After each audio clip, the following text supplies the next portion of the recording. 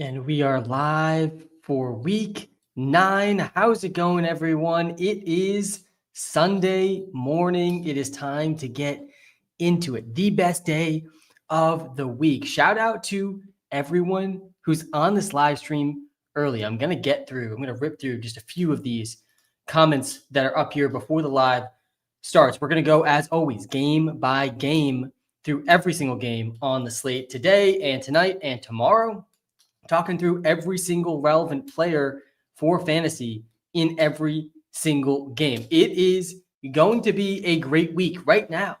The games projected today have the highest total over-unders of the entire season on average. Almost every single game today has some shootout potential. We really haven't seen that many weeks this season. Multiple games with a 50-point over-under. Good morning to all of you. We got some great questions already on the live today. We're going to get to 100 to start sits. I think we're going to have 2 guests on the live stream today as well. The guests have been absolutely cooking on these Sunday morning lives, helping me be sharper as well, which I absolutely love. Huge shout out to every single one of you already here, to all the people that will tune in later. This is year 5, week 9 of the Sunday morning live. Seriously grateful for you all. Shout out to everyone returning, all the new people, especially the WalterPicks subscribers out there. Appreciate you guys all a ton. There is a lot to get through today, so we are going to hop right into it, especially because we have multiple guests on the live today. I do want to just jump to a few of these very early start sit questions. ETN, Zonovan Knight, Kyle Monangai. We are not benching Kyle Monangai today. We're going to get to that game here very shortly. I probably would play Chase Brown over Gadsden in a half PPR league. We got the Australian Nicky here staying up. Steph Diggs versus Chase Brown. I'd probably go Chase Brown in this one as well. Chase Brown has been doing better of late. Steph Diggs has been one of the most efficient receivers in the NFL, but he's only playing like 40 to 50% of snaps per week. Not a guy that you can really trust. If he didn't score last week, I think he would have gone under 5 fantasy points. All right. That is just a few of these pre-live stream questions. We're going to go game by game like we do every single live. I want to start out with this Patriots-Falcons game here. Already saw a few start sits for this game. Let me hop over to the quarterback ranks on both live streams here.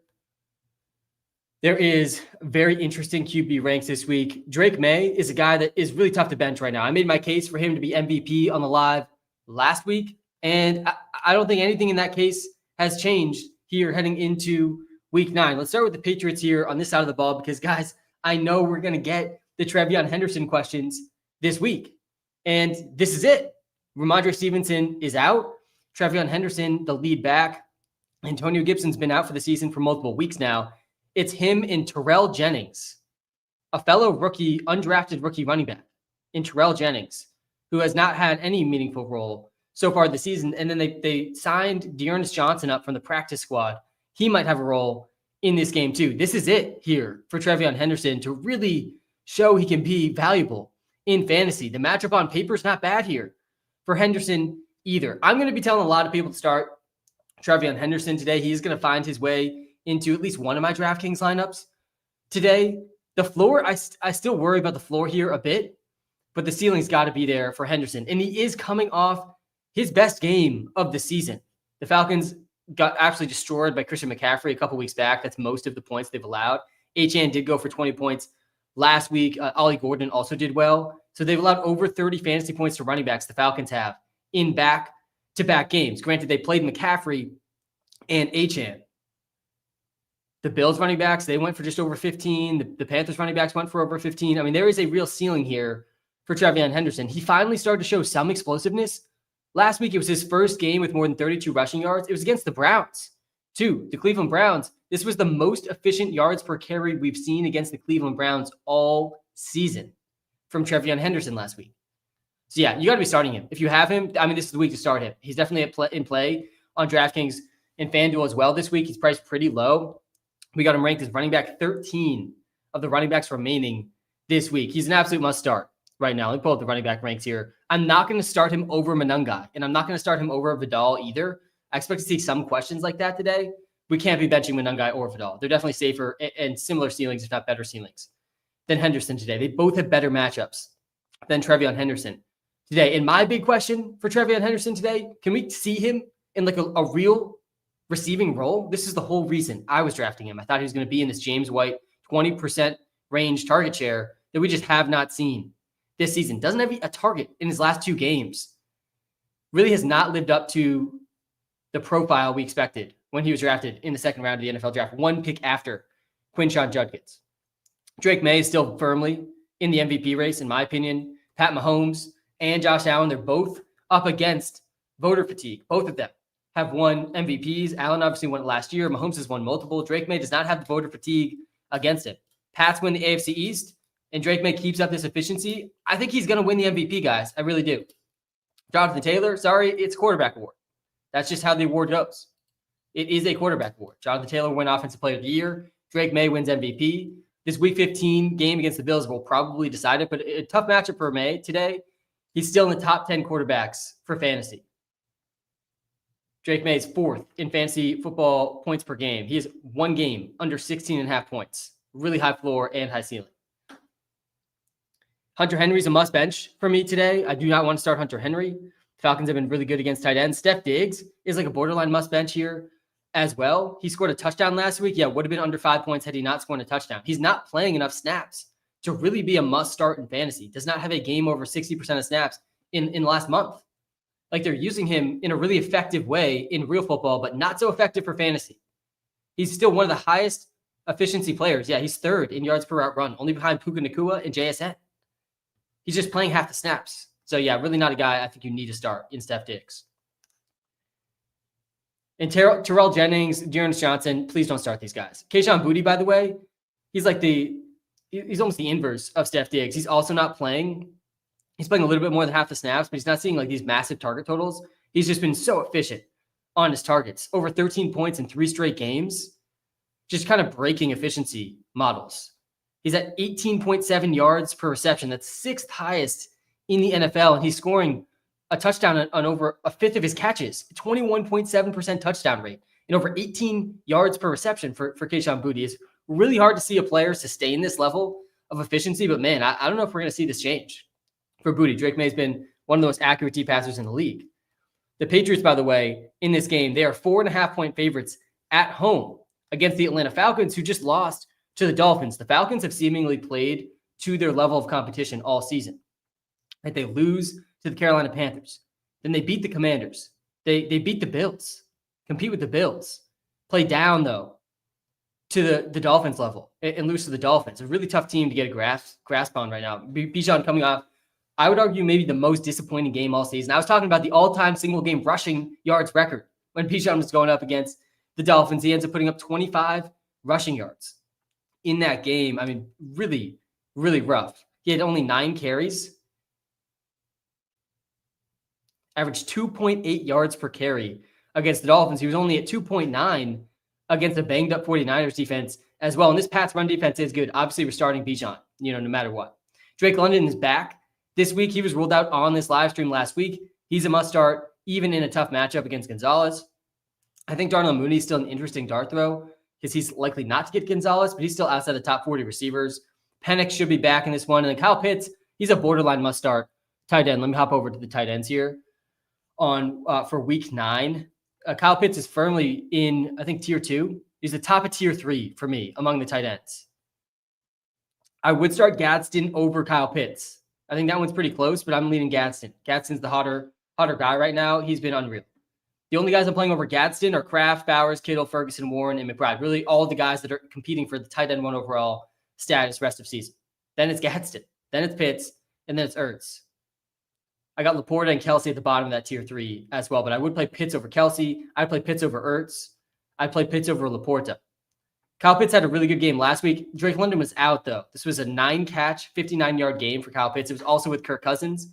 But the Patriots have not been very good versus tight ends. I'm fine starting Kyle Pitts today for sure. My favorite prop in this game is Henderson to score a touchdown. I do think Henderson's the goal line back in this game. Definitely could see like a legit workhorse role alongside Terrell Jennings, and Dearness Johnson.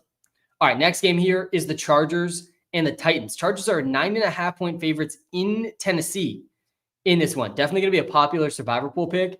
I rode with the Ravens in my survivor pool, so I'm already free. I'm 9 for 9 now. 9 weeks in a row, I'm surviving here in my survivor pool. I'm one of very few left, at least in my pool. But Gadsden, yeah, he really has to be started. Unless you have Kraft, Bowers, Kittle, Ferguson, Warren, or McBride, you're starting Gadsden this week. Even in a somewhat tough matchup for the Titans, might not be a super pass-heavy game script here. For the Chargers, we've seen 12, 29, and 18 in the last 3 games in terms of fantasy points for Oronde Gadsden. This was a former wide receiver turned tight end. He's playing 75% of the snaps or more in 3 straight weeks. He's become their slot receiver. Keenan Allen has really kind of taken a back seat here. Quentin Johnston has kind of taken a back seat here as well. And Gadsden suddenly is playing alongside Ladd McConkey as the top 2 targets in his offense. So yeah, you got to be starting Gadsden for sure. Unless you have Pitts. I think I would go Gadsden over Pitts. Unless you have Kraft, Bowers, Kittle, Ferguson, Warren, and McBride, I'm going with Gadsden this week. Again, it might not be a very pass-heavy game script here for the Chargers, which means Kamani Vidal is an absolute smash. A must-start smash here for Kamani Vidal here in Week 9. I don't know how you don't start Kamani Vidal. The Titans have been just destroyed by running backs. Vidal has over 100 yards in 2 of his last 3 games. This is the easiest matchup he's had since he's taken over as the starter, and he's really run away as the clear best running back on this team. The Titans allowing the 2nd most rushing yards per game, the most rushing touchdowns per game. Ramondre Stevenson had 16.8 a couple of weeks ago. I think that is the range we're going to see Kamani Vidal finish in here this week in Week 9. Chargers offensive line, I do think, is getting a little healthier here as well. Ladd McConkey is a must start. He ranks as wide receiver 11. He's the clear wide receiver 1 suddenly you want in the Chargers. This was really not clear in the first month of the season. It was Quentin Johnston? Is it Keenan Allen? Ladd McConkey was a distant 3rd in the first month of the season. This is really flipped now. Quentin Johnston's been a nothing burger really over the last couple of weeks, especially with Gadsden coming on. Quentin Johnston's just kind of running clear out routes. Meanwhile, Ladd McConkey, who I was advocating for as an obvious buy low through the first month of the season. A lot of people didn't agree with me on that. He's been over 14 points in 4 straight. He's got an amazing schedule coming up over the next month. An absolute must start here with Ladd McConkey. And we hop over to the wide receiver ranks as we talk through the Chargers. Quentin Johnston, meanwhile, I still think he's got a high ceiling, but he's almost unstartable right now. He's got 0 points in 2 of his last 3 games. He didn't play in one of those games. He had 11 points 2 weeks ago against the Colts. He had 2 catches, though. He has 2 catches in his last 2 games. Played 52% of snaps last week. There's still a ceiling here. He can make one big play. He can definitely have a touchdown. But, man, the volume is just completely fallen off a cliff for Quentin Johnston. Keenan Allen, again, I think he's starting to feel the effect of Oronde Gadsden a little bit. We've seen 1 game over 11 points for Keenan Allen in his last 5. One of those, he went 11, 119, and 1, was the wide receiver 3 in Week 7. So it's still a ceiling for him as well. But the floor is suddenly kind of low for Keenan and Quentin Johnston. I feel pretty good about Ladd, though. And Justin Herbert, he's startable here in Week 9, QB 8 on the week. I honestly think I might start Drake May over him, though. This could be a really run-heavy game script here for Justin Herbert. On the other side of this game, the Tennessee Titans, Calvin Ridley's still out. Some trade rumors circling around Calvin Ridley. There's been some trade rumors circling around Tony Pollard. I mean, it definitely makes sense for the Titans to be sellers here at the deadline. We got Tajay Spears for the first time. Hop over to the running back ranks here. Tajay Spears for the first time ranked ahead of Tony Pollard. He's starting to run away with his backfield a little bit, but it's still going to be a split backfield. He had 17.2 last week, scored a rushing touchdown, also had 3 catches. He's got at least 3 catches in 3 straight now. Did play over half the snaps for the second time in his last 3 games, Tajay Spears. He only had 9 carries, doesn't have a game with more than 9 carries yet this season, but he has had a pretty consistent receiving role. He was at 6.6 yards per carry. He's been more efficient than Pollard this season. So I do think I'd rather play Tajay Spears over Tony Pollard right now. Guys, if you guys are just tuning into the live, by the way, if you're watching live on YouTube, smash the like button. Hit the subscribe button. It takes 2 seconds. Seriously helps out a ton. If you're watching live on TikTok, smash the follow button. Do appreciate it.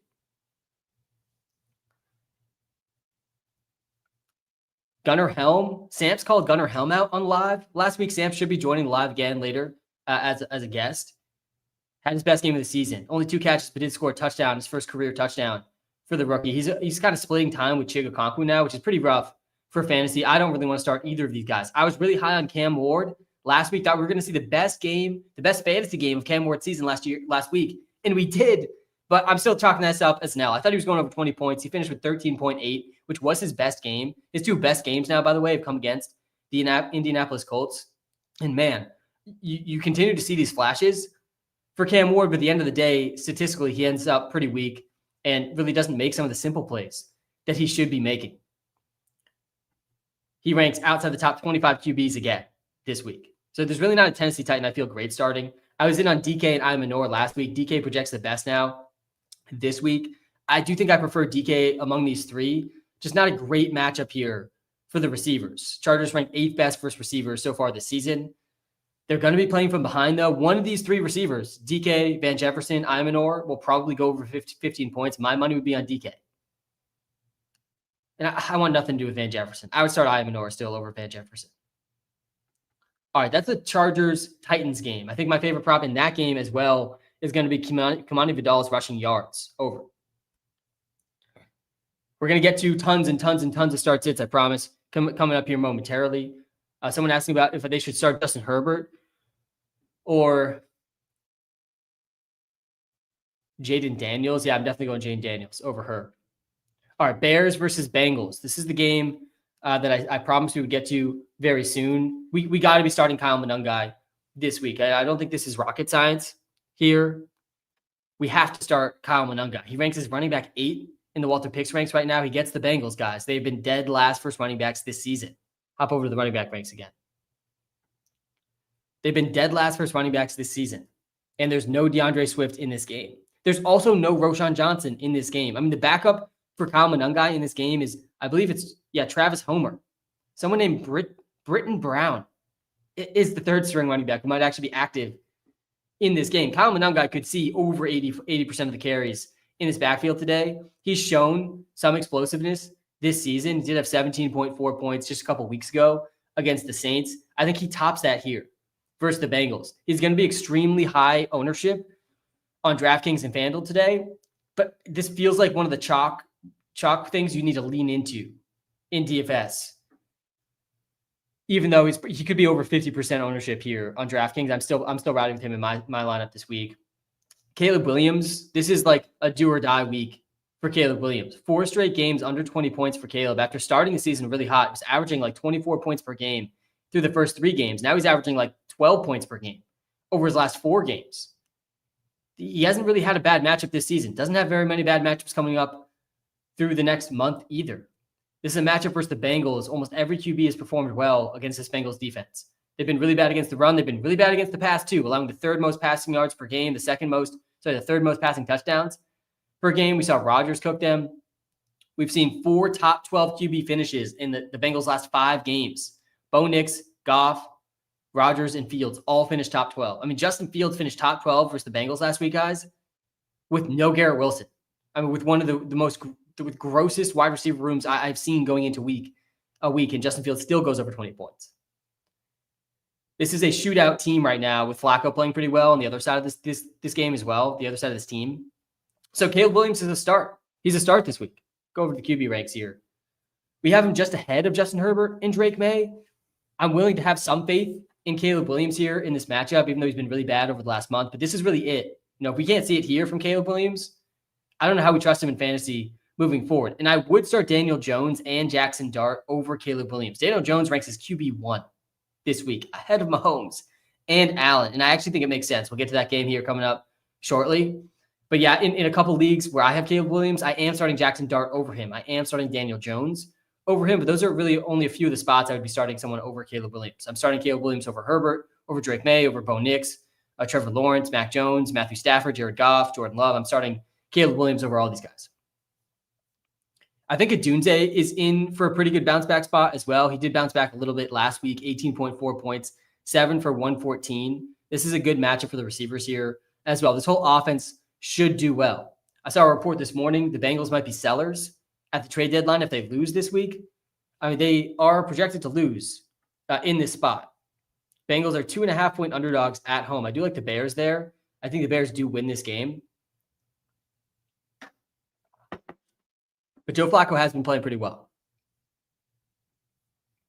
But yeah, I do like a Dunze. DJ Moore has still not had a ceiling game yet this season. Not a single game for DJ Moore with 13 or more fantasy points. We're in week 9, guys. We're over 2 months in, and we have yet to see a big game from DJ Moore. If we go back to last season, I mean, as bad as the Bears offense was last season, we saw way bigger games from DJ Moore last season. Luther Burden is out in this one. I believe Zacchaeus is out as well. Let me just go to Zacchaeus. No, he's active, and Luther Burden is out. Sad for Luther Burden. I still think he's worth stashing if you got a bench spot. Still think there's an upside here for Luther Burden down the stretch. Colston Loveland is startable this week too. Cole Kmet is back, but it does not get better for tight ends than the Bengals either. Guys, this is a defense to attack right now. They're dead last versus running backs. They're dead last versus tight ends. They're bottom 5 against quarterbacks, and they really haven't been great against receivers either. We have seen so many huge tight end games versus the Bengals that I do think Loveland is an interesting dart throw this week, even with Kmet back. And I will not be surprised if Colston Loveland maintains the role he had last week, even with Kmet back. He had an 81% snap share last week, 80% route share last week for Colston Loveland. That was by far the highest of the season because Cole Kmet was out. This was an early first-round pick in the NFL draft. I would not be surprised at all if Loveland just maintains this role. Cole Kmet kind of takes a back seat now. Now that Loveland has stepped into this bigger role, he might not lose it. He only had 3 for 38 last week. I still think there's a real ceiling here, though, for Colston Loveland. I think he should be rostered in all leagues. This should be a pretty telling week for Colston Loveland. And I do think there's a real ceiling here. Kind of an interesting DFS play. All right, that's the Bears side of this game. And I do think the Bears defense is somewhat interesting, as bad as they've been for fantasy this week. Then on the Bengals side of this game, Jamar Chase is like just breaking the charts in terms of targets. He has, 38 catches in his last 3 games. He's got 38 catches on, 20, 43, 55, 54 targets. 38 catches on 54 targets for Jamar Chase in the last 3 games. Just a wild way to run your offense, funneling this many targets to one guy. Back-to-back games for Jamar Chase over a 50% target share. You got to think defenses are going to start to adjust to this a little bit. If over half the targets are going to one guy, you got to think defenses can adjust to that at least a little bit. I know it's Jamar Chase, so it's tough to do, but it does give me some hope that T. Higgins could be in for an explosion game as well. I think he's an interesting DFS play here against the Bears. The Bengals set up very well for shootouts. This is one of the games with a 50-point over-under. 51.5 is the total in this game. We just saw a shootout against the Jets last week. We definitely could see a shootout here again against the Bears. This week, that will be great for Jamar Chase and T. Higgins. I think T. Higgins has a really high ceiling this week. Let me hop to the receivers here in the ranks. Guys, if you are tuned in on the TikTok Live, smash the like button. If you're watching live on YouTube, hit the like button as well and hit the subscribe button. The YouTube Live is the better viewing experience. There's no way around. I can share screen on the YouTube Live. I'm pulling up game logs. I can pull up comments on the YouTube Live as well. It's all the same content, but I'm telling you that the YouTube Live, it is a better viewing experience. If you're watching live on TikTok, come on over to the YouTube Live. Chase Brown's pretty much a must start here as well versus the versus the Bears. Coming off his best game of the season, really back-to-back best games of the season.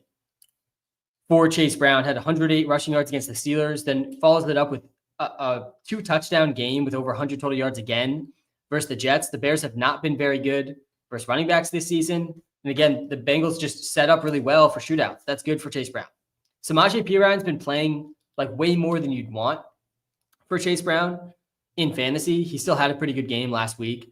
I do think this is an interesting sell opportunity for Chase Brown, though. If you do have Chase Brown after this week in a pretty good matchup going into the bye, I think that's a pretty good chance to go sell Chase Brown. Samaje Perine played 42% of the snaps, saw 39% of the carries last week. Only had 1 target, but man, he's playing a lot more than we certainly expected heading into the season. All right, that's the Bengals. We're obviously starting Jamar Chase. I think T. Higgins is a pretty good start too. Start Chase Brown. I'm a little skeptical on Joe Flacco. He was coming into this game questionable. I do think there's better QB options, but back-to-back games over 24 points. He's been back-to-back games over in the top 6 quarterbacks.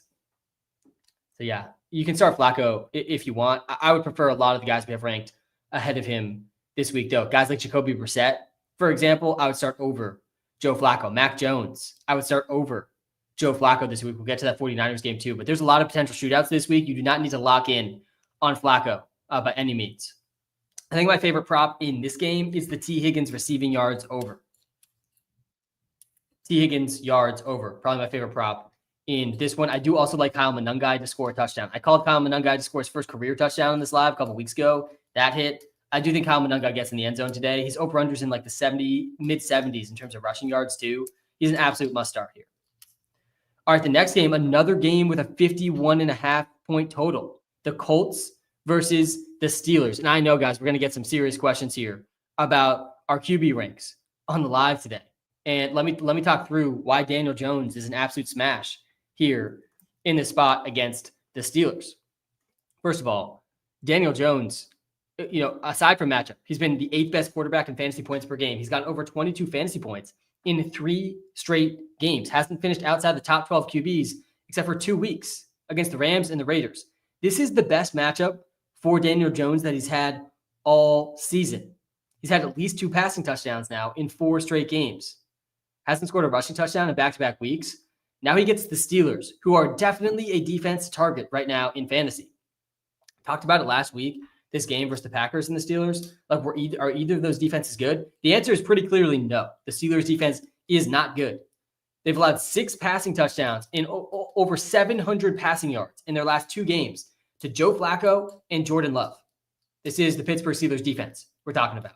That's who Daniel Jones gets today. We have Daniel Jones projected over 300 passing yards today, almost 2 passing touchdowns today. I think he goes over 1.5 passing touchdowns today. Does Daniel Jones has a great chance for a rushing touchdown here as well. And the Steelers offense has been good enough. The Colts defense has been bad enough that this could be a really high scoring game where the Colts offense is pushed. They haven't really been pushed in many games recently. They've been absolutely smashing teams. They smashed the Titans. They really smashed the Chargers. The Chargers came back a little bit in the tail end of that game, but they didn't need to throw all that much. 34 passing attempts a couple weeks ago, 29 passing attempts last week. Like, we could see a season high pass attempts here for Daniel Jones, who has one of the better supporting casts in the league, might add. So Daniel Jones, he's QB1. And I get the argument from Mahomes and Allen, the Bills versus Chiefs game. This is really, an AFC divisional battle here for the likely candidate to go to the Super Bowl from the AFC, the Chiefs and the Bills. If the Pats don't win the AFC East, we'll see. Pats fans definitely rooting for the Chiefs today, but the Chiefs defense is way better than the Steelers defense. And the Bills run game could be leaned on a lot in that game too. Daniel Jones, there's almost no world where Daniel Jones isn't a huge factor in this game. The Steelers defense has been much worse against the pass than the run. Jonathan Taylor, a lot of people are saying he should be in the running for MVP, and he probably should be. But I'm sorry, guys, it's a quarterback award. That's just how the MVP works. It's just how it works. It'd be really, really surprising to see a running back win the award, even with the type of season Jonathan Taylor is having. And he's on pace to like legit contend for the all-time touchdown record this season. He could do it. If he keeps up this pace, he's like right within reach of the all-time running back touchdown record. If he gets it, maybe he could win MVP, but it's still really likely to be a quarterback. We've been talking about it all season, though. Jonathan Taylor's in arguably the best running back role in the league. Tyler Warren's an absolute smash. He needs to be started. Ranks as tight end 2 this week. The Steelers have been horrible against tight ends. I mean, absolutely terrible. The only defense worse against tight ends this season has been the Cincinnati Bengals, and they've been absolutely abysmal, both the tight end ranks here. Tyler Warren, one of the best picks in fantasy this season. We saw Hunter Henry smash the Steelers for 29 points. Last week, Tucker Kraft went for 33 points versus the Steelers. This Daniel Jones, Tyler Warren stack in DFS is a really hard one to ignore here in week 9. Noah Fant was a top 10 QB, a top 10 tight end, against the Steelers. Fannin was a top 10 tight end. AJ Barner was a top 10 tight end versus the Steelers many weeks ago. Both Pittman and Downs, they're both starts for me this week as well. Pittman ranks a pretty decently ahead of Josh Downs, who's just not playing an every down role right now. Josh Downs is not, he's playing like a slightly better role than Steph Diggs. 64% of the snaps last week, only a 10% target share. Did get in the end zone, so finished with 12.9 points. A really good matchup for these receivers, though. The Steelers rank bottom 3 against receivers. So yeah, we're starting Pittman, and I do want to start Downs this week as well. He will find his way into a few of my DraftKings lineups this week as well.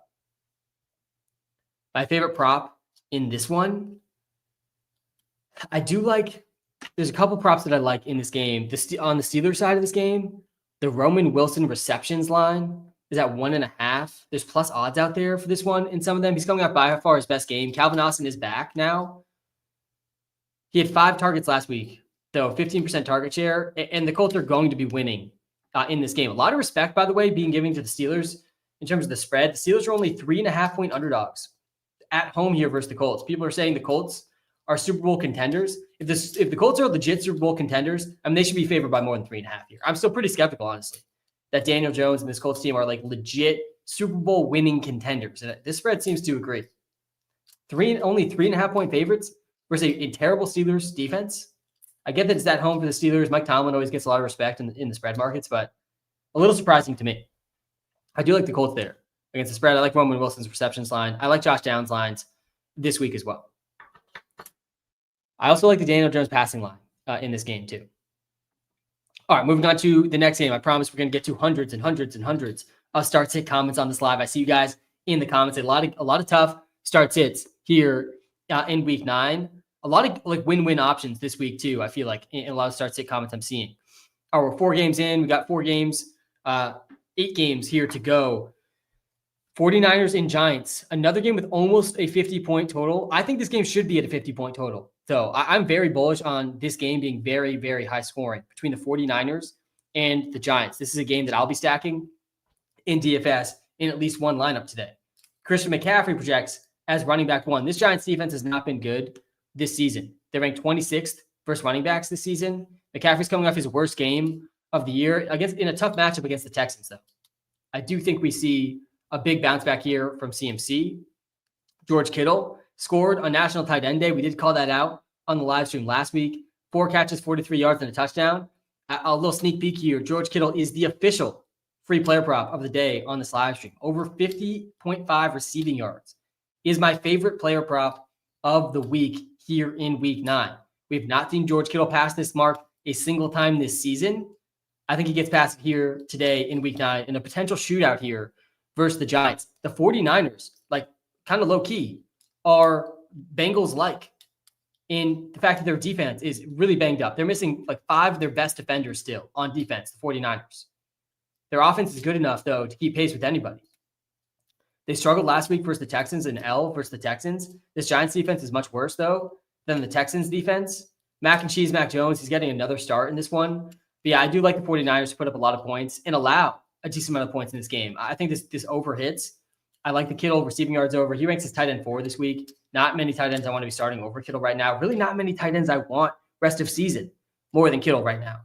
Juwan Jennings, tons of people confused with our Juwan Jennings rank last week. And tons of people are going to be confused with the Juwan Jennings rank again this week. But guys, you just don't see target shares like this not project and rank well. He had a 22.6% target share last week, over 120 air yards.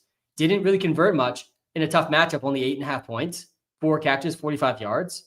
But he's playing 85% of the snaps. He's leading the team in target share. In back-to-back weeks, over 22% target share. And now he has a great matchup versus the Giants in a game that I think is probably going to be a shootout. So yeah, I want to start Juwan Jennings this week. I think he's a borderline must start. Meanwhile, Kendrick Bourne, on the other hand, I don't know how we start Kendrick Bourne right now. Mac Jones is still starting, so there's still going to be a ceiling for Kendrick Bourne, but he's completely been kind of erased from fantasy production over the last couple of games. Tough matchup for him, too. You could make the similar arguments to him as Juwan Jennings, but as Juwan Jennings' role has increased, as Juwan Jennings has gotten healthier and healthier, Kendrick Bourne, he barely has over 10 points combined over his last 2 games. Has 5 catches over his last 2 games after having 15 catches in the previous 2 games. That was when Juwan Jennings was very banged up, not playing or barely playing at all. Still a high ceiling here, though, for Bourne if you really are desperate for a flex spot. That's pretty much it here for the 49ers. Mac Jones, a very interesting sneaky sleeper here in week 9. If I'm right about this game being a potential shootout, the Giants ranked 3rd worst versus quarterbacks this season. 21.7 points per game allowed. Jalen Hurts had 25. Bo Nix went for 40 against the Giants. 21 points for Jalen Hurts again a few weeks ago. So we've seen 3 straight games with at least 21 points. 2 of those were Jalen Hurts, though. 1 was Bo Nix. They played some pretty good quarterbacks this season. So maybe Mac Jones a little bit less of a sneaky sleeper than I think. they really played maybe the toughest QB schedule so far this year, looking at this. The New York Giants, they played Jaden Daniels, Dak Prescott, Pat Mahomes, Justin Herbert. They played Rattler. Rattler did have 16 points, so maybe that's the floor here for Mac Jones. Then they played Jalen Hurts, Bo Nix, Jalen Hurts. Man, one bad QB in there. They played like one bad QB and then all top 10 quarterbacks. Daniels, Prescott, Mahomes, Herbert, Hurts, Nix, Hurts. Tough life here for the Giants fans this season. On the other side of this game, though, it's hard not for me to get excited about the Giants offense in this spot. Jackson Dart, he projects his QB 6. There's very few QBs I want to start more than Jackson Dart right now. He gets the 49ers, a very, very banged up defense. And he's been really good for fantasy guys, even without Malik Neighbors. He hasn't been under 19 points in the last 3 games. He's only been under 19 points a single time this whole season. And he had 17.6 points in the one game he went under. And I think this could be low-key the best matchup he's had all season with a banged-up 49ers defense. They technically ranked 12th best versus quarterbacks this season. They allowed 22.7 points to C.J. Stroud last week, though. 318 passing yards and 2 TDs. Stafford threw for 389 against them a month ago. Baker Mayfield went for 256 and 2 touchdowns. 3 of the last 4 games against this 49ers defense, we've seen at least 19.5 points from the quarterback. And Stroud looked untouched, unfazed last week versus this Giants defense. Completed 77% of his passes, 8.2 yards per attempt last week against this banged-up 49ers defense. And I think the 49ers offense is going to put up points against this Giants defense. So yeah, I'm in on Jackson Dart this week for sure. Hasn't actually ran that much too over his last 2 games, only 28 total rushing yards, but 2 rushing touchdowns. He's got 4 rushing touchdowns in 5 games now. He still has one of the best rushing profiles in the league right now, across the entire league. Theo Johnson is an interesting sleeper this week as well. Again, given the matchup against the 49ers, I do like it. He had 15 points a couple weeks ago against the Broncos when he scored. He's playing every single snap. 98% snap share last week. He has at least a 15% target share now in 5 straight games. You could do much worse than Theo Johnson right now. He doesn't rank super high for us. He's up in the top of tier 5 at tight end 17 right now. But he's an interesting DFS play stacked with Jackson Dart. The 49ers are missing starting linebackers. We did see last week, Dalton Schultz didn't do much. 2 catches for 24 yards. Kyle Pitts had 7 for 62 the week before that. Kate Otten did pretty well.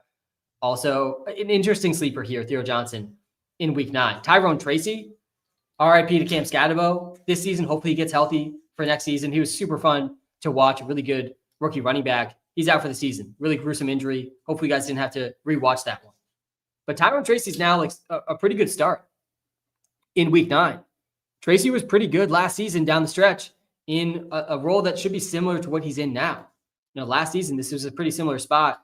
He had multiple games over 14 points down the stretch. Last season, we saw multiple 20-point games. This is a former wide receiver in college, Tyrone Tracy, a very capable receiving back. He has not had a huge receiving role this season. Did have his highest route participation of the season last week, though, after the Scatterbo injury. Ended up getting a 13.6% target share, most since week 1.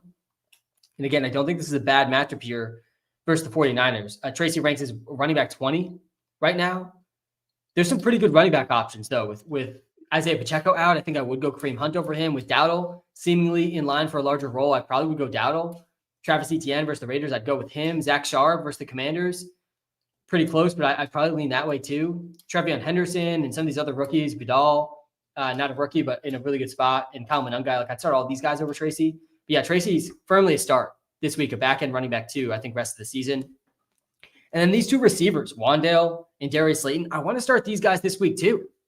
I think Slayton is a really good sleeper this week. I think Samps disagrees with me on this one. We'll see what he thinks when he comes on the live. But Darius Slayton has not had a game over 10 points this whole season. I think we see Darius Slayton go over 15 points this week, excuse me. I think we see Darius Slayton go over 15 points this week.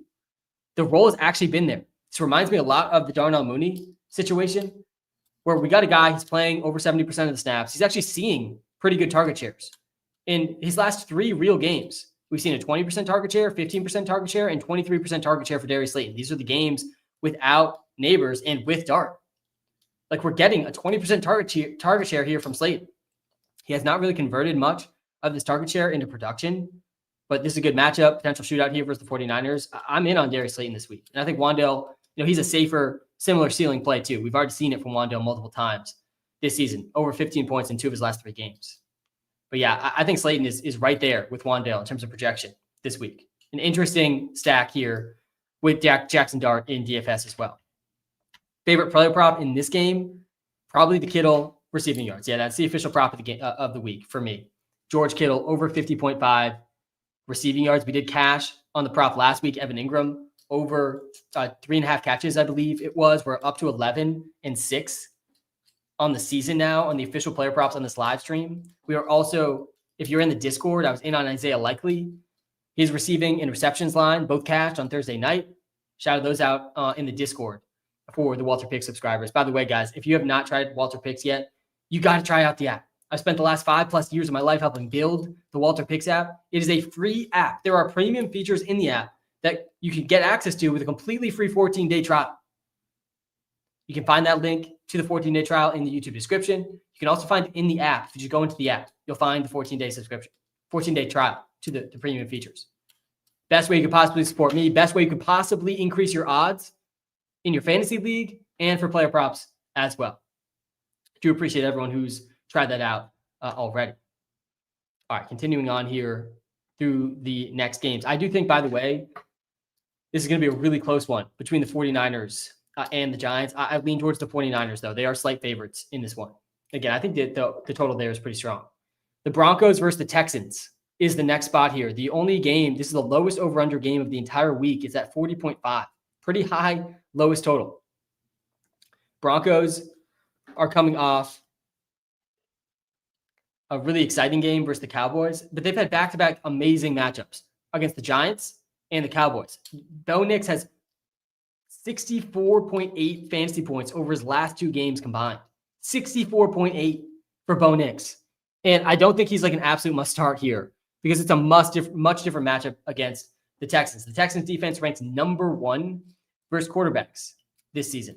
Number 1. So he's going from arguably 2 of the best matchups to the worst matchup here against the Texans. The Texans pass rush has been really good. Mac Jones, he did have 19 points against them last week. They haven't played the best QBs this season, but yeah, Bo Nix, like way lower ceiling than we've seen over the last couple of games. I'm not nearly as high on Bo Nix here in week 9. He still ranks as QB 10 in this matchup, though. I honestly think him versus Jacoby Brissett, pretty close. I honestly might lean Jacoby Brissett. That game there's been some really weird reporting around the Cardinals quarterback situation, though. Like, it still feels like there's a chance Kyler Murray plays at some point in that game. He's going to be active, but the backup in that game, really weird situation there for the Cardinals on Monday night against the Cowboys. But yeah, I don't feel amazing about Bo Nix this week. I don't feel great about Courtland Sutton this week either. He ranks as wide receiver 24 on the week. I think some of these running backs in good spots I'd start over Courtland Sutton in this spot. This is a really tough matchup. He's likely to get aligned with Stingley, one of the best corners this week against the Texans. Juwan Jennings did nothing last week. JSN popped off still against the Texans, but he's on a whole nother level than Courtland Sutton. We haven't really seen a big game from the wide receiver 1 basically all season against the Texans outside of Puka Nacua and JSN. I think you should bench Courtland Sutton this week, especially if you have one of these running backs like Trevion Henderson, Kyle Monungai, Kamani Vidal, even Tyrone Tracy. I think I'd start over Courtland Sutton here in week 9. He's been great this season. Just a really tough matchup here for Sutton. RJ Harvey exploded last week. He's still like barely startable though. And his role actually wasn't that great. He only played 27% of the snaps. Like, this was the same role Harvey's been in, just happened to get in the end zone 3 times. Last week, he only had 1 target. This isn't a good matchup for Harvey either. I think ultimately Harvey is going to need J.K. Dobbins to miss time to really smash. And J.K. Dobbins, he's in a role where he's really not getting very many targets. I think last week he actually did have a few targets. Yeah, he had two targets. He has not been over a 10% target share once this season. He's running really well, efficiently, but if he doesn't score, he's going under 15 points. If he doesn't score under 15 points, that's just how it is if you don't catch any passes. And it's not a great matchup for Dobbins either. So yeah, I don't love Dobbins this week as well.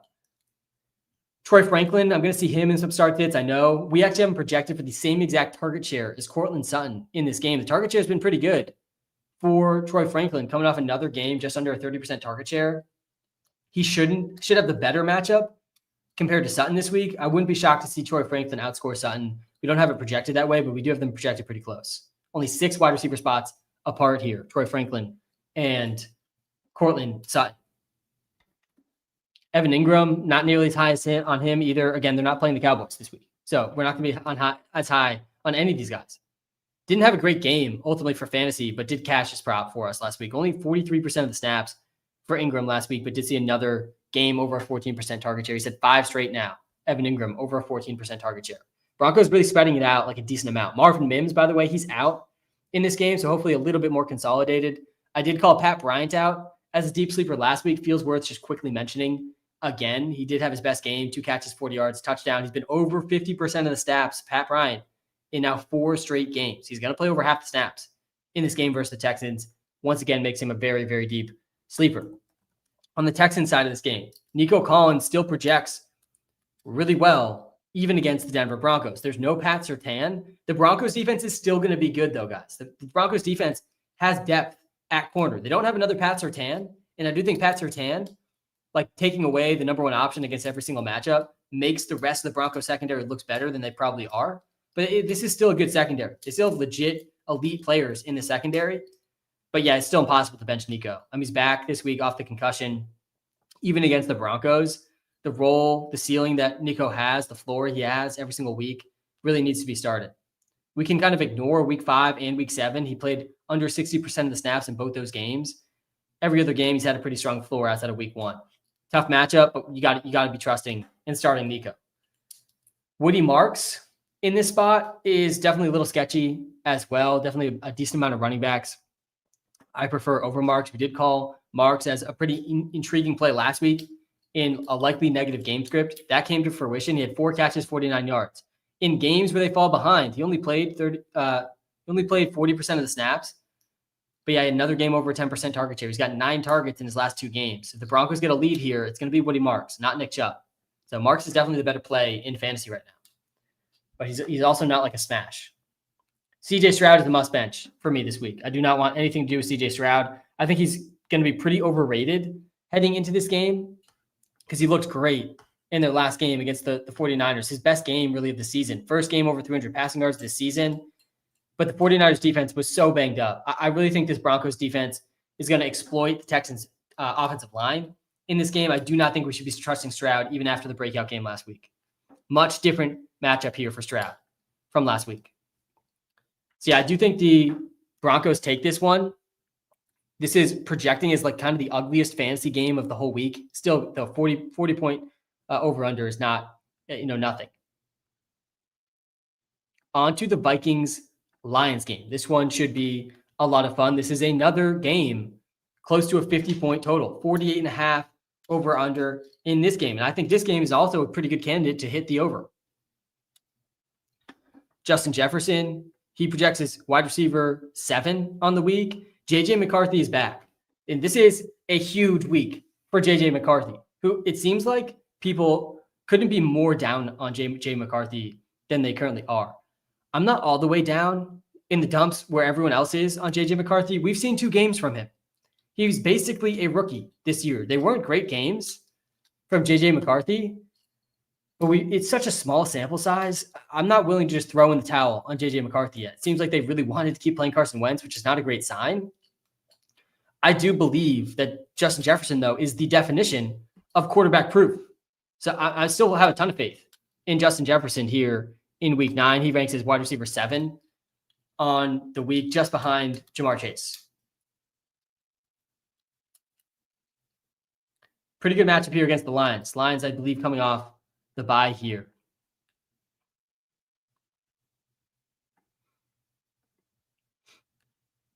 TJ Hawkinson I have in the must bench category. Really just hasn't shown a ceiling this whole year. He's 1 game over 10.5 PPR points. And that came against the Bengals. He's played the 2 best matchups for tight ends this season. Still really hasn't shown a ceiling. Only has 1 touchdown in the season. Lions haven't been terrible against tight ends. They're right around middle of the pack. Aaron Jones, Jordan Mason, both splitting his backfield again, makes this a pretty rough situation for fantasy. I think Aaron Jones is the preferred play, though. He's got the receiving role. Jordan Addison, again, a lot of people panicking on JJ McCarthy's return, but Jordan Addison's got a really high ceiling in this game. Another guy I'm interested in for DFS. Say what you want about JJ McCarthy. I do think that both Jordan Addison and Justin Jefferson are very capable of going over 25 points in this game versus the Lions. They're likely going to be trailing here. versus the Detroit Lions. Lions are 8.5-point favorites at home in this one. I mean, the Vikings are huge underdogs. And Jordan Addison doesn't have a game under 11.6 points. Season low, 11.6 points last week. Well, with Wentz really struggling, still scored a touchdown, though. Definitely a boom potential every single week for Jordan Addison. It's a pretty good matchup for him. He ranks as wide receiver 26 right now in the wide receiver ranks. Go to the running back ranks here. Yeah, Aaron Jones. Jordan Mason cannot be started. Aaron Jones can, but you're just praying for the receiving role. The Lions have been pretty good versus running backs this season. I do like Aaron Jones over 13.5 receiving yards where that's available out there. For almost 5 catches per game allowed by the Lions to running backs. That should bode well for Aaron Jones, but they're allowing the 4th fewest points per game. Judkin's the only running back that's been over 14 fantasy points against the Lions this season. That includes matchups against the Chiefs, Chase Brown, Derrick Henry, DeAndre Swift, and Josh Jacobs. None of those guys went over 15 points, over 14 points against the Detroit Lions. And they're going to be trailing in this game. So yeah, I do like Aaron Jones receiving stuff in the prop markets, but otherwise really not a great guy to be trusting in fantasy. On the other side of this game, the Detroit Lions, Jahmyr Gibbs is a smash start. Amon-Ra obviously has to be started. Laporta ranks as tight end 10 on the week. I would prefer Gadsden and Kyle Pitts and Zach Ertz over Sam Laporta. We've seen a pretty mixed season from Laporta this season. He has had a couple boom games over 15 points. One of those came against the Bengals, which has a little bit of an asterisk on it. Only 4.5 points last week, though, versus the Bucs. The Vikings have been okay. Not great, not terrible versus tight ends this season. Just a lot of mouths to feed for the Lions. One of David Montgomery, Laporta, or Jameson Williams is getting squeezed out every single week. And I don't really think it's going to be Jameson Williams that gets squeezed out this week. The Browns tight ends both did pretty good here. Gadsden had a good game. Last week, Goddard did almost nothing. Laporta's not a must bench, but he ranks as tight end 10. I would play him over Kelsey and Kincaid and Juwan Johnson and Hawkinson. But let's talk about Jameson Williams for a second, because he's got to be one of the worst headaches in fantasy right now. He has one big game, 2 big games, and every other game he's been under 7 points. He's either under 7 or over 18. Like, that's what we're dealing with here from JMO. He either catches a 50-yard touchdown or he doesn't. Last week, he had 0 points before the bye. Last week was a bye for the Lions. The week before that, played over 80% of the snaps against the Bucs. 0 fantasy points.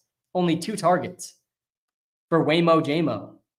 This game environment, I think, will be good, though, for Jameson Williams. I am more on the side of a boom here from Jameson Williams in week 9 than a bust. And it is a boom-bust play. But yeah, I'm pretty in, honestly, on Jameson Williams booming in this game versus the Vikings rather than busting in this game versus the Vikings. So I'm in on Jameson Williams. I think if you are in one of these spots at wide receiver where you're between Jameson Williams and like a much maybe safer but sketchier play, someone like Shamir DK, Jacoby Myers, Darnell Mooney, Kendrick Bourne, Zacchaeus, even Steph Diggs, Jalen Coker, De'Ami Brown, Parker Washington. Like, I'd play Jameson Williams over all of these guys. Jameson Williams versus Darius Slayton. I think I'd probably go Darius Slayton there. Jameson Williams, though, against some of these tight ends, too. I know we're going to see some JMO versus tight end. Starts with JMO versus Kyle Pitts and Rondé Gadsden.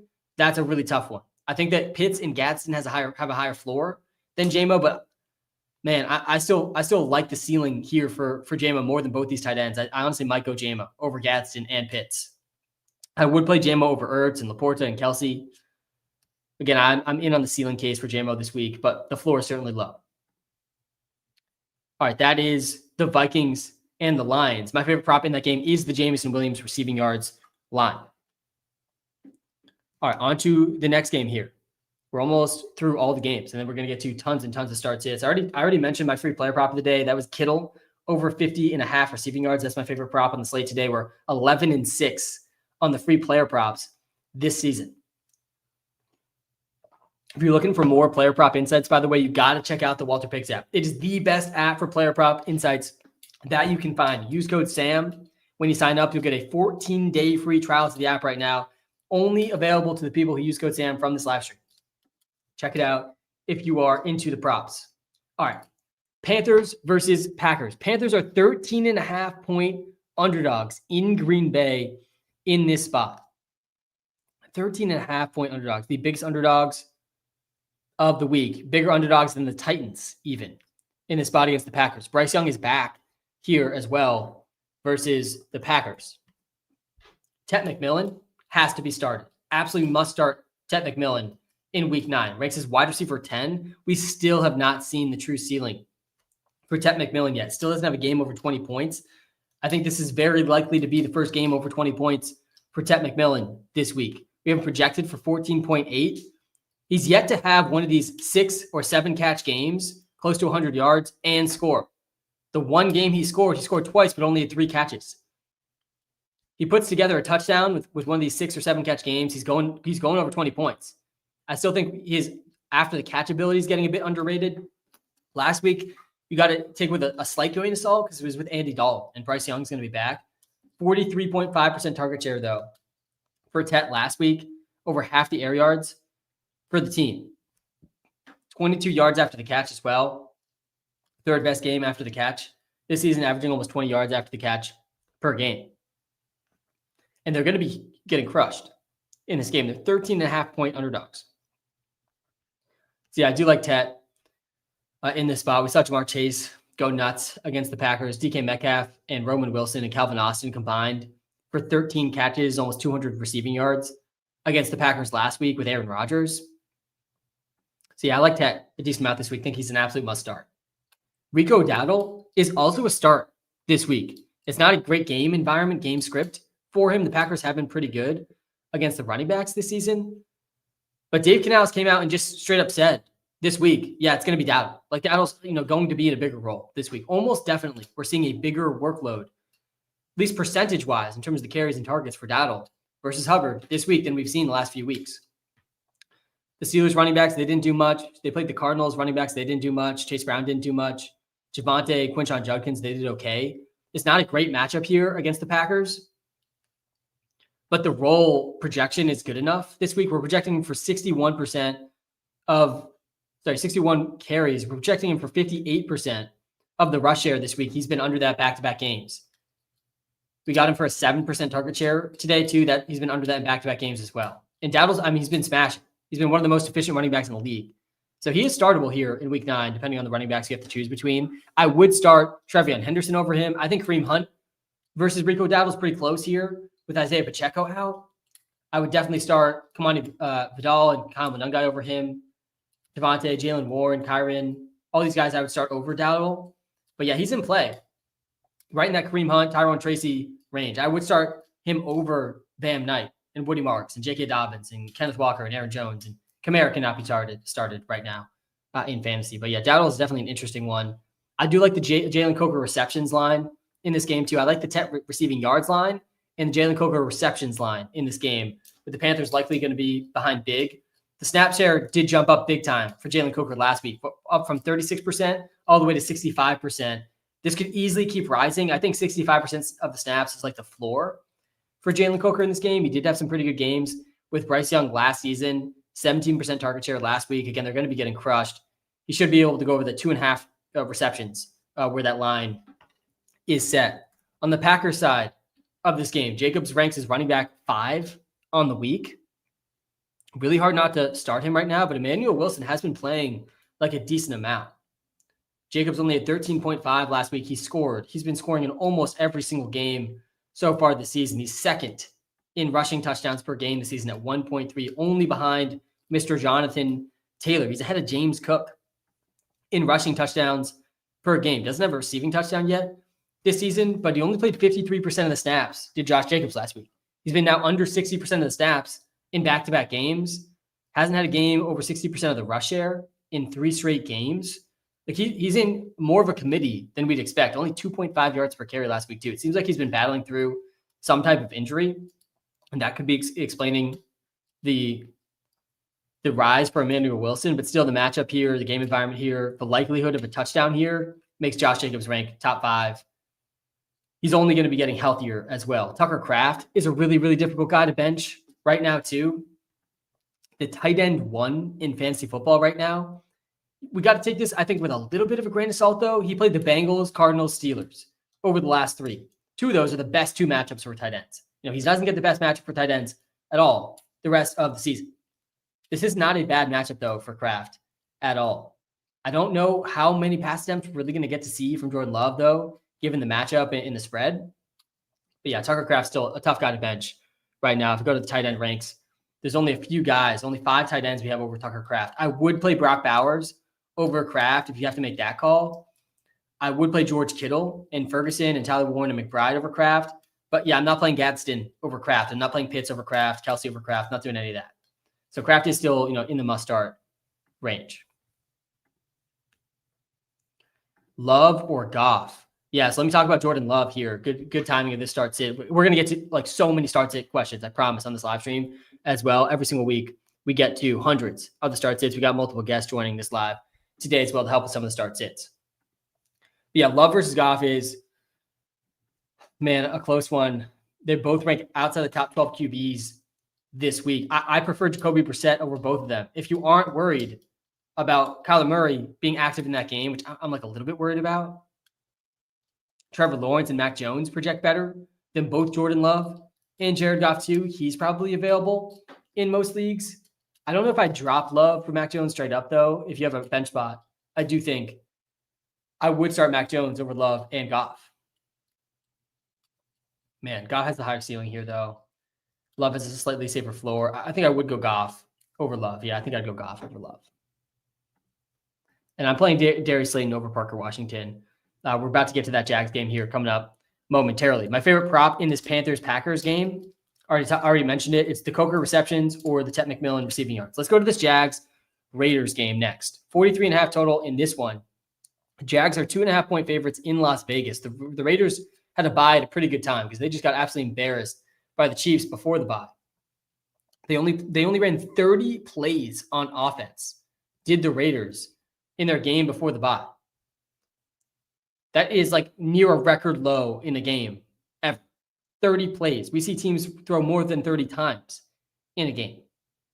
Brock Bowers is back this week, and he really has to be started. In very, very few leagues are you benching Brock Bowers. We haven't seen Brock Bowers in about a month now. He was still doing okay floor-wise in the first month of the season, battling through an injury. Hopefully he's back to 100% now. They gave him some time to recover.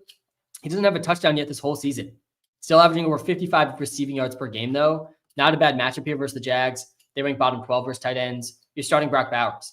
I think Ashton Genty is also a start this week.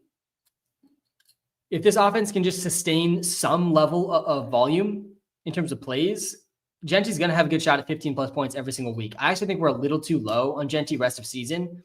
In the WalterPicks app, the matchups are not great. I do think the role could be still really strong, though. The question is, can this offense just sustain anything? He played 22 snaps in week 7 because the offense only played 30 plays. 4.4 points against the Chiefs after 3 straight games over 15 points. I think we see Genty get back on track a little bit here, though. I'm not willing to bench Genty in a lot of spots this week. Let me hop back over to the running back ranks on both live streams.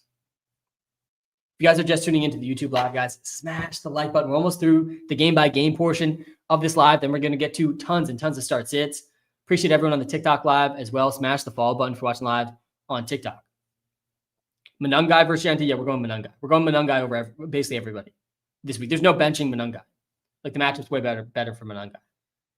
Gino's been playing terrible this season. We don't really need to talk about him. Jacoby Myers, I already saw in some start sit comments. Guys, we can't start Myers. There's no starting Myers right now. He's playing 90% of the snaps. His target share has not been bad. 23.6% target share this season.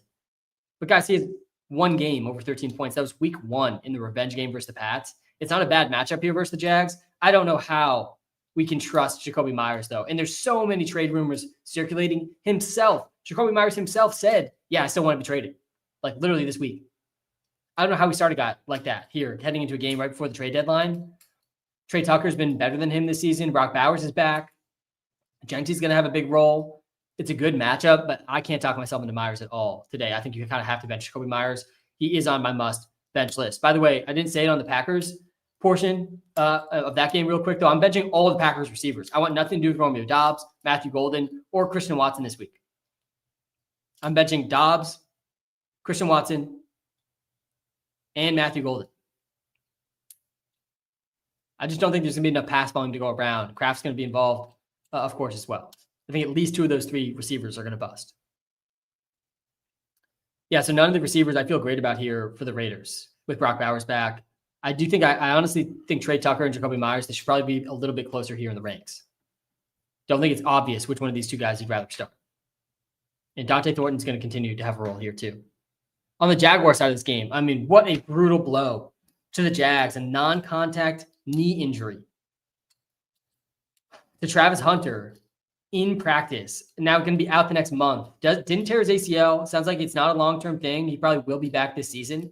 But man, this team was really building for Travis Hunter prior to this injury. Brian Thomas has been banged up. He's been playing nothing like himself from last season. And now suddenly Brian Thomas Jr. is an absolute smash start. Travis Hunter was like growing into this every down receiver role. He's out for the next 4 games is Travis Hunter. Brian Thomas Jr. is an absolute must start here against the Raiders. The Raiders have not been good against receivers this season. They rank 3rd worst against wide receivers. Brian Thomas Jr. has a very, very high ceiling in this game. I think a pretty solid floor as well. I also think Parker Washington and De'Ami Brown, they're in play as sleepers this week. We have De'Ami Brown projected a little bit ahead of Washington. I actually think they're like pretty close. They should to me be like back-to-back here in the ranks. Parker Washington actually played more than De'Ami Brown in their last game, 88% snap share for Washington. He got a carry, 4 catches, 52 yards, went over 10 points without a touchdown. De'Ami Brown is the guy they signed this offseason to play ahead of Parker Washington. They play slightly different roles, but only 30% of the snaps for De'Ami Brown working back from injury in week 7. So yeah, tough to say with De'Ami Brown. He's been battling an injury. He should be fully healthy now after the bye. I think I prefer De'Ami just slightly, but I would not discount Parker Washington either. Kind of an interesting sleeper here is Parker Washington. Bashal Tutin, well off the starting radar, still a guy I want to be stashing. Travis Etienne is in borderline must-start territory here in week 9. And Trevor Lawrence, he's a top 12 QB here also against the Raiders. He projects better than Goff, better than Jordan Love in this spot versus the Raiders. This game is supposed to be much closer than that game for Jordan Love. 2.5-point spread here. Similar total, but a closer game projection here for the Jags than the Packers. I don't mind Trevor Lawrence this week. He's available in almost every single league. My favorite player prop in this one, I think, is the Hunter Long receiving yards under. His prop line was set at 20 yards. He's hit that just once this season. I don't think Travis Hunter being out really changes much for him. And he's splitting this role with Johnny Munt right now. Raiders haven't been bad versus tight ends either. And I do like the Jags to beat the Raiders in this one. All right, on to the next game here. We only got 3 games left, and we're going to get to the start-sit comments, I promise. We got the Saints against the Rams. The Saints are even bigger underdogs than the Panthers. Saints are 14.5-point underdogs here versus the Rams. 14.5 is a absolutely massive spread in the NFL. I mean, we rarely see spreads this big in the NFL. Juwan Johnson, I think, is probably the most interesting sleeper for the Saints today. He's like quietly gotten back to like a legit solid tight end role. He's got 10 catches for almost 140 yards over his last 2 games combined. He's been a top 13 tight end in back-to-back games. He's playing over 70% of the snaps still, even with Prosper Moreau and Taysom Hill active. He's up in a top 10 target share this season. He's second in air yard share across all tight ends this season. 150 air yards over his last 2. The Saints are projected to get absolutely crushed. Tyler Shuck is going to be starting this week. I don't think he can be much worse than Rattler. I really don't think he can be much worse. And there's a chance that he's better. I don't think he's very good. We were pretty low on him in the NFL draft, but he was a 2nd-round pick. Rattler was a 5th-round pick, guys. So at least on paper, Shuck is a better prospect profile than Rattler. The fact that he couldn't beat him out in preseason is not a good sign. But Juwan Johnson's an interesting sleeper tight end right now. Chris Olave is just a PPR scam. He's a PPR scam right now. He ranks top 6. He's 6th in catches per game among receivers. He's 4th in targets per game among receivers right now. The Saints are still running a ton of plays every single week. They're getting off a ton of plays. Only London, Puka, and Chase have more targets per game than Chris Olave. He's got more targets per game than JSN and Rashee Rice and Garrett Wilson and Justin Jefferson. Just a complete PPR scam right now. Must start receiver in PPR leagues. Definitely would be starting Chris Olave in the spot as a massive underdog versus the Rams. Alvin Kamara cannot be trusted right now. Comes into this game questionable. He is supposed to play He's not had a good game all season. Not a single game over 20 points. The Rams have been really good against running backs. I think this is the one defense that still hasn't allowed a rushing touchdown. Yeah, 0 rushing touchdowns allowed by the Rams this season. And Kamara's probably not even the goal line back for the Saints. It's either Taysom Hill or Devin Neal. So Kamara just cannot be started right now. The receiving role has not been good enough for Kamara to be like this stud play at running back. Hop over to the receiver ranks here. Rashid Shaheed's supposed to be active in this one too. Definitely has a ceiling still. 9 catches for 75 yards. He's been rumored in a bunch of trades as well. One of Shaheed or Olave will probably have a big game in this spot. He's at least startable in a flex consideration. On the Rams side of this game, really, really good spot here for Kyron Williams. I think Blake Corum has a pretty good shot at a touchdown too. That's actually my favorite prop in this game is Blake Corum to score a touchdown. It's at over plus 200 odds. Right now, they're 14.5 point favorites. If they win this game by more than 14.5, Corum is getting in the end zone. He's actually had a larger role than I think most people realize as well. This is one of the injury away guys that needs to be rostered in fantasy leagues. Definitely not startable. He had a season high 34.3% snap share though in his last game. He saw 12 carries in their last game before the bye. 41% of the carries for the Rams went to Blake Corum in their last game. Didn't end up scoring in that one, but yeah, really good chance at this touchdown here against the Saints. I do like that prop a lot in this game. Adams, Puka Nacua is back. They both need to be started. Running back rankings. Yeah, I got you with the running back ranks. We're about to get to tons and tons and tons of start sit questions here as well in week 9 of the NFL season. Only a couple games left. We got the Chiefs and the Bills. Probably the most exciting game of the week. This is in the late window, not a primetime game here versus the Chiefs and the Bills. This game's in Buffalo.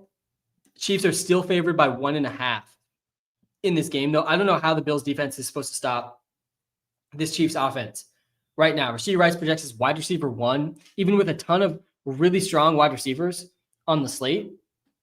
I actually like Xavier Worthy this week as well. He projects as wide receiver 25, like a back-end wide receiver 2. We saw Xavier Worthy have a pretty good game. Last week, 10.3 points, played 84% of the snaps. That was the most of the season for Xavier Worthy. He had a 22% target share in a game that should be close for the Chiefs. I want Xavier Worthy in my lineups this week. There's no Isaiah Pacheco, so Kareem Hunt suddenly is a start. Suddenly a pretty good start, honestly. He's been the primary goal line back. He's been really good in short yardage for the Chiefs this season. He only played 32% of the snaps last week, had 17.2 points because he scored. He actually had 2 touchdowns last week. Rashard Smith is definitely an interesting sleeper this week as well. Kareem Hunt definitely should project better than him, though. Who's a good trade target if I'm giving up Javonte Williams? You got to use the new WalterPicks Trade Finder, man. Go to the WalterPicks app, start the 14-day trial, go to the Trade Finder. We just built the world's greatest trade finder for fantasy football. There is not a trade finder out there that exists like the trade finder we just released in the WalterPicks app. And you can literally input the player you want to sell or buy, and it will populate realistic trades likely to be accepted that help your team. And it's all going to be custom to your team situation, league settings, way better than I could just randomly tell you who to trade Javonte Williams for. I don't have all the context that the app will have. That's the WalterPicks app, free app. All right. Kareem Hunt, definitely a start. Mahomes, he's QB2, only behind Daniel Jones. Josh Allen's QB3, only behind Pat Mahomes and Daniel Jones. I would start Daniel Jones, honestly, over both those guys this week against the Steelers. Travis Kelce, he's really not a must start still, but this should be a pretty good game environment for him. He ranks as tight end 11 right now, coming off a pretty big game, 21.9 points, his best game of the season, 6 for 99 and a touchdown. Much more difficult matchup, though, here against the Bills. They're the second best defense against tight ends this season. I don't think they played the best tight ends this season, but still, we haven't seen a single game over 8 fantasy points against the Bills at tight end. Like, there's not nearly as high of a ceiling as we saw last week, I don't think, for Travis Kelce. This week, I would play Kincaid over him. I think actually that's the cutoff. I'd go Kelce over Kincaid. I think the Chiefs have been pretty good against tight ends, too. I would play Laporta and Ertz and Pitts and Gadsden and Kraft and Bowers and Kittle all over Kelce this week, though. Marquise Brown's kind of getting phased out of this offense, too. I don't think you can possibly start him in this game. On the Bills side of the game, James Cook, even in a tough matchup, he absolutely needs to be started. Dalton Kincaid, yeah, the Chiefs have been pretty good against tight ends as well. I think they also haven't played the best tight ends. Yeah, they played even worse tight ends, really, than the Bills have. The one good tight end they played, Sam Laporta, he went 5 for 55 and a touchdown, was a tight end 4 on that week. I don't think it's crazy to go Kincaid over Kelsey. I think the Chiefs will probably be winning in this game as well. Shakir looked like the clear wide receiver 1 for the Bills. Last week, Keon Coleman's basically done absolutely nothing other than that one quarter against the Ravens in week 1. Like, been, a nothing burger basically the rest of the season. Really crazy stuff. But yeah, I do like Shakir this week as a borderline must start in this game environment. This game is another one of those games over a 50-point total. There's 4 games. We got the Chiefs, Bills, the Cardinals, Cowboys, which we're about to get to. We got the Bears, Bengals, the Colts, Steelers. All of these games have over a 50-point total this week. Rashee Rice is a really tough guy not to be putting in your DFS lineups right now. They're just trying to get him to score in the red zone. Such a good role for Rashee Rice right now. Again, projects as the wide receiver 1. 23.2, 25.5. We were really on this in the WalterPicks app. He went up to an 85% snap share last week, probably what he'll be at again this week against the Bills. You have Rashee and JSN. Yeah, that's absolutely insane. You got the 2 top receivers in our projections this week. All right, moving on to the last game of the day, which is the Seahawks and the Commanders. Jaden Daniels is going to be back in this one. Still, the Seahawks are 3.5-point favorites in Washington. The Seahawks defense has been really good this season. I do think Jaden Daniels is a must start immediately in his first game back, even though the Seahawks have been a good defense. There's no Terry McLaurin. He re-aggravated his injury last week, so he's going to be out at least another game, if not more, which makes Deebo Samuel really a must start this week with no Terry McLaurin. And the Seahawks have allowed a lot of pass attempts. They've been really good against the run, and they've allowed a ton of pass attempts against them every single week. 39.4 pass attempts per game allowed by the Seattle Seahawks. That is the most in the NFL. Almost 40 pass attempts per game.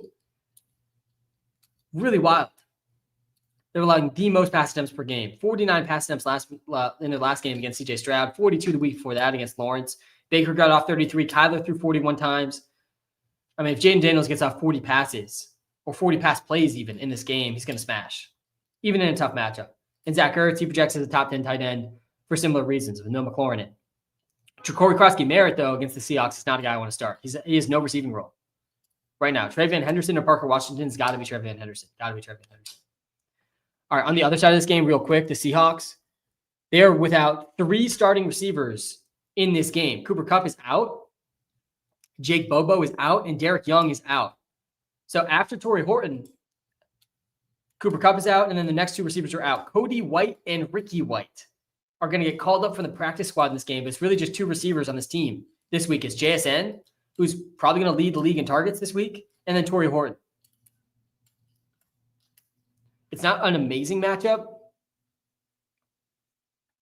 versus the Commanders, but definitely not a bad matchup here either for JSN. We've seen no defense, good or bad, stop JSN this season, so really, he's truly matchup proof right now. He has not had a bad game this season. His low this season was 79 receiving yards. He has at least 95 receiving yards in all but 1 game. He leads the entire NFL in receiving yards per game. He's 4th in catches per game. He's, I think, number 1 or number 2 up there with Puka in yards per out run. Yeah, he's number 1 in yards per out run. 4.4 yards per out run is absolutely ridiculous in the NFL. We do not see guys go over 3, never mind 4. JSN just absolutely balling. Like, definitely in the conversation to be the best receiver in the NFL right now, JSN. With these running backs, I do prefer Sharp over Kenneth this week, but both are, fringe running back 2s. They're splitting this backfield.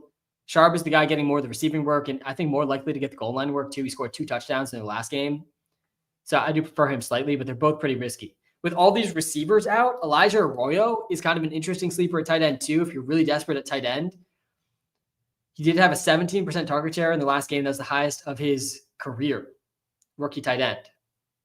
I do think they probably play more 2 tight end sets, get the tight ends a little bit more involved with all these receiver injuries, with Kupp and the other 2 receivers out.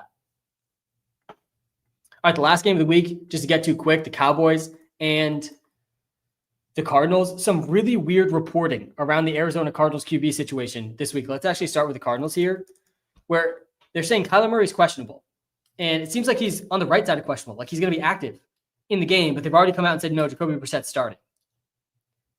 Very strange stuff. They seem like they're leaving the window open that if Jacoby Brissett plays this game, starts slow, doesn't do well, that Kyler Murray might come in. And that makes him pretty risky for fantasy. If we knew Kyler Murray was out, Jacoby Brissett projects as a top 12 QB this week. Guys, the QBs that have played against the Cowboys are the QB1 on the season, just in terms of points per game. No quarterback is averaging more points per game than just the quarterbacks against the Cowboys. I mean, it's truly ridiculous what we've seen against the Cowboys this season. Not a single game where quarterbacks have scored less than 20 fantasy points against the Cowboys, except for Bryce Young, who's at 19.5. Every other team's had more than 20 QB points. Last week, Bo Nix went for 25. So yeah, Jacoby Brissett, he's going to go over 20 points if he plays this whole game. He just might not play the whole game. So really, really sketchy stuff here for Brissett. I honestly think I'd prefer to bench him for that reason. But there is a ceiling there. Marvin Harrison really has to be started against the Cowboys. Like if you have Marvin Harrison Jr. in your team, why do you have him on your team to not start him against the Dallas Cowboys, who are allowing the most points to receivers? They're allowing the second most points to running backs, which puts Bam Knight on the radar this week. I do like his prop line. There's a prop line this morning on FanDuel over 11.5 rushing attempts, two attempts lower than every other platform when I was looking at it. I think he does go over 11.5 carries. He had 14 carries in the last game, 11 carries the game before that. He should be the starting running back in this one. It's going to be him, DeMarcado, and Michael Carter. DeMarcado and Michael Carter are really more receiving backs than base backs. And Bam Knight, he's a capable receiver too, but he's going to be their primary rusher in this game. Trey McBride, he's tight end 1 on the week here against the Cowboys. He's been really good with Jacoby Brissett. Jacoby Brissett starting is not necessarily a bad thing for Marv or McBride. On the Cowboy side of this game, you're going to be wanting to starting all the studs here. Javonte Williams, he's a top 10 running back option. Jake Ferguson's top 3 tight end. CeeDee Lamb's top 3 receiver. And then George Pickens still top 15 receiver too. All these guys are must starts. No one else in this game can be possibly trusted. This game, again, has an over 50-point total.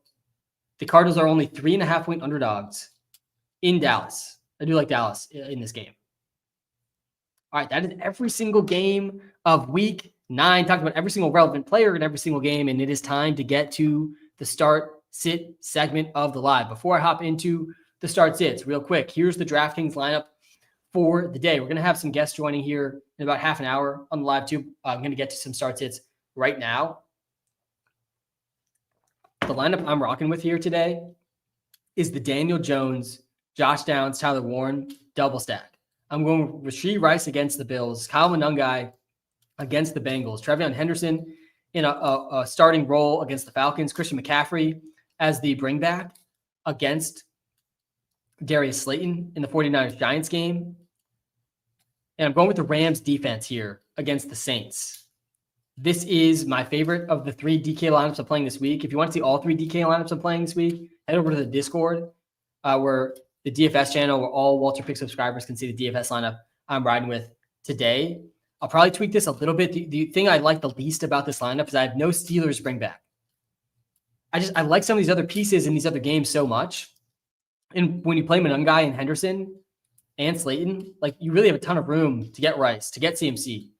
And I do like the down stack with Daniel Jones too. But yeah, maybe Calvin Austin, DK Metcalf. One of those 2 guys would probably be my preferred Steelers bring back if I can find a way to get them in here. My 3 favorite stacks for DFS this week is the Daniel Jones, Warren, Josh Downs stack, which you saw in that lineup. I also really like the Jackson Dart, Darius Slayton stack a lot. That's one of my other 3 lineups that I'm riding with. And then the Monangai Bears defense stack, I like a decent amount too against Flacco and the Bengals.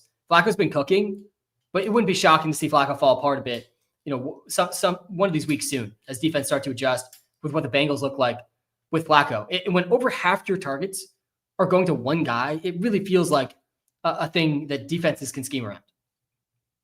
ETN or Kareem Hunt. All right, it's time to get to the start-sit segment of the live stream now. We're going to get to tons and tons and tons of start-sits on the live stream today. Really quick. Weatherman Sam, there's no concerning weather today. No concerning weather. Some possible rain to the Chargers at Titans. There could be wind gusts in the 25 to 30 mile an hour range. Panthers at Packers. I'm not concerned about either of those really at all, though. 25 mile an hour winds, like can get a little bit concerning, but wind gusts is a decent bit less concerning. I'm not very concerned about any of the weather today. All right, that question was ETN Who's the other running back in that one? I think it was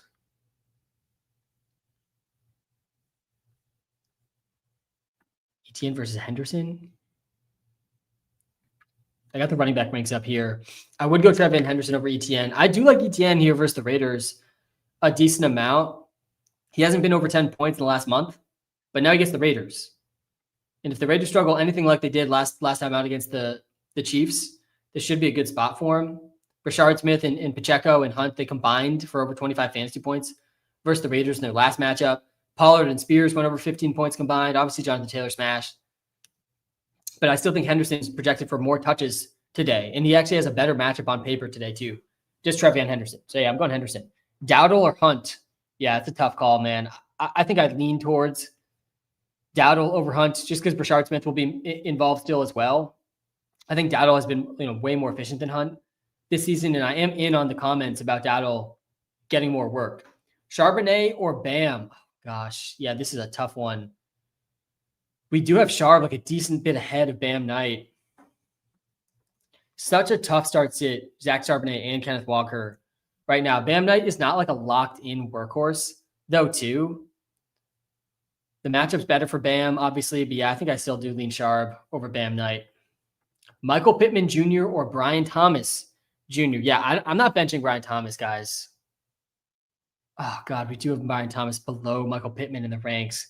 I do not want to bench Brian Thomas. With Travis Hunter out, matchup against the Raiders here. Pittman has an amazing matchup, too, though, against the Steelers. God, it's Pittman. It's Pittman. I do want to start both these guys, though. I do. I feel pretty good about Pittman and Brian Thomas Jr. Goff or Nix? Yeah, I think I would go Nix over Goff. Loveland or Juwan Johnson? Yeah, so Loveland has a ceiling. I talked about this when we talked about this Bears game. Like, definitely Loveland has a legit ceiling here. He gets the Bengals. This is the best matchup for tight ends this season. It has not gotten better than this. Like, every single tight end has smashed against the Bengals. But Cole Kmet is back. Juwan Johnson's in like a really good role usage-wise. Colston Loveland has not been in a good role usage-wise when Cole Kmet's been playing. I think that we probably see Loveland in the same role as last week or very close to the same role as last week. Even though Kmet is back, I think Loveland kind of sticks with the role we saw, which is a season-high usage role for Colston Loveland last week. 3 catches, 38 yards. Those both that tied his career high in catches. That was a career high in yards. Nothing to be super excited about. But he played 81% of the snaps. That was a career high. He ran 80% of the routes. That was a season high, career high. He had 5 targets. That was a season high, career high.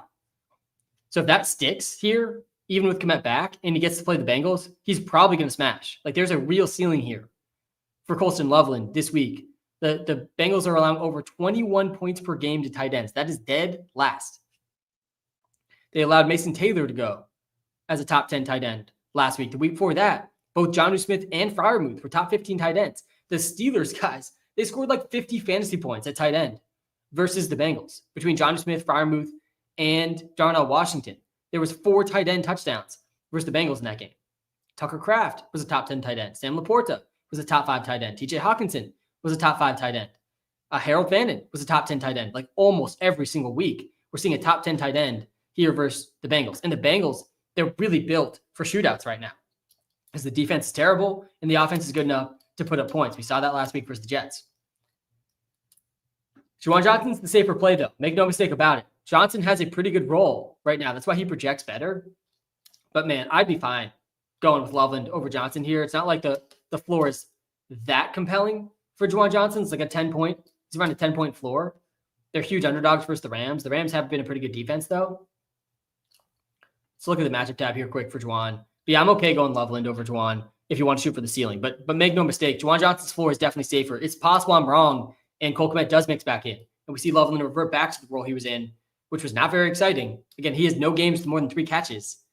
So the floor is low, definitely for Juwan Johnson too. Yeah, we've seen some good tight end games here versus the Rams. Tyler Warren, Jake Tongas, Dallas Goedert. All 3 of them went over 10 points. So yeah, Juwan Johnson safer. Kmet's definitely got the higher ceiling in my opinion, though. I'm okay going Kmet if you're Loveland if you're chasing the ceiling. Good question there, though. Hunt or Genty? Yeah, I'm going Genty. I'm going Genty over Hunt. I still think Genty's got a pretty good shot at 15 plus. Manungai or Tracy? Guys, we are not benching Kyle Manungai today. We are all Manungais today. Manungai is the guy here in week 9.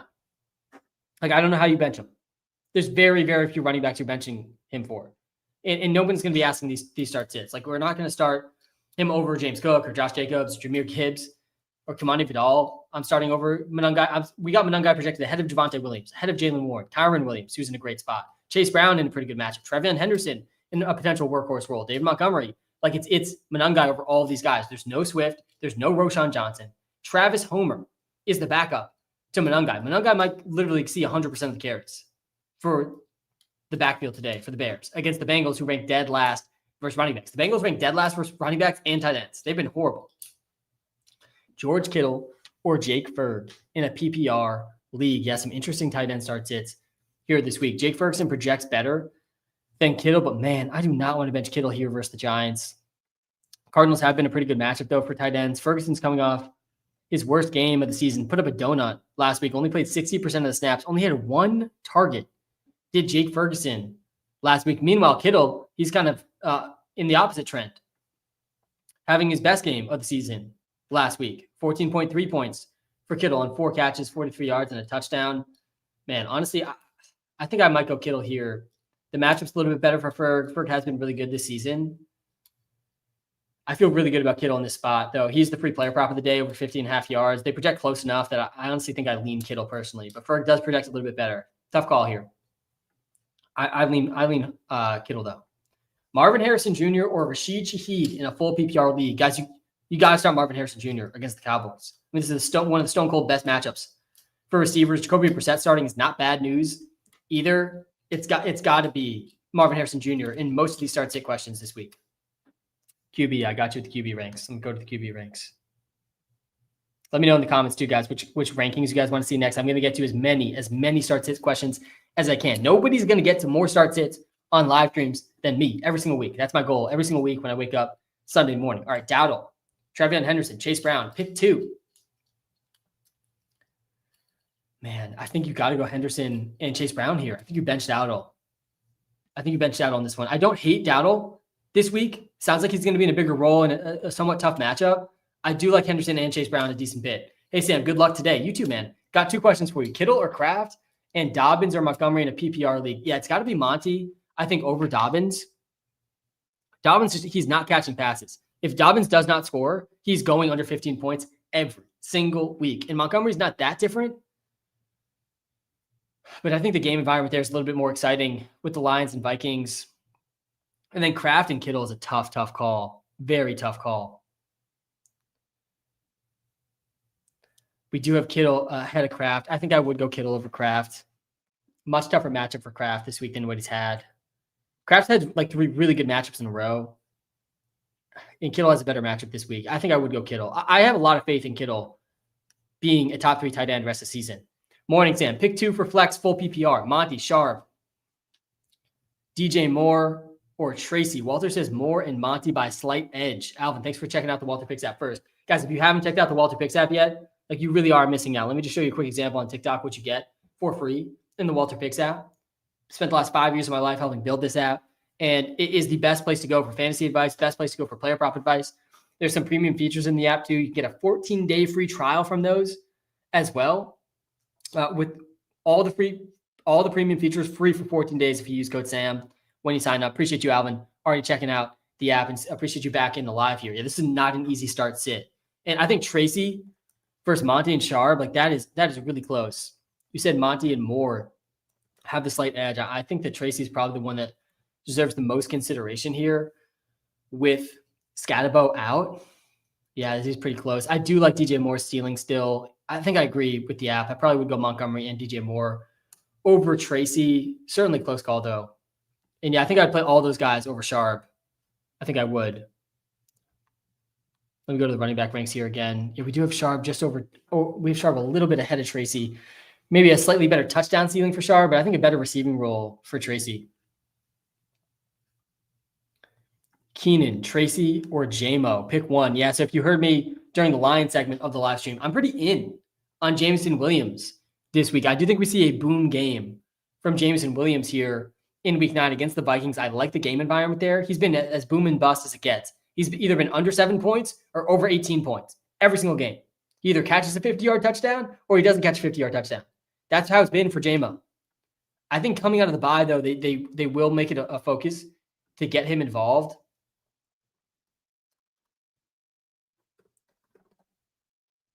They are coming out of the bye, right? Yeah, they are. Yeah, so I'm in on the Boone game, but he's definitely the riskiest play of all these plays. Keenan Allen's going to project the best probably here, and Tracy might project better than Jameson Williams as well. Yeah, he does. So I think the high ceiling here, honestly, is Jameson Williams, not Keenan Allen. Tracy's maybe the safest play. Tracy's really locked into like 15-plus touches in this game. I think if you want to play it safe, you go Tyrone Tracy here. And if you want to go for the ceiling, you go Jameson Williams. You skip over Keenan Allen. He's kind of in the middle here. And Keenan Allen, his role has really been scaled back a little bit with Gadsden in the mix. He only played 25% of snaps in their last game. I think that game was kind of a blowout. Man, I mean, Gadsden's playing snaps in the slot, though. Yeah, I think Jameson Williams does have a higher ceiling than Keenan right now. Herbert or May? Hop over to the QB ranks here. Wow, Herbert's just one spot ahead of May. They're 0.2 points apart in the ranks right now. Drake May for MVP, guys. I really think Drake May needs to be more seriously in the MVP conversation than he is right now. That being said, neither of these guys have great matchups this week. Herbert projects a little bit better, honestly, though, just with the spreads in this game. Herbert, the spread in the Chargers game, they're 9.5-point favorites. The Patriots are only 4.5-point favorites. The game should be closer in the Pats game, which makes me want to lean towards May over Justin Herbert. I think I probably would go May over Herb personally, even though they're really close in the ranks here. Good morning to every single one of you in the live stream right now. Seriously, I look forward to these lives all week. I am truly blessed to call this a part of my actual job every single week. Shout out to every single one of you for being in the live right now. If you're watching live on YouTube, smash the like button, hit the subscribe button. We're still just getting started. We are in the start sit segment of the live. I'm answering hundreds of start sits now.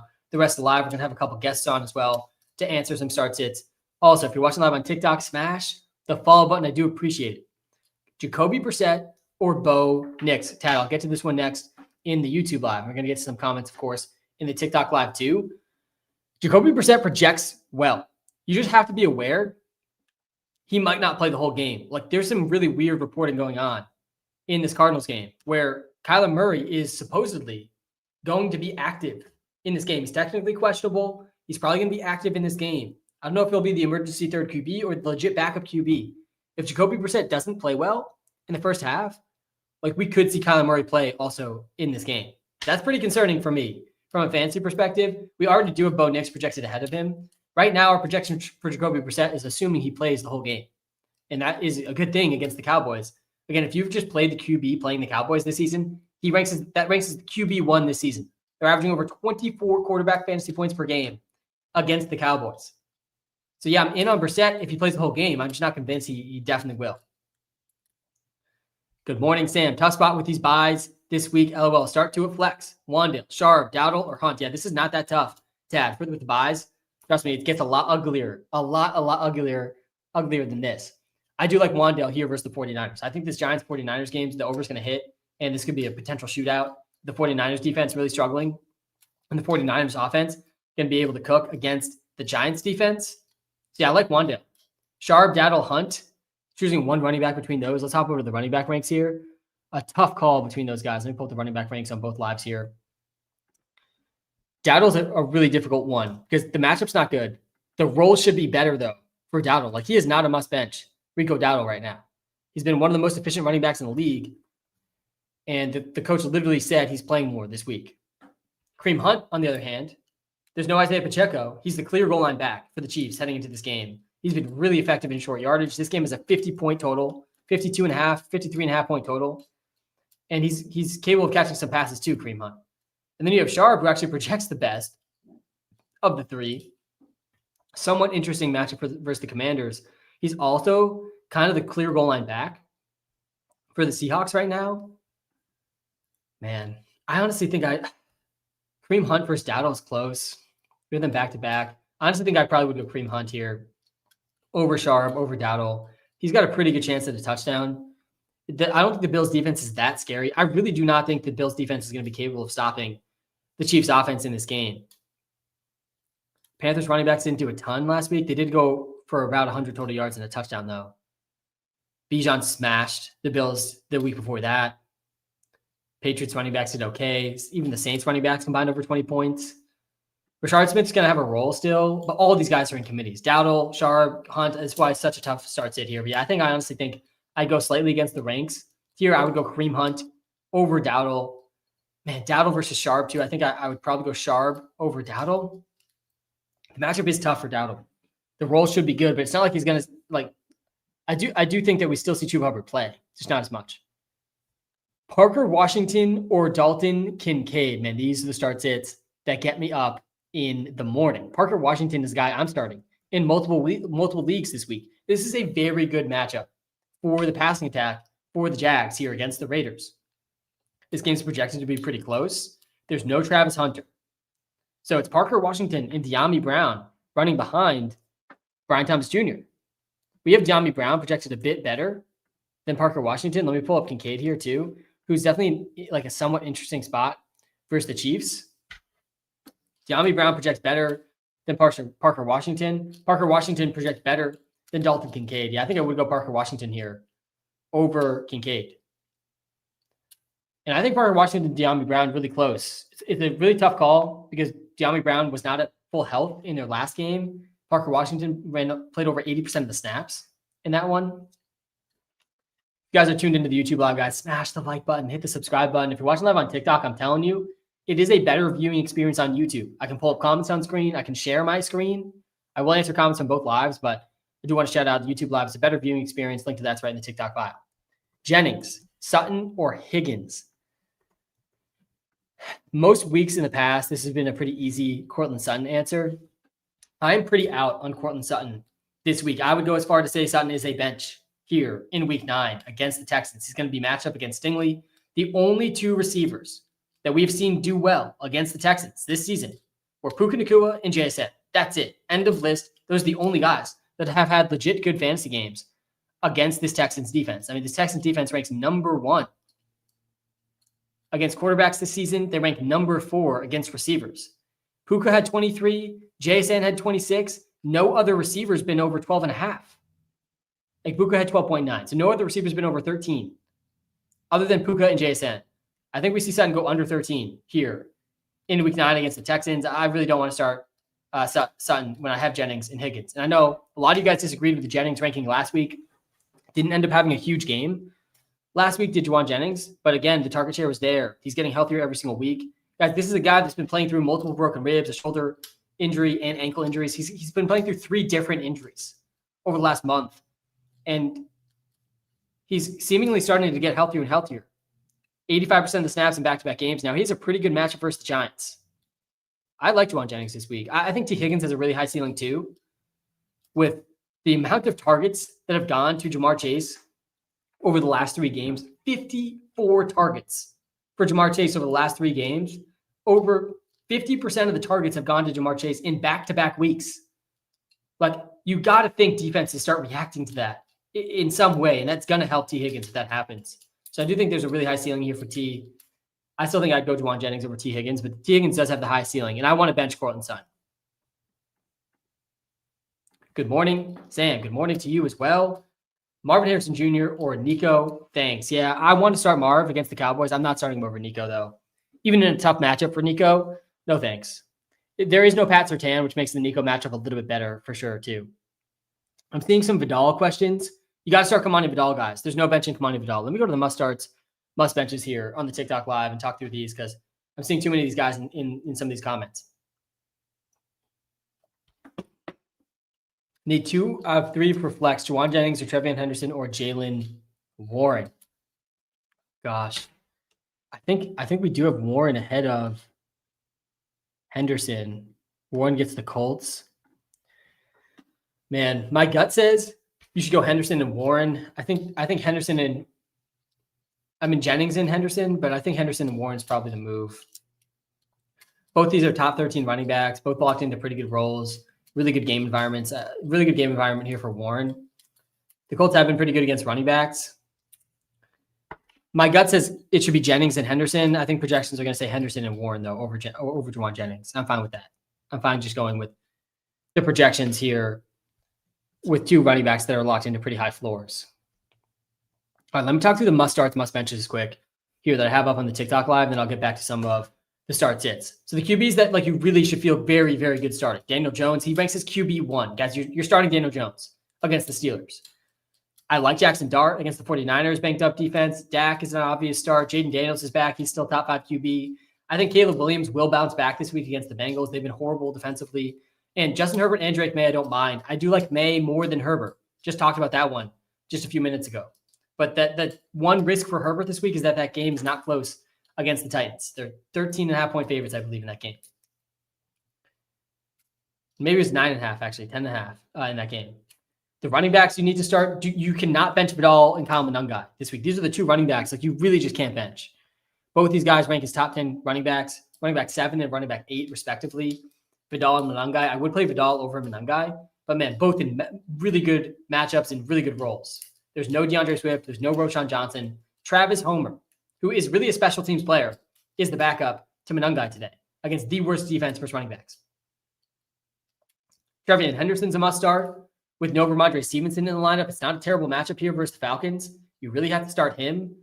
I just said I probably would start Jaylen Warren over Henderson. Man, I don't know. I'm not starting Warren over Henderson. I think that start was actually a start 2. And I said Warren over Juwan Jennings. I think I honestly I probably would go Trevian Henderson over Jaylen Warren.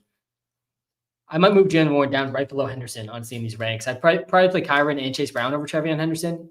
But man, you got to start Henderson in almost every league today with no Ramondre Stevenson. Chase Brown's a good start. I think Dowdle is definitely in play. I feel like I've said no to Dowdle in a bunch of these start sits. Him, Sharp, Kareem Hunt, Tyrone Tracy, all kind of muddled in this tier. But the coach did say Dowdle is expected to play more this week. Like there's no way around it. He's been playing amazing. A bigger role for Dowdle, even in a tough matchup, it definitely can hit. And then Tracy and Hunt, they're both pretty good options this week too. No Scatterbo, no Isaiah Pacheco. The matchup versus the Bills is pretty good here for Kareem Hunt. Pretty good chance at a touchdown. He's been really one of the best short yardage backs in the league. One of the best goal line backs right now. In the league right now is Kareem Hunt. At receiver, I do want to start Adunze, Tet, Ladd, Pittman, Metcalf, Brian Thomas Jr. I want to start Debo and Marv and Juwan Jennings. These are all receivers I'm pretty in on and I have in the must-start category. At tight end, Ferguson, Kittle, Bowers, Kraft, Gadsden, Pitts, and Ertz are all really good starts. The QBs that I'm very nervous about here in Week 9, Flacco, Sam Darnold, Bryce Young, Penix, and Stroud. I don't think I've seen any start sits with any of these guys, but I want nothing to do with Stroud. Coming off his best game of the season, much, much tougher matchup here for Stroud in Week 9. At running back, please don't start Alvin Kamara right now. I mean, he's borderline droppable right now, really rough. Even with Kendra Miller out. I mean, even with the Saints in really pass-heavy game scripts, Kamara's just not hitting a ceiling this season. He looks like he's at the end of his career right now.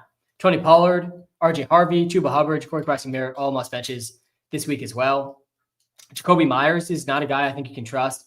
Even though the snaps have been good, the matchup's good, I don't want to start Jacoby Myers. Kendrick Bourne has taken a back seat with Kittle back, Juwan Jennings getting healthy, Christian McCaffrey still having a huge role. I don't want to start Kendrick Bourne. I do think there's a sneaky ceiling for Bourne, but the floor is low.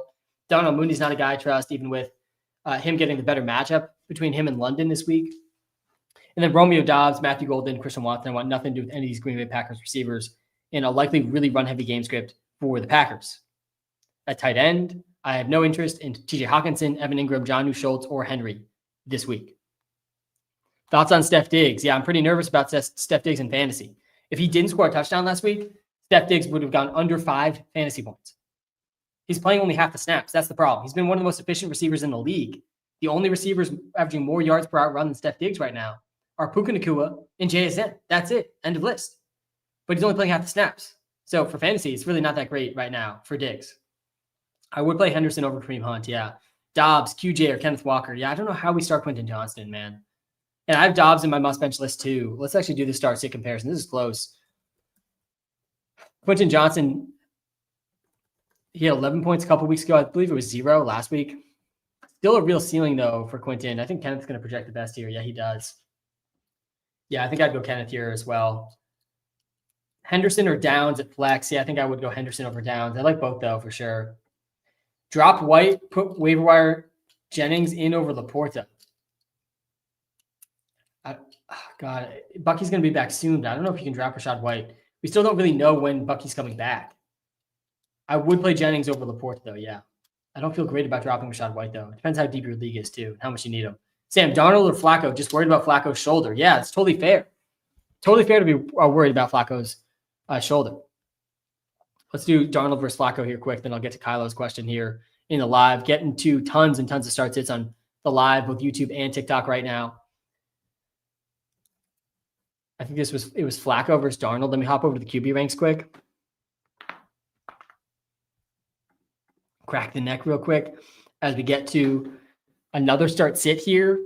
And yeah, totally reasonable to be worried about Flacco, I think, this week. The matchup's not bad. Flacco has not been bad with the Bengals. I mean, he's really been cooking. Back-to-back games over 24 points. He's dealing with a shoulder injury now, though. Part of the reason I like the Monungai Bears defense stack in DFS is this shoulder injury. He is going to likely be playing through it. Yeah, if you don't want to risk the shoulder, I'm fine going with Darnold over Flacco. We have them pretty close in the ranks here. Like, there's really not a huge difference between these guys. I honestly think Jacoby Brissett, though, his ceiling might justify starting over both these guys. I'm a little bit scared about the floor. If Kyler Murray ends up playing that game too, he's technically likely to be active, which I just think is really sketchy. But if Brissett plays the whole game, I'm playing Brissett. If I knew Brissett was playing the whole game versus the Cowboys, I'm playing Brissett over Goff, over Stafford, over Love, over Flacco, and over Darnold. So if you want to risk that, I'd be okay with it. Hope all is well with you as well, Kylo. Yeah, the official free player prop of the day. Talked about a bunch throughout the game-by-game segments of this live if you want to zoom back to that portion of the live stream. But my favorite prop of the day across all props on the market today is George Kittle, over 50.5 receiving yards. Hard Rock was giving us plus odds on this one when the live stream started. I'm not sure if it's still at plus odds still on Hard Rock. Every other book had it at minus. But yeah, I like Kittle to have his first game over 50 yards today of the season. That is the official free player prop of the live stream today. Talked about a few others in a few other games as well. Would you bench Sutton for Josh Downs? Yeah, I'm fine doing this. I'm totally fine doing this. Again, there's been 2 good games against the Texans all season at wide receiver. It was Puka and JSN. That was it. Like Puka, he had 13 points. Like that was it. Like what's the real ceiling for Sutton here? I don't think he's on the level of Puka and JSN. Downs, meanwhile, he's one of the best matchups you can get. Yeah, Sutton projects still a little bit better than Downs. I'm totally fine going Downs over Sutton this week. I think Sutton is the bench. I think Downs is a start. See some Darius Slayton questions in the TikTok live. I'm starting Slayton in a couple leagues here as well. Slayton versus Calvin Austin. That's an interesting one. Yeah, honestly, similar archetype of players. We haven't seen Slayton go over 10 points once this season. I think we see Slayton go over 15 points today against the 49ers. I'm in on Slayton. Calvin Austin probably projects pretty similarly here. Yeah, I'm going Slayton. I like Slayton this week. Good morning, Sam. Good morning to all of you as well. It doesn't feel like morning with daylight savings. Feels like afternoon, but we're still cooking here in morning portion of this live stream. We're going to have a guest joining us coming up here momentarily in about 10 minutes or so. PPR, Henry, Loveland in a great matchup, or Hawkinson revenge game. Yeah, I forgot to mention, thank you for mentioning this, Xavier, that this is a TJ Hawkinson revenge game. I still have Hawkinson in the must bench category. You guys, if I'm still seeing too many comments with some of these must starts, must benches. So let me pop that list back up on the TikTok live. But yeah, Loveland, I'm starting over Henry. In Loveland, I'm starting over Hawkinson, I think, too. Hawkinson's going to project probably a bit better than Loveland. I do really think there's a ceiling still here for Loveland, though. We talked through it already in a few other start sits, but let me just run through it one more time. He gets the Bengals. That's the gist of it. The TLDR is he gets the Bengals, the number one matchup for tight ends this season. He's coming off his highest snap percentage of the season, but that was because Kmet was out, and Kmet is back. The question is, what does his role look like now with Kmet back? I think it's pretty likely it's about the same as what we saw last week. Like, I think he just sticks into this role. He was a very early first-round pick. We don't see teams spend this early a pick on a guy that they don't put into like a really big role pretty immediately.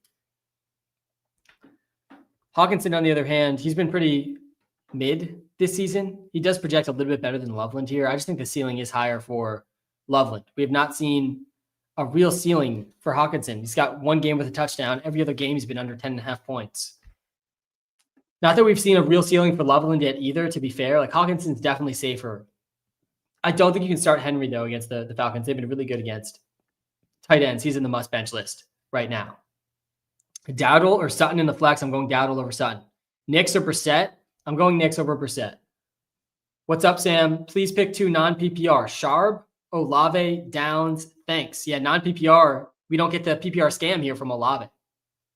Man, I mean, you got to go Sharp for sure. Non-PPR, it's easily Sharp. By the way, this is one of the reasons the WalterPicks app is an absolute cheat code. It's going to account for all your league settings better than I possibly can. And I know a lot of you in the comments, you don't tell me what the league settings are. And the league settings can really change the start sit answers. That's why you got to check out the WalterPicks app for free on the App Store. And I can almost guarantee if we did this non-PPR comparison on the YouTube live right now where I can share a screen, Sharp is going to be above both these guys because it's all about touchdowns and non-PPR. So yeah, let's actually do this. Let's do this exercise quick here. We'll switch to non-PPR. My mind always works in PPR too, by the way. So if you don't tell me the scoring settings, I'm assuming that it's PPR. All my leagues are PPR. Sharp, Olave, and Downs in a non-PPR format. Yeah, look, it's not even close. Sharp is almost double the projection of these other guys. Then it's Olave slightly over Downs. Man, it's close. I'm okay going Olave over Downs here in non-PPR. It's super close though. And it's like such a dart throw in non-PPR. In PPR, it's definitely Downs. I mean, it's definitely Olave, excuse me. Olave is the 4th most targets per game in the NFL right now. Just wild stuff. Happy Sunday. Happy Sunday to you as well. It is the best day of the week. Man, let me get to this comment here in the TikTok live. Would you start May or Daniels? Yeah, I have a tough time benching Daniels here in week 9. His first game back from the injury against the Seahawks. And the Seahawks defense has been good, but we looked at this earlier in the live. Pull up the QB ranks here. We looked at this earlier in the live. There's not a team averaging more pass attempts per game against than the Seattle Seahawks. Almost 40 pass attempts per game. 39.4 pass attempts per game allowed against the Seahawks. This is the most in the NFL. Like, we rarely, the lowest pass attempts we've seen in the game all season is 33. The offense has been playing well, and it is a pass funnel defense here. So yeah, you kind of have to start Daniels. Him versus Dart is close. I would go Daniels, though, over Dart. The only guys I'm really starting over Daniels are Dak, Allen, Mahomes, and Daniel Jones. Then it's Jaden Daniels. Jaden Daniels or Dart? Yeah, it's Daniels. It's Daniels. I really like Dart, too. Like, I do really like Dart, but I have a tough time benching Daniels here in this spot with the potential pass attempt volume. Henderson or Ashton Genty? Yeah, we got the 2 rookie running backs here in this question. We do have Henderson projected just ahead of Ashton Genty. It's a better matchup for Henderson than Genty. I mean, it's hard not to be excited about Trevion Henderson in this game. As bad of a run out as it's been for Henderson, this is about as bad as it could have been. Like, I don't think before the season we could have projected a worse outcome so far this season for Trevion Henderson. He's been completely unstartable the entire last month plus in fantasy. He had a game where he didn't even play. In week 7, he played 13% of the snaps. In week 7, he ran 2 routes. He played 9 snaps, 2 carries, finished with half a fantasy point in a great matchup versus the Titans. I mean, Terrell Jennings played more than him in this game. Like, really weird. It was like he wasn't good enough to play when the game was close, and he was too good to play when the game was a blowout, and Terrell Jennings came in. Really weird stuff there in week 7. Then last week, the role picks up a little bit, and he has his most efficient game of the season, 7.5 yards per carry versus the Browns for Trevion Henderson. The most efficient yards per carry we've seen against the Cleveland Browns all season. They started getting Henderson more involved in the pitch game, the outside run game, where we know he can be explosive, at least where we thought he could be explosive before the season. We saw it a little bit last week, and now Ramondre's out. And the matchup's not bad here versus the Falcons. We've not seen a big receiving role for Henderson. Maybe that changes a little bit with Ramondre out. He ran 3 routes last week. Like, he doesn't have a target in his last 2 games. Wild. But yeah, really, really good opportunity here for Henderson to like change the whole narrative, turn it all around. Genty, on the other hand, we've seen 3 15-point games, I think, in his last 4 games. Yeah. Matchup's tougher, though, for Genty. I think I lean Henderson just slightly, but both are pretty intriguing starts to me this week. And yeah, I do think you kind of want to start Henderson. I think there's another Henderson question in here real quick. Yeah, I'm playing Henderson over Bam. I don't think I'd play Henderson. Oh man, Henderson versus ETN. God, that is also a really close one here. I think it is Henderson. Man, the matchup is better technically for Henderson. Let's just look at this matchup tab against the Falcons. Falcons have been kind of a run funnel defense because their secondary has been really strong. Yeah, almost all these points are coming over the last 2 weeks from McCaffrey and Achane. Better run defense than I think the matchup tab is reflecting. Gordon did have 13.6. They've allowed over 30 points to running backs in back-to-back games. So that was against the 49ers and the Dolphins. Yeah, I still think I'd go Henderson over ETN, but it's a close call for sure. Dobbins or Dowdle? It's definitely Dowdle over Dobbins. Sharp, Dowdle, Franklin, or JMO for flex? Hard question, I know. LOL, full PPR. Yeah, Joey, this is a tough one. This range of running backs, definitely super tough. Sharp, Dowdle, Kareem Hunt, Tracy, they're all like in this hodgepodge. I have them in like tier 4, tier 5. I actually have Dowdle in tier 4 and Hunt and Tracy in tier 5. I think I said earlier, though, I actually think I would play Kareem Hunt over Dowdle and over Tracy. I think I'd probably play Hunt over Sharp, too. I know he's not in this question, but all these guys are in like a similar tier. David Montgomery, I toss in that tier. Bam Knight, he's in this tier, too. And then you toss in Troy Franklin as well. Franklin, he's projected for the same target share as Sutton in this game. And I think the matchup's tougher for Sutton than Franklin, but it's tough for both guys. Again, we haven't really seen a good receiver game other than Puka Nacua and JSN versus the Texans. And Franklin and Sutton, they're not comparable to Puka Nacua and JSN. They really aren't. And then we have Jameson Williams here too. And like, this is as boom bust as it gets. And these are the type of spots I could really talk myself into Jameson Williams. I think he has the highest ceiling of all these guys. The floor is probably the lowest though too. I'm going to skip over Franklin here. We'll add him in a second. I think Sharp projects the best. Yeah, Sharp projects the best. JMO projects the worst. Dowdle technically is projecting with the best ceiling because we've seen just some crazy ceilings from him, but the crazy ceilings from him came in games where Chuba Hubbard wasn't playing. They also came in better matchups than the matchup versus the Packers here, who have been the third best defense versus running backs this season. The Vikings have been good versus receivers. I really think there's a ceiling though for JMO. I think this one boils down to, for me, play it safe with the floor with Sharp, and it's not like it's that safe of a floor. That's the thing, is why I can really talk myself into JMO here. Like, the floor play is Sharp, but it's not like it's that safe. Or go with the ceiling and go with Jameson Williams. Yeah, Franklin projects better than JMO too, but I think the ceiling is still higher for JMO. Joey, personally, I think I'm riding with JMO here. In one of my leagues, I'm going Jameson Williams. If you are projected to smash your opponent, though, I don't think it's crazy to go Sharp. Yeah, super tough one. I'm in on Jameson Williams at Boom Game this week, though, so I think I got to say Jameson Williams. Seeing some more Trevion Henderson questions here in both lives. I see a Henderson versus Chase Brown. This question is Henderson versus ETN and Bam. It's Henderson, guys. Henderson over ETN and Bam. I think that one's pretty easy. Henderson versus Chase Brown, they're actually back-to-back in the ranks here. Both at the top of tier 4 for me this week.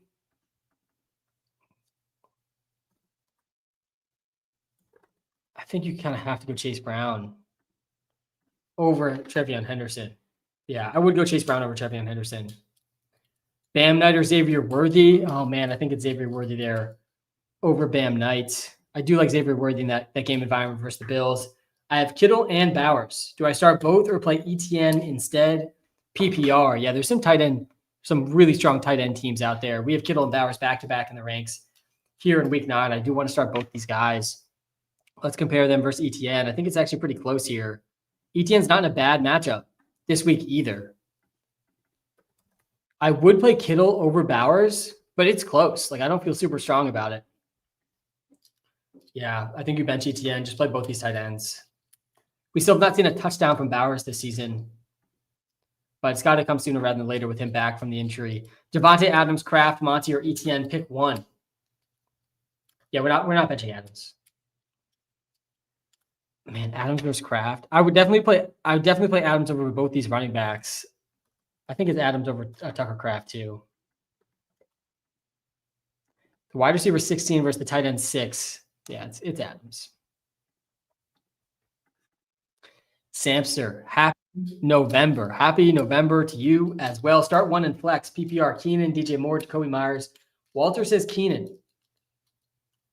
Yeah, I'm okay going Keenan down here. I do not want to start Jacoby Myers. And then ETN or Monangai. We're not benching Monangai this week. I'd go Monangai there as well. All right, we're going to have our guest joining us here momentarily. Excited to have him on. Our first of, I think, 2 guests today. We're getting spoiled here in week 9 with the guests. Brian, Raiders.WalterPicks, man. How are we doing? Great to see you on this week 9 Sunday morning. Yeah, it feels good. It feels good. Week 9, we're here. Gonna halfway point into the season's kind of crazy. We're here already, but excited about it. It's Sunday football. Yeah, we got a great slate today. I was Yeah. saying before I went game by game earlier in this live.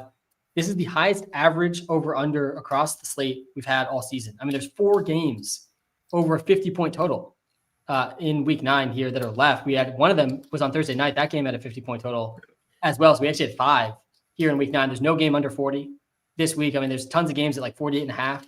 There could be a lot of points scored here in week 9. But yeah, pumped to have you on the live. Brian, we're going to get to a ton of start sit comments like we do every single live stream. If you guys are just tuning into the YouTube live, smash the like button, hit the subscribe button. It does help us out a ton. Before we dive into the start sits, Brian, I do want to give you a chance to share any of the boldest or clearest takes you have for week 9, guys that you absolutely are not benching, absolutely are benching, or any props you like, or anything along those lines. Brian, anything top of mind for you to share on the live today? Yeah, first guy that I'm probably not benching whatsoever, and call me biased if you want, but it's going to be Brock Bowers. I mean, He's coming back off a bye, fully healthy. Obviously, the Raiders have struggled in the past game since Bowers been out, and I think that is the clear reason why the Raiders have struggled is because you're getting Jacoby Myers, Trey Tucker, and Ashton Genty out of the backfield. Like, they're targeting in on these guys, the cornerbacks and linebackers. Now that Bowers is back, he's going to open up those passing lanes. He's going to help Geno Smith take the attention off of Myers and these guys. So I think Bowers is due for a big game. I think the Raiders are trying to get him involved early and often. I mean, Jacksonville, I think, is bottom tier of defenses against tight ends. So I think he's a must start unless you have a guy like McBride on your team. I think Bowers should fit into the top 3 guys this week. We just got a question just before you hopped on of Bowers, Kittle, ETN. Guys, both Bowers and Kittle. Would you go Bowers over Kittle? I think I would go Bowers. I think I would. I mean, you can't argue against Kittle, and I see that he is projected more, but I think just with how willing the Raiders are going to be to get him the ball coming off a bye, I think it's Bowers. I mean, Bowers over Ferguson too, you think? I think so. I have Ferguson in one of my leagues, and I think I would probably still start Ferguson. He's going up against Arizona on Monday night, one of the worst defenses against tight ends. I think I would still start Ferguson just because I think he's been the tight end 1 this season. So I think you kind of have to start him. But if you have Kittle, I think I would still go Bowers just due to the involvement that he's going to have this week. Yeah, I think Bowers over Pitts for sure. I think these are the 3 tight ends that it's a really tough range. Ferguson put up a donut in his last game, only had 2 targets in his last game. So I think he's down to tight end 2 now, just behind Tucker Kraft. Technically, Kraft, though, he's had like an unreal schedule over his last 3 games. I do think he'll calm down like a little bit. Yeah. I think I agree. I would go Ferguson over Bowers if I had to make that call. I personally like Kittle a little bit more than Bowers, but I had Bowers in my must-start list as well. And I would play Bowers, I think, over ETN. And that starts it. Play Bowers and Kittle over ETN. I think Kittle, by the way, he's the free player prop on the live today, over 50.5 receiving yards. We're 11-6 on the live stream free player props. He has not been over 50 yards once this season. I mean, he's only played really 2 games, like two legit games. And one of those was back from injury. He didn't have a catch for the first time in his career in that first game back. But yeah, I do like Kittle against the Giants. I really think that 49ers Giants game could be a shootout. But yeah, I like that take on Bowers. Anything else top of mind for you here for week 9? Yeah, one sit, and I think that's probably going to be a popular opinion is Alvin Kamara. I can't trust him this week. I mean, you look over his last 4 games, I don't think he's had more than 30 rushing yards in any of those games. And now he goes up against the Rams defense, who I think have only allowed a 100-yard rusher twice to Derrick Henry and Christian McCaffrey. And Alvin Kamara is not one of those guys, especially not anymore.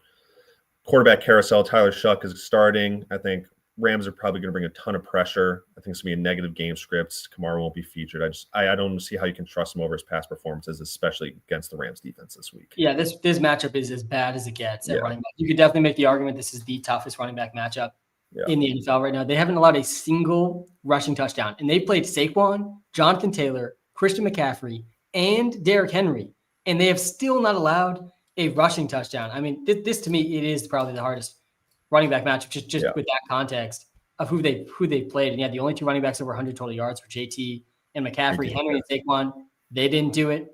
And yeah, on top of that, like even independent from the matchup, he's a bench. Samps called him out as a must bench last week too in a better matchup.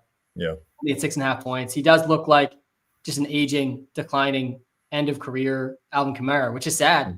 He's arguably the best receiving back in NFL history. He's been top 3 in running back target share for like 7 straight seasons or something ridiculous like that. But he's not this season at 19th in target share. Even in these games, this team's throwing a ton. They're falling behind in almost every game. And still, like, the receiving role hasn't even been that great for Kamara. And the other problem, he's not the goal line back either. Even if they get to the goal line against a team that is not allowed a single rushing touchdown to running backs, it's going to be Devin Neal or Taysom Hill too. So there's just not a ceiling, and the floor is scary. Yeah, I agree with that on Kamara. Any other clear takes you have on any players this week?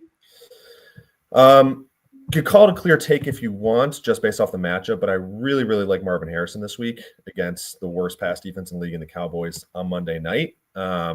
Even with Jacoby Brissett, who I believe is going to be slated to start this week. I know they said they may get Murray a role. I just don't even know if he's going to be activated. What does that mean? What does that mean? That I don't know. Like, I don't see how a quarterback can have a role if it's not like a guy like Taysom Hill. Like, what are you planning for Murray to do? Like, it doesn't make any sense. Like, you could see like, late game situation or like deep ball threats, but Jacoby Brissett is the deep ball threat in this offense. He's been the deep ball threat in any offense he's been in. So I don't really understand what they're planning for Kyler Murray. Maybe it's just a diversion to keep the Cowboys defense guessing until the activations come out. My read on that was if Jacoby Brissett plays really bad, maybe Kyler Murray comes in. Which is terrifying for fantasy. Brissett projects pretty well.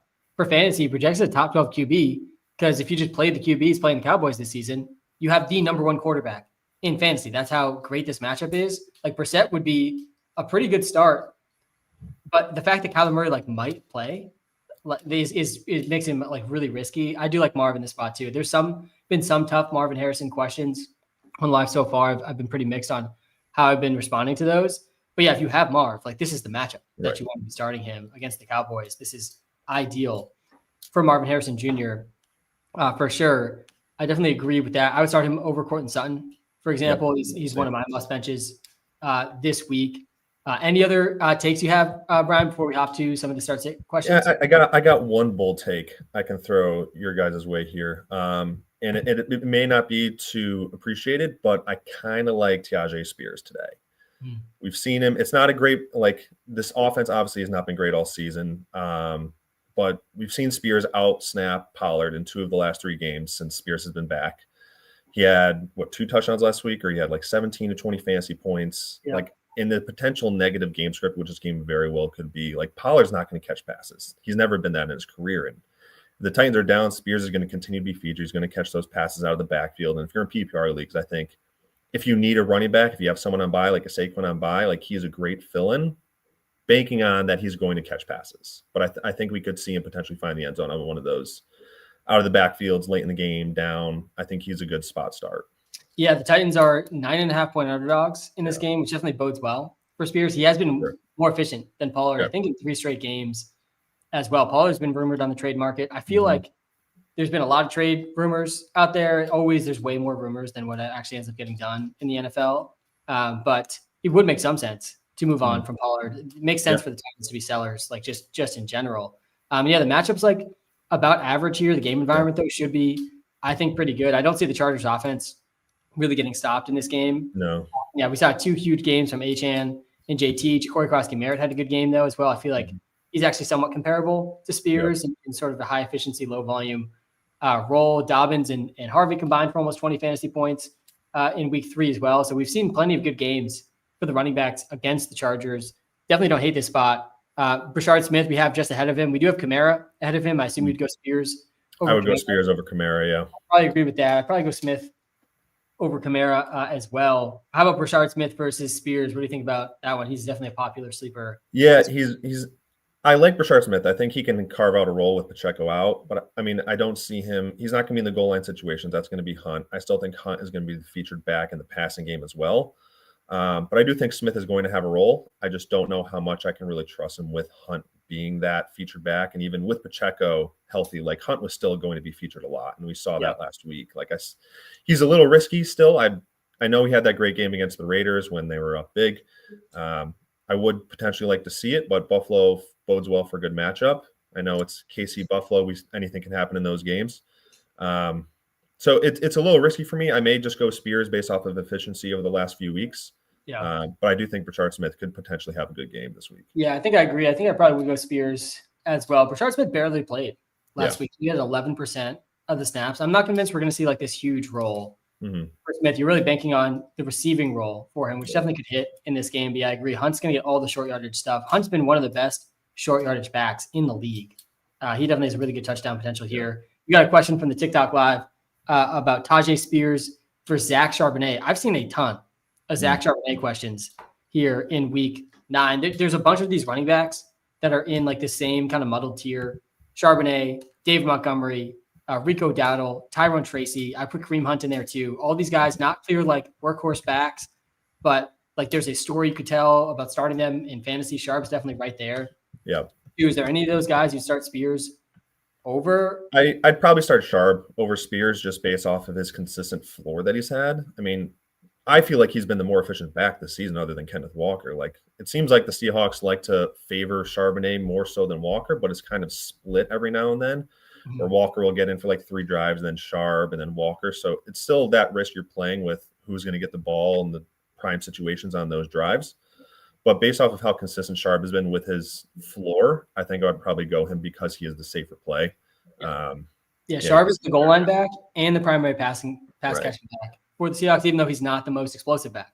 For the Seahawks, very interesting situation there. But yeah, he projects better than Kenneth Walker for those reasons. I think I agree. I'd play him over Spears. We're definitely playing Monangai over Spears. Guys, we cannot be benching Monangai here versus the Bengals. That would have been, I think, too big of a layup for Brian to say as one of his clear takes, but I'll say it for him. Yeah. We definitely can't be benching Monangai. There's no Swift. There's also no Roshan Johnson, who, by the way, like he's on way too many of my best ball teams. I thought for sure he was going to be Monangai on this offense this season. He's played like 1 game. He had like 1 carry basically this whole season. He just has not been healthy all year. He's out. So it's Travis Homer backing up Kyle Monangai today. Travis Homer might not get a carry in this game. Like it would not be shocking to see Monangai go over 80% of the running back carries, and he gets the Bengals, the number 1 matchup for running backs. I'm seeing some interesting Trevion Henderson start sits. We can move into the start sit segment now. The live stream with you on, Brian.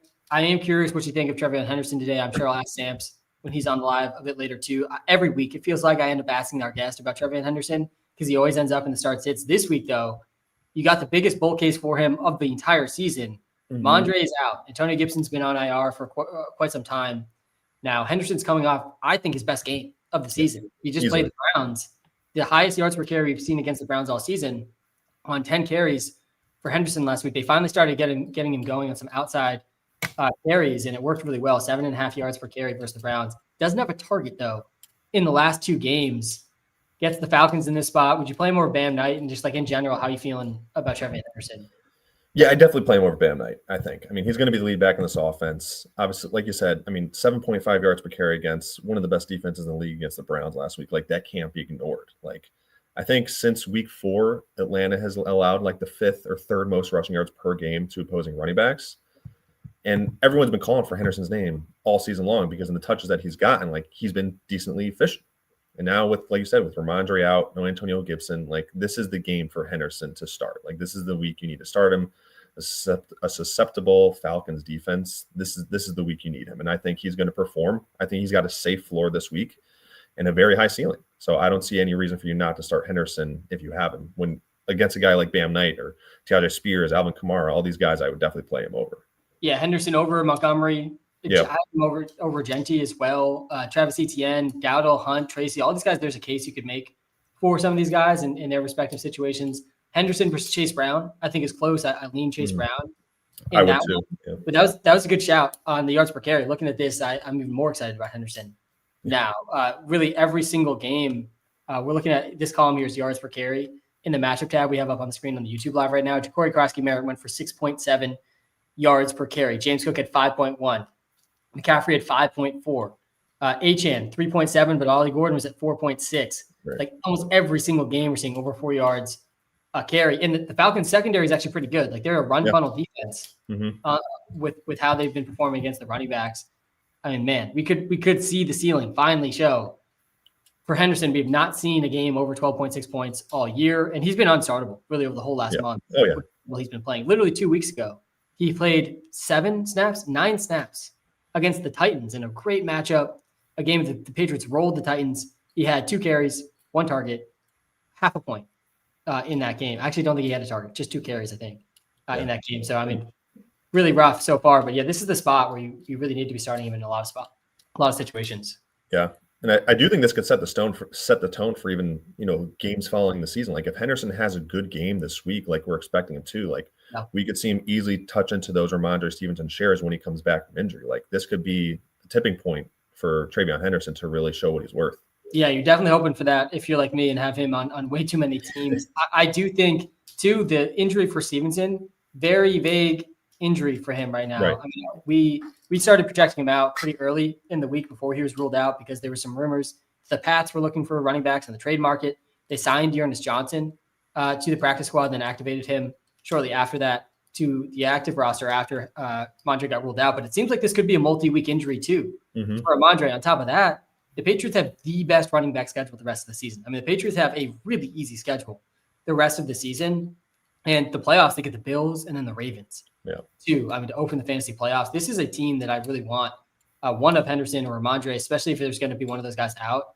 Like, there's a really, really good upside here for sure. All right, we got Dowdle versus Bam Knight. A lot of Bam Knight questions here in week 9. They get the Cowboys, so I get it. It is going to be a three-way backfield. DeMarcado, Michael Carter going to play. I think I'm playing you in the 32 this week, Brian. So I'm rooting for Michael Carter in our matchup in the 32 Creator League, but don't have much faith there with Michael Carter. I'm without my quarterback in the 32 Creator League, so I'm pretty much sure on dead there. But yeah, would you start Bam Knight or Rico Dowdle? How are you feeling about Dowdle against the Packers?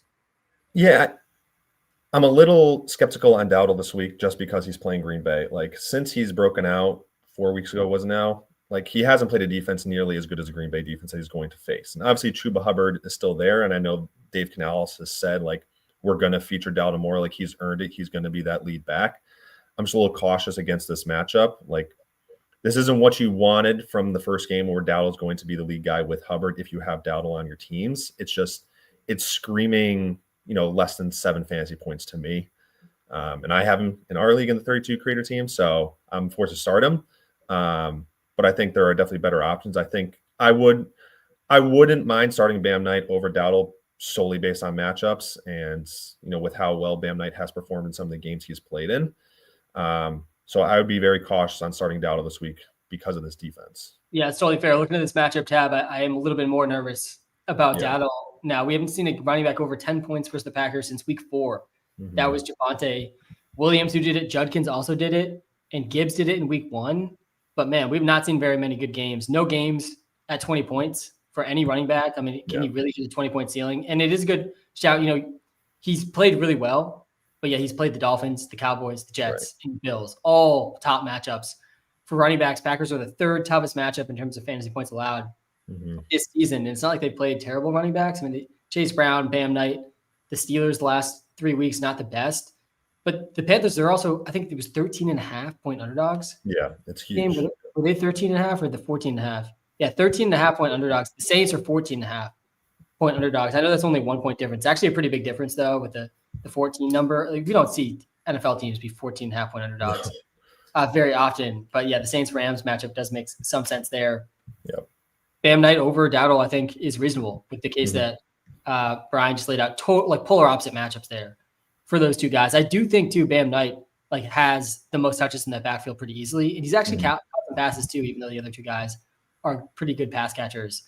All right, we got some interesting Gadsden questions here. Gadsden, the guy that is really tough to bench right now. You can see how we have him ranked in the WalterPicks app. Let me hop over to the tight end ranks on both live streams here. Where's the line for you with Gadsden? I assume you're not starting him over these top 5 guys. Would you start him over Kraft? Where do you think this line that we set with Gadsden? I think the line is pretty solid. Like you can't start him over Kraft. I mean, solely based on momentum for Kraft. Like Kraft must be a must start. Like obviously Bowers is one of my must starts. McBride is in there, Kittle, Ferguson. Like I think the line is set pretty well with how well Gadsden's been playing over the last few weeks. Pitts has been boomer bust. Ertz has been boomer bust. Same with Laporta. Kelsey has been a little more consistent than those 3 guys. But I think he's right in that, top 7, top 6 range for me. And if he's on your team, if you don't have one of those top 6 guys, like you're starting him based off of what he's done, with how involved he's been. Over Pitts and over Ertz. These are some of the questions we're definitely seeing. I think I probably would as well. I don't hate Pitts this week, the matchup is actually pretty good. Last week, though, I feel like is a little misleading because it was Kirk Cousins.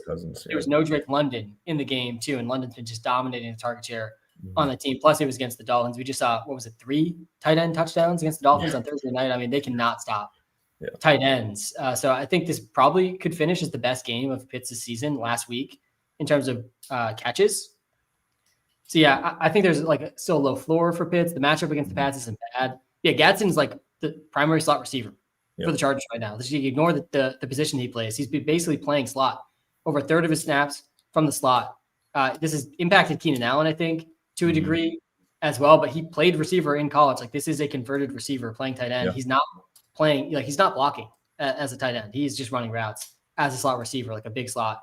He's playing over 75% of the snaps right now. Will be interesting to see him in a tougher matchup. Titans are top 10 versus tight ends this season. But yeah, I agree with the line we set here as well. I have Gadsden right at the bottom of tier 2. I put him in the tier with the guys right above him, Kraft, Bowers, Kittle, because that's how he's been performing. I put McBride and Warren in their own tier in tier 1 this week. But yeah, I mean, you could definitely make an argument that tier 1 is really Kraft and above, and Gadsden kind of starts this second tier. I think that's fair as well. All right, let's get to some of these QB start sit questions. The QB landscape's very, very interesting here in week 9 with all these high scoring projected games, but also we have Jacoby Brissett against the Cowboys. Like, he's very streamable. I talked about that concern with Murray. Like, I really think, I don't know what we put the odds at, maybe 20%, 25% or something, that Kyler Murray, if Brissett really struggles in like a really good matchup, that we see Kyler Murray come out in the second half and they try to like kind of catch the Cowboys off guard or something. And that would be worst case scenario. Right. For Brissett. We have Jackson Dart, Daniel Jones, both projected super high. Daniel Jones, Brian, he projects his QB1 right now ahead of Mahomes. I've been saying that before the season started. Yeah, Daniel Jones in a game where the Chiefs are playing the Bills with a 52.5 point over under. Daniel Jones projects his QB1 this week. And man, I understand if you can't get yourself to, in a spot like this, actually start Daniel Jones over Mahomes now. I get it. But he does project so well. The Steelers have been so bad versus quarterbacks. This game, too, only a 3.5 point spread between the Colts and the Steelers. Steelers getting a ton of respect in the spread markets. I continue to think that the Colts aren't like legit Super Bowl winning contenders. Definitely a good playoff team. But yeah, Daniel Jones QB1 this week. But yeah, Jackson Dart, he projects ahead of Caleb Williams and Justin Herbert, Drake May, Bo Nix. Trevor Lawrence projects ahead of Goff and Jordan Love. So yeah, really some tough QB starts. We got one question here: Dart versus Daniels. How are you feeling about Daniels in his first game back from injury here versus the Seahawks? Which way would you go with here? I'd probably that's a tough question because of how well Dart has been playing, and obviously Daniels has been hurt. He's been come back. He's got hurt again. I think I'd probably still go with Daniels in this matchup against the Seahawks Sunday Night Football. I know Terry's out, Debo's healthy, but I think I like the matchup a bit more with the established consistency that Daniels showed last year. I think I like Daniels. It may just be purely based off of biasy a little bit because of how well he's been able to perform in these matchups. Yeah. But I think you drafted Daniels high for a reason. I know Dart has been performing, but there's no Cam Scadaboo anymore. It's Tyrone Tracy that's in this backfield. I think when Tracy took over the lead last year, like week 5 or week 6, he performed very well. I think he was top 20 running back to finish the season. He was. But he hasn't played nearly as much as he figured to with Cam Scadaboo there. I think that's going to hurt this offense a little bit. So I'd probably go with Daniels over Dart. Such a rough season for the Giants. First of all, their matchups, their schedule this season has been absolutely ridiculous. Looking at the quarterbacks that the Giants have played against, I mean, they have easily the hardest schedule so far this season. Just like the quarterbacks they played against, they lose Malik Neighbors, they lose Cam Scadaboo. I mean, it's a tough life for the Giants fans again this season. No, there is at least some hope for the future for them. This was a really, really tough start for me because I'm playing Jackson Dart in several DFS lineups this week. The 49ers defense, they're missing 4 of their best defensive starters in this game this week. They've been banged up in the past few games as well. And we saw last week, CJ Stroud, by far his best game of the season. Like no pressure from the 49ers on the bottom 3 Texans offensive line. Stroud, like really under no pressure, threw for 318 and 2 touchdowns. We saw Stafford throw for 389 and 3 touchdowns against a healthy 49ers defense a few weeks back.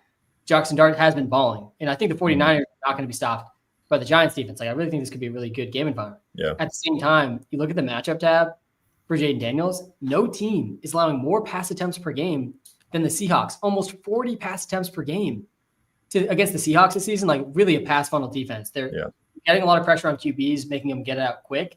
The running game has really just not been going against the Seahawks though too.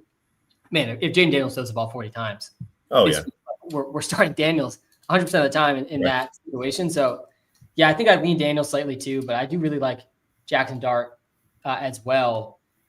Definitely a tough start sit. We got another one here. Bo Nix versus Jacoby Brissett. They're back-to-back in the QB ranks. I think I lean Nix. I lean some of the QBs we have ranked behind Brissett too, just because that I think there is some slight benching risk with Brissett if Kyler Murray is actually going to be active. Just a really, really weird reporting going on with that situation. But I don't like Bo Nix this week. No. Bo Nix is playing the number one defense versus quarterbacks.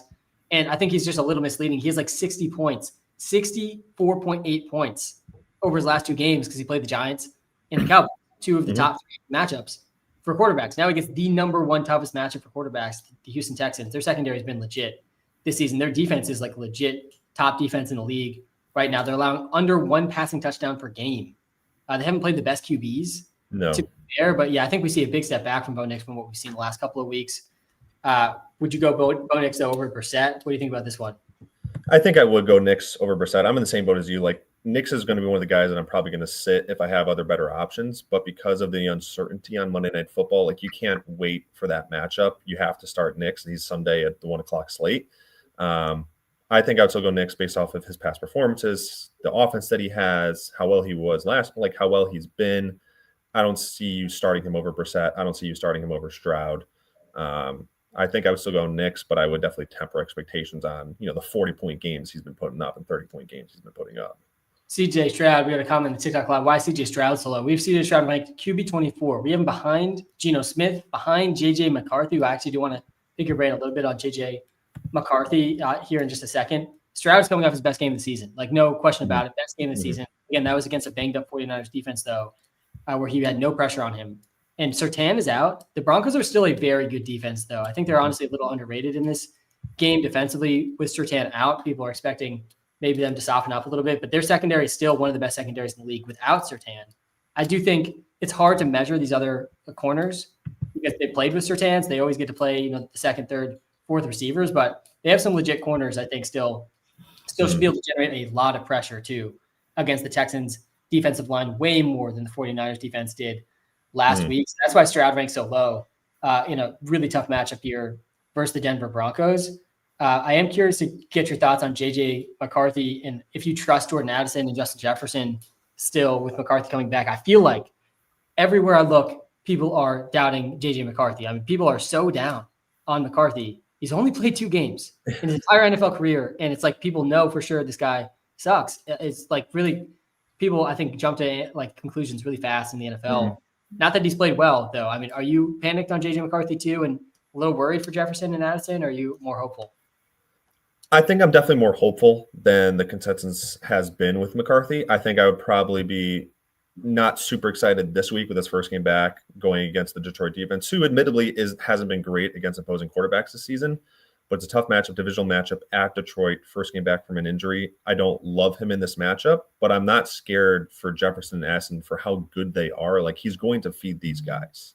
That's going to happen. And with the running back questions, like you have Mason and Jones is back now, and what's the situation going on there? Like, you have to feed these wide receivers because they're your best chance of winning. And I think that's going to happen. I just don't see it happening a lot this week. I don't know if I trust Addison this week. I think you're starting Jefferson if you have Jefferson, but I think I would temper on Addison because of this matchup, because it's his first game back from injury. Yeah, Addison still has a really high ceiling, in my opinion. I just think people underrate the small sample size in the NFL all the time. We've seen basically a game and a half, 2 games from JJ McCarthy. This is still one of, if not the ideal environment for quarterbacks playing in the scheme with Justin Jefferson and Jordan Addison and TJ Hawkinson, who I'm pretty low on this week in his own right. But yeah, I definitely still have more hope, I think, than the general public does on JJ McCarthy. And it's not like Wentz was good. No. The biggest concern is it feels like they really wanted to keep riding with Wentz over JJ McCarthy, even like the injuries kind of forced their hand. That's the biggest concern to me. But yeah, such a small sample size. I'm not willing to write off JJ McCarthy yet in this environment. And this should be a pretty good game environment for the whole, like both offenses. With this question, I pulled it down from the YouTube, but Caleb Williams versus Drake May. I know, Brian, we were in person together before the season. When I was in Chicago, we were talking about both being pretty high on Caleb Williams. Started the season super hot. He was averaging like 20, 21 fantasy points per game, 22 fantasy points per game for the first 3 games. He's been ice cold. Over the last 4 games, though, he's averaging like 12 fantasy. He went from like 22 fantasy points per game to like 12 fantasy points per game from the first 3 to the last 4. Now he gets the Bengals. Like, this to me is like a make or break spot for him. Would you start him over Drake May this week? And I'm curious how you're feeling about him rest of the season in general. I think I would start him over Drake May. I think they're probably neck and neck for me this week, but I think, based on matchup, I know the receivers were kind of banged up to start the week in practice, but I think DJ Moore, Dunze, Burden, like they're all starting. They're all healthy to go this week. Obviously, there's no DeAndre Swift, but Kyle Monungai has performed well when he's had these touches. I think I would start Caleb. They're going to want to throw the ball. Cincinnati is one of the worst defenses against pass defense. I think it's a big game for Caleb Williams to show what he has in this offense with Ben Johnson. Can they perform against these against these bad defenses? So I think this is a great spot start if you need someone on as your quarterback. And Drake May obviously has been one of the best quarterbacks, like efficiency-wise, in the NFL this year. Like, you can't dispute that. But as we said before, like, Atlanta is one of the toughest defenses against quarterbacks, one of the toughest defenses against wide receivers. So I think I like Caleb a bit more than Drake May this week. Yeah, I think I lean Caleb over May too. But to me, this is it for Caleb until I really would lose a lot of faith in him if he really can't get over 15 in the 20-point range in this spot versus the Bengals, unless it's like just a really run-heavy game script and the Bengals offense struggles, which I could see happening. We got to see it from Caleb Williams this week, or he's going to be really tough to trust moving forward. Drake May, I want to make my case really quick to you. I'm curious what you think about him for MVP right now. I made this case to Samps last week too. I'll run through it really quick since I know some people have already heard this take from me, but voter fatigue is a very real thing when it comes to MVP. We saw it with Lamar last year. He would have won had he not won the season before. Yeah. Mahomes has won twice. I think voter fatigue does apply to him a little bit too, even though he hasn't won it in a couple of years. And it's quarterback award. So take Jonathan Taylor out of here. Yeah. If he does break the all-time rushing touchdown record, or the total rush touchdown record for running backs, I think he's got a chance. But if the Pats win the AFC East, which really could come down to just a Week 15 game off the bye week at home for the Pats against the Bills, I think Drake May has a really good case. He's the only quarterback outside of 2 other guys to be averaging over a 125 quarterback rating and over 250 passing yards per game. The only other 2 QBs to do that were Dan Marino and Pat Mahomes. Both those guys won MVP in those seasons. So yeah, I think he's still kind of underrated in my opinion for the MVP race. I feel like he's just not as big market of a name. Yeah. Josh Allen is still technically ahead of him in the odds too, which I don't think makes a ton of sense right now. But yeah, I'm curious if you think there's a legit shot for May, or if you think I'm just kind of wish casting as a Pats fan. No, I think there's a lane there. I think it's possible. I wouldn't necessarily bet on it myself, but I think there is a lane for Drake May to get to that level by the end of the year if he continues to perform at this high level. If the Patriots keep beating these opponents handedly, if there's a few games where he struggles because of his name and because he's not as big of a name as Mahomes or Josh Allen, I think we could see him take a big step back, and I think that might take him out of the race. Yeah. But if he continues at this high level that he's been, I think it could be there. I think Mahomes is probably my pick right now because he's Pat Mahomes, because of how well the Chiefs have been. He looks like he's his old self after last year. But I think there's a lane there. There's a path. I wouldn't say it's clear, but I think there's one there. Yeah, I think that there's almost no margin for error for Drake May. Right. He'll fall behind pretty quick. Also, it always bothers me, this stuff is always so backweighted. The last month of the season matters so much more for MVP than the whole first 2-3 months of the season. Every year it ends up being that way. One big game at the end, usually separates guys. And yeah, the other thing too, maybe there's not too much voter fatigue from Mahomes. Maybe there's actually the opposite. They want to give Mahomes one more since he hasn't had it in a while. This getting back to some start sits before you hop off the live, Brian. This is a pretty interesting one. Marv versus Debo. I think the Marvin Harrison Jr. line is an interesting one to set to with the matchup against the Cowboys. We have Debo projected ahead of Marv in the WalterPicks app. The higher ceiling, slightly lower floor.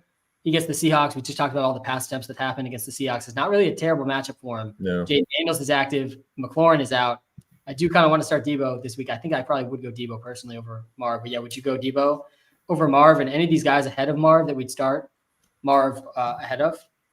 I think I would go Debo over Marv because of Daniels. There's no McLaurin. He's more trusted. I think he's been more he's had some rough weeks.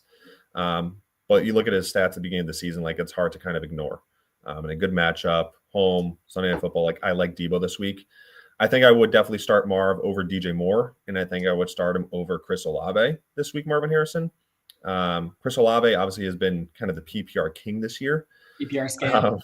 And even with Tyler Shuck last week, he performs admirably well in terms of targets. But tough matchup, as we discussed, the Rams. Like if it's a negative game script, I don't really see them trying to feature Olave a lot. But I would take Debo over Marv this week. How about Brian Thomas Jr. versus Marv? This is starts it. I think I answered earlier in the live too. There's no Travis Hunter, just a brutal blow to the Jags this week, a non-contact knee injury in practice. Hunter was ascending to potentially be the wide receiver one in this team the rest of season, coming off his best game as a pro. He's going to be like an every down receiver, it seemed like. And now he's out for at least the next month. Brian Thomas Jr. has been super disappointing, but the role hasn't been bad. And now there are no Travis Hunter competing for targets. It's him, Parker Washington, and De'Ami Brown now. Brenton Strange is still sidelined too. So we got Hunter Long and Johnny Munt at tight end for this team. I mean, they got decent running backs, but then you get Marv against the Cowboys. So yeah, this is a tough one, I think, too. We have Brian Thomas Jr. projected decent bit ahead. Yeah, would you consider this one?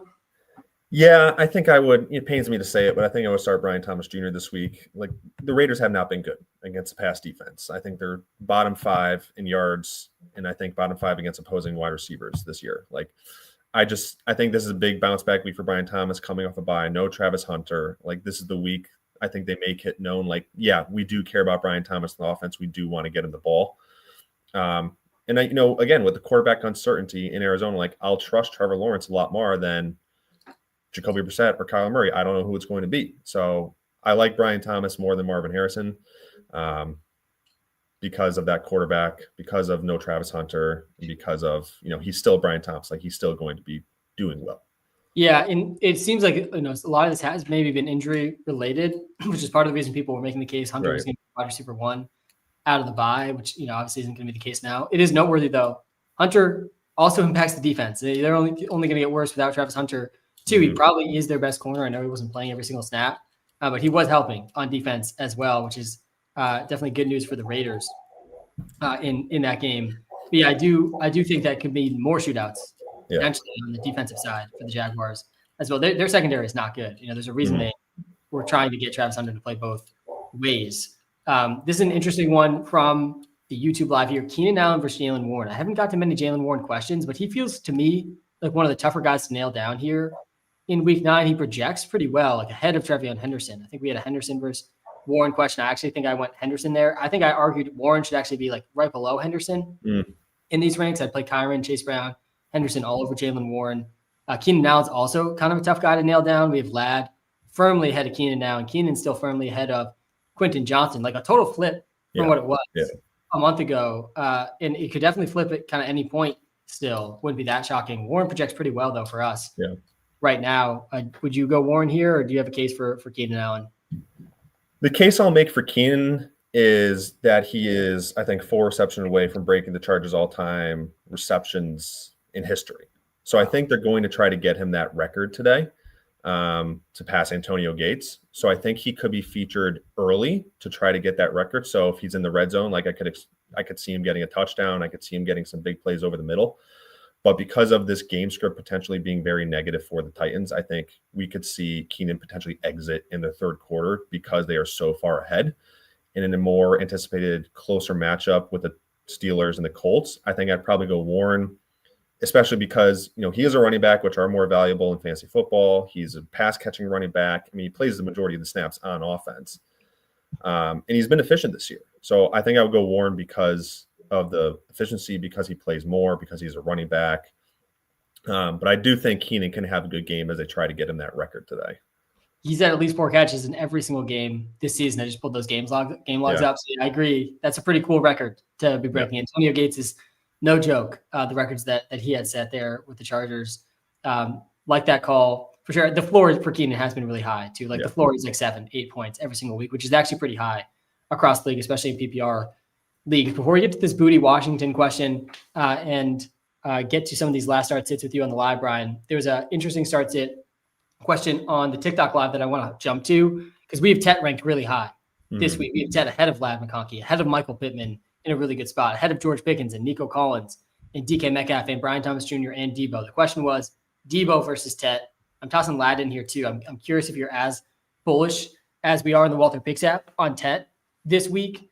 They're huge underdogs, 13.5-point underdogs against the Packers. He's coming off a really good game with a 40% target share, but that was with Andy Dalton. Bryce Young is back. Now, we have not seen a game yet where Tet has a lot of catches, yards, and a touchdown. It's been one or the other so far this season, so we haven't seen a 20-point game from him yet. But we're projecting that pretty likely to happen for the first time this week. What do you think about his ranking and any of these receivers under him you think you would start over Tet? Yeah, I think it's a fair ranking. Like he's obviously been the best wide receiver on this Panthers offense. Like they're trying to get him the ball. It's just these weeks have kind of been hit or miss with him, as we just kind of saw. I think I would probably start Tet over Debo because I think the Panthers are going to be forced to throw the ball a lot, as we talked about Rico Dowdle and Chuba Hubbard earlier. Like it's going to be a tough game on the running ground. So I think they're going to be throwing the ball a lot. I think Tet's going to be involved. They're going to try to feed him. So I think based off of volume potential, I would go Tet over Debo. I'd probably go Ladd, as we saw, over Tet. Again, I would caution because of the negative game script, but I think Ladd has been super consistent over the last 3 weeks. Yeah. But I would take Tet over Debo this week. Yeah, I feel good about where we have Tet ranked. I think his ceiling is still getting a little underrated. I still think he's better after the catch than we've really seen still too. Like he's going to break some big plays after the catch this season. We haven't really seen a ton of that from him yet, but he does profile as a really good after the catch receiver. But yeah, I mean, there's some really good receiver options really all the way through Debo here. Like all of these guys I want to start this week. So it's a tough rank. But yeah, I agree. Ladd has been really good over the last month. Again, it's kind of just flipped. Yeah. Johnson was smashing in the first month of the season. He was like the wide receiver 2 or 3 in the first month of the season. He's been hard to find over the last month. I think he missed at least one game with injury in there too. Meanwhile, Ladd has been at least 14 points in 4 straight. Now, it's not like it's a bad matchup too, as long as this game stays close for both Ladd and Keenan. But Gadsden, I do think Gadsden has his role ascending has not been for Keenan because he's playing like a lot of those slot snaps as well. All right, let's get to this more gross question here from Smitty2KY and YouTube Live. Booty or Washington in the flex? Kayshon Booty, I was talking about him earlier in the live, like the role that he's playing, the efficiency he has, you look at it, it's like this just can't be sustainable. He's scoring a touchdown, 21% of his catches, and he's almost at 20 yards per reception, but every single week he's doing it. Like almost every single week we see him match what he did the week before on really low volume. He's been pretty consistent for fantasy. And then we have Parker Washington. They're actually back-to-back here in the projections. But yeah, Booty, he's at 21.7% touchdown rate. The only guys scoring more per touchdown are Luke McCaffrey and Torrey Horton, who are very, very minimal roles in their respective offenses. Then he's at 18 yards per reception. Yeah, 18.7 yards per reception. That's the 6th highest in the NFL. Probably up there again with some low-volume guys. He's been playing over 70% of the snaps in back-to-back weeks. Like he's really been one of the best deep threats in the NFL. Yeah. 4 touchdowns in his last 3 games. And then you got Parker Washington, who I do kind of like without Travis Hunter in the mix. He gets a pretty good matchup versus the Raiders. He played over 80% of the snaps in their last game, but De'Ami Brown was dealing with an injury. He's going to be in the lineup again too. We have De'Ami Brown projected ahead of Washington. I think it's a tough call between those two, but if Brian Thomas Jr. doesn't smash, like one of De'Ami Brown and Parker Washington is probably going to smash this week. So yeah, really tough call here. Do you have a lean either way? I think based off the touchdown numbers you just kind of talked about, I would lean Booty. I mean, that's what he's been doing. Like you kind of got to bank on that. If you're having to start one of these two guys, I would lean with the guy that's been scoring touchdowns and be getting long catches at a high clip this season. Even with the tough Atlanta defense, I think I would still lean Booty because you're starting one of these two guys in anticipation they're probably going to score a touchdown and get a few deep ball catches. So in that situation, I would probably lean Booty because he's done that all season. Yeah, I think I lean Washington, but I don't feel good about it. I feel pretty gross about starting Parker Washington, but I do think the matchup's much better. I think that Booty, like there definitely could be a bust game in here for Booty against a good Falcon secondary. But yeah, we haven't really seen that in his last several games. This is the last one I want to get to with you, Brian, since a lot of Courtland Sutton questions in the live. I've declared Sutton as a bench this week, which I don't feel, it's always a little bit risky to declare a guy who's been balling this season. He's at 13.8 points per game in the top 23 receivers in points per game. Really, he's only had 2 bad games this whole season. But now he gets the Texans, really tough matchup. We have Downs projected below him here. I prefer Downs over Sutton. Would you agree with that? Are you also for Sutton here? I do agree with Downs. Sutton, I think I mentioned earlier, like Sutton is a guy that I'm trying to sit if I have the ability to. And if I have Josh Downs, then I have the ability to sit Sutton. I think Downs is a guy that is going to be featured a lot in this game. He's been featured a lot when he's been healthy. I mean, look at the numbers he put up last year. Like, he dominated. Like, it's a very favorable matchup. And I just like Downs more. Like, he's in that slot role. He's going to get those short catches over the middle. He's potentially going to find the end zone, I think. I just think it's a tough matchup for Sutton. And, like, the Texans defense is great. And, like, they have been all season against pass catchers. Yeah. And Sutton has had some bad games this year. He's had some games with less than 3 receptions. And I think this could potentially be another one, as Bo Nix may struggle as well. So I like Downs in this matchup. Yeah, I'm going Downs as well. And yeah, we were looking at the matchup tab for the Texans earlier in the live. There's only been 2 good games for receivers against the Texans, and it was Puka and JSN. A whole different tier of receiver than Sutton and Troy Franklin and these other guys on the Broncos. Really nobody else. Like, Puka had, like, I think 12.9 or 13.9. Everyone else was basically 10 or below. So I think the ceiling here for Sutton's like around 14 points, and the floor is near 0 here for Sutton this week. So I like Downs. I really like the matchup for the Colts passing attack as well. Well, Brian, we appreciate you hopping on the live. Any parting takes that you didn't get off yet before you hop off? Last thing, I don't love it, but I could see Jameson Williams having a big game today. Couple deep catches against the Vikings. I mean, he put up a donut 2 weeks ago before their bye, but the Lions came out and said, hey, that was our fault. We need to get him more involved. And I think they're going to do exactly that today. Couple deep catches, couple long touchdowns potentially. I think Jameson Williams, we could see, have a big game today. I like it. Yeah, I called him as a boom this week earlier in the live as well. There's some tough start sits out there with Jameson Williams, as boom and bust as it gets. I mean, he's been under 6.5 or over 18 in basically every single game. But yeah, the game environment here should be good. I like that coach speak that we saw this week too, of they're blaming themselves, the coaches, for why he's not been involved enough. And yeah, they are big favorites. They're 8.5 point favorites. It seems like the betting markets also just have no respect for JJ McCarthy, like, at all, which isn't great maybe for Jameson Williams. But yeah, I do like the boom case for him this week too. And especially there's a lot of start sits out there where it's like JMO versus Slayton, or JMO versus Parker Washington, or like some other tight end. Like, if you don't have a great option, Jameson Williams probably is the highest ceiling option you're looking at in the flex. So yeah, I do like the ceiling case, at least for Jameson Williams, like that as the parting take. Brian, appreciate you hopping on, man. It was great talking. Yes, sir. Good talking to you. Thanks, Sam. Yeah, good luck this Sunday. That was Brian, our Raiders creator. First time joining the live this season. That was some good takes from him. Man, he made me even more bullish too on Jameson Williams right before he hops off the live. All right, we're going to get to some more start sits on this live stream. I think we'll have Samps joining here in 10 to 15 minutes or so as well. Hey, Sam, need a PPR tight end, Evan Ingram, AJ Barner, or Jonnu Smith, also Monangai or Nico Collins. Oh, man, I do not want to bench Kyle Monangai this week. I'm still seeing way too many comments in the TikTok live with some of my must starts, must benches. So make sure you guys review those quick. But these are one really brutal tight end question, and then really brutal Kyle Monangai question here too. I honestly, like, my gut says Monangai over Nico, and I don't feel good about that. Yeah, it's Monangai over Nico. It's actually not that close. It's Monangai over Nico. We're not benching Monangai against the Bengals, the dead last run defense in the league. There's no DeAndre Swift. There's no Roshan Johnson. Travis Homer is the backup to Monangai. Travis Homer is a special teams player. The third running back for the Bears is someone that I would argue to say 99% of us on this live stream right now. We are in the 99th percentile of fantasy managers. If you're on this live, like, you're already in the 99th percentile. Like, if the algorithm helped you find this live, or you've been tuning into these lives consistently, like, you're in the 99th percentile of fantasy knowledge. And still, none of us probably know who Britton Brown is. Britton Brown is the third running back for the Bears today. I mean, that is ridiculous stuff here for Kyle Monungai in like a smash roll here. Let me see if I can find anything on Britton Brown for us quick. Britton Brown, here he is. A 7th round pick in 2022 out of UCLA. He's a 28-year-old running back who has 0 career touches. He's been in 6 games, 0 touches. A 7th round pick from 2022. I mean, this guy literally might not even be active. It might just be Monungai and Travis Homer.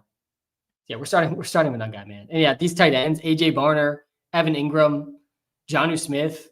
I think I have some of these guys on my must bench list. Jonnu, I think, is on there. Yeah, I put Jonnu in the must bench list, but in this spot, it's pretty close. And AJ Barner's kind of interesting. There's a ton of Seahawks injuries. No Cooper Kupp this week, and then the next 2 receivers after Torrey Horton are out as well. I do think they'll play more 2 tight end sets because of that. Ingram's had a pretty consistent role, though. Jonnu's got the best matchup here by far. So it's Jonnu or Ingram, I think, here. We have seen Elijah Arroyo play a bit more, too, in their last game. Like, I think Arroyo projects better than Barner this week, which is pretty sketchy for AJ Barner. Man, Jonnu Smith has a high ceiling, I think, versus the Colts, though, in that game environment. Only 2 catches for 17 yards, though. Look at it. He said great matchups the last 2 weeks.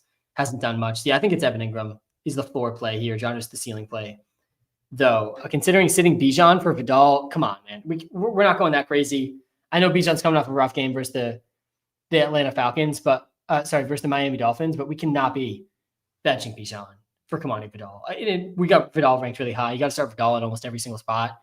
Yeah, we're not playing over Bijan though. Torrey Horton, DK or Downs, pick one PPR. Yeah, I was in on DK and Imanor last week. They both hit really, especially in comparison to their expectation. DK has looked like the best of the group really over the last few games. Back-to-back games over 16 points for DK. Not the best matchup for him. He did find it in a tough matchup versus the Pats, though. I still think this one's Downs, though. I still think I'd go Downs over DK. DK or Harrison, yeah, I'm not benching DK Metcalf. We got 2 DKs now, which is super confusing. Chase Brown or Tracy in PPR. I'm going Chase Brown. DK return, God, wide receiver 1. Yeah, he's a really good kick returner for sure. Wandale, Jennings, or DJ Moore.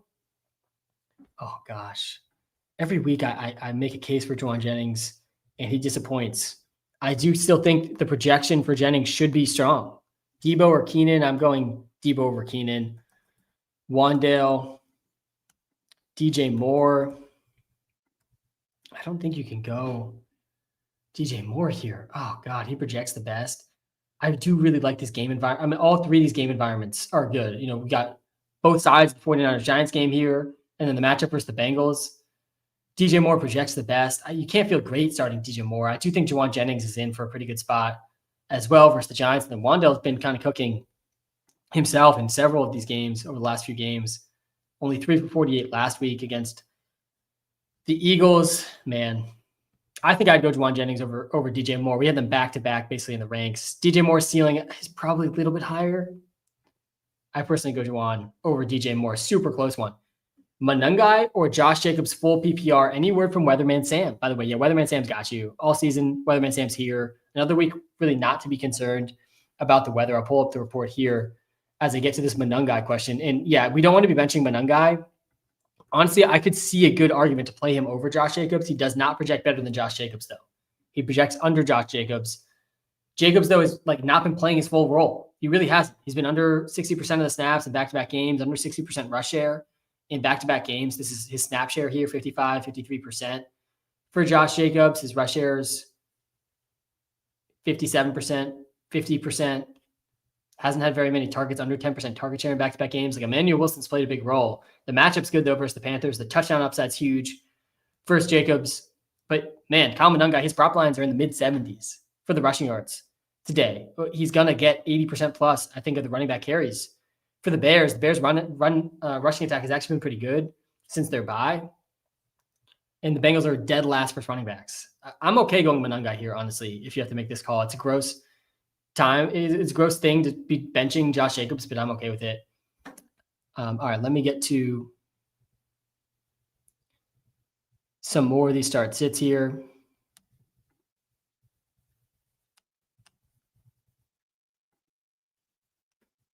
Yeah, so the Weatherman Sam report real quick. There's some possible rain, Chargers at Titans. There's also projected wind gusts, 25 to 30 mile an hour range in the Panthers at Packers. I'm not super concerned about this wind. It is in that concerning range, over 25 miles an hour, but these are wind gusts. The sustained winds are not as concerning, 15 to 20 miles an hour. So some deep passes could be impacted, but it's nothing, I think, to overreact to. Will Dallas/Arizona or Chicago-Cincy be a higher scoring game? Thoughts? Yeah, Jordan, good question here. We just saw the Bengals and the Jets be an absolute shootout. And now we get the Bengals and the Bears. If the Bengals-Jets can be a shootout, I really think this game can be a shootout too. It's not like the Bears defense has been good this season. They've been pretty up and down. Joe Flacco's shoulder injury is my one caution here with this game. Like, I think we could see a Joe Flacco collapse. It wouldn't be that shocking, guys, to see Joe Flacco collapse at some point. And we haven't seen it yet on the Bengals. We saw it plenty on the Browns. We saw it plenty on the Colts last year too. 3 straight good games, over 18.8 points in 3 straight. And the Bears aren't that scary of a matchup, but he is dealing with an injury, and he is throwing over half of his passes over the last 2 weeks to Jamar Chase. I mean, I'm not convinced that's like an optimal offensive strategy in the NFL to funnel over half your passes to one guy. But yeah, I don't think the Bears offense is getting stopped, and I think the Bengals offense can keep pace. This game only has a spread of 2.5. The Bears are only favored by 2.5 in Cincinnati.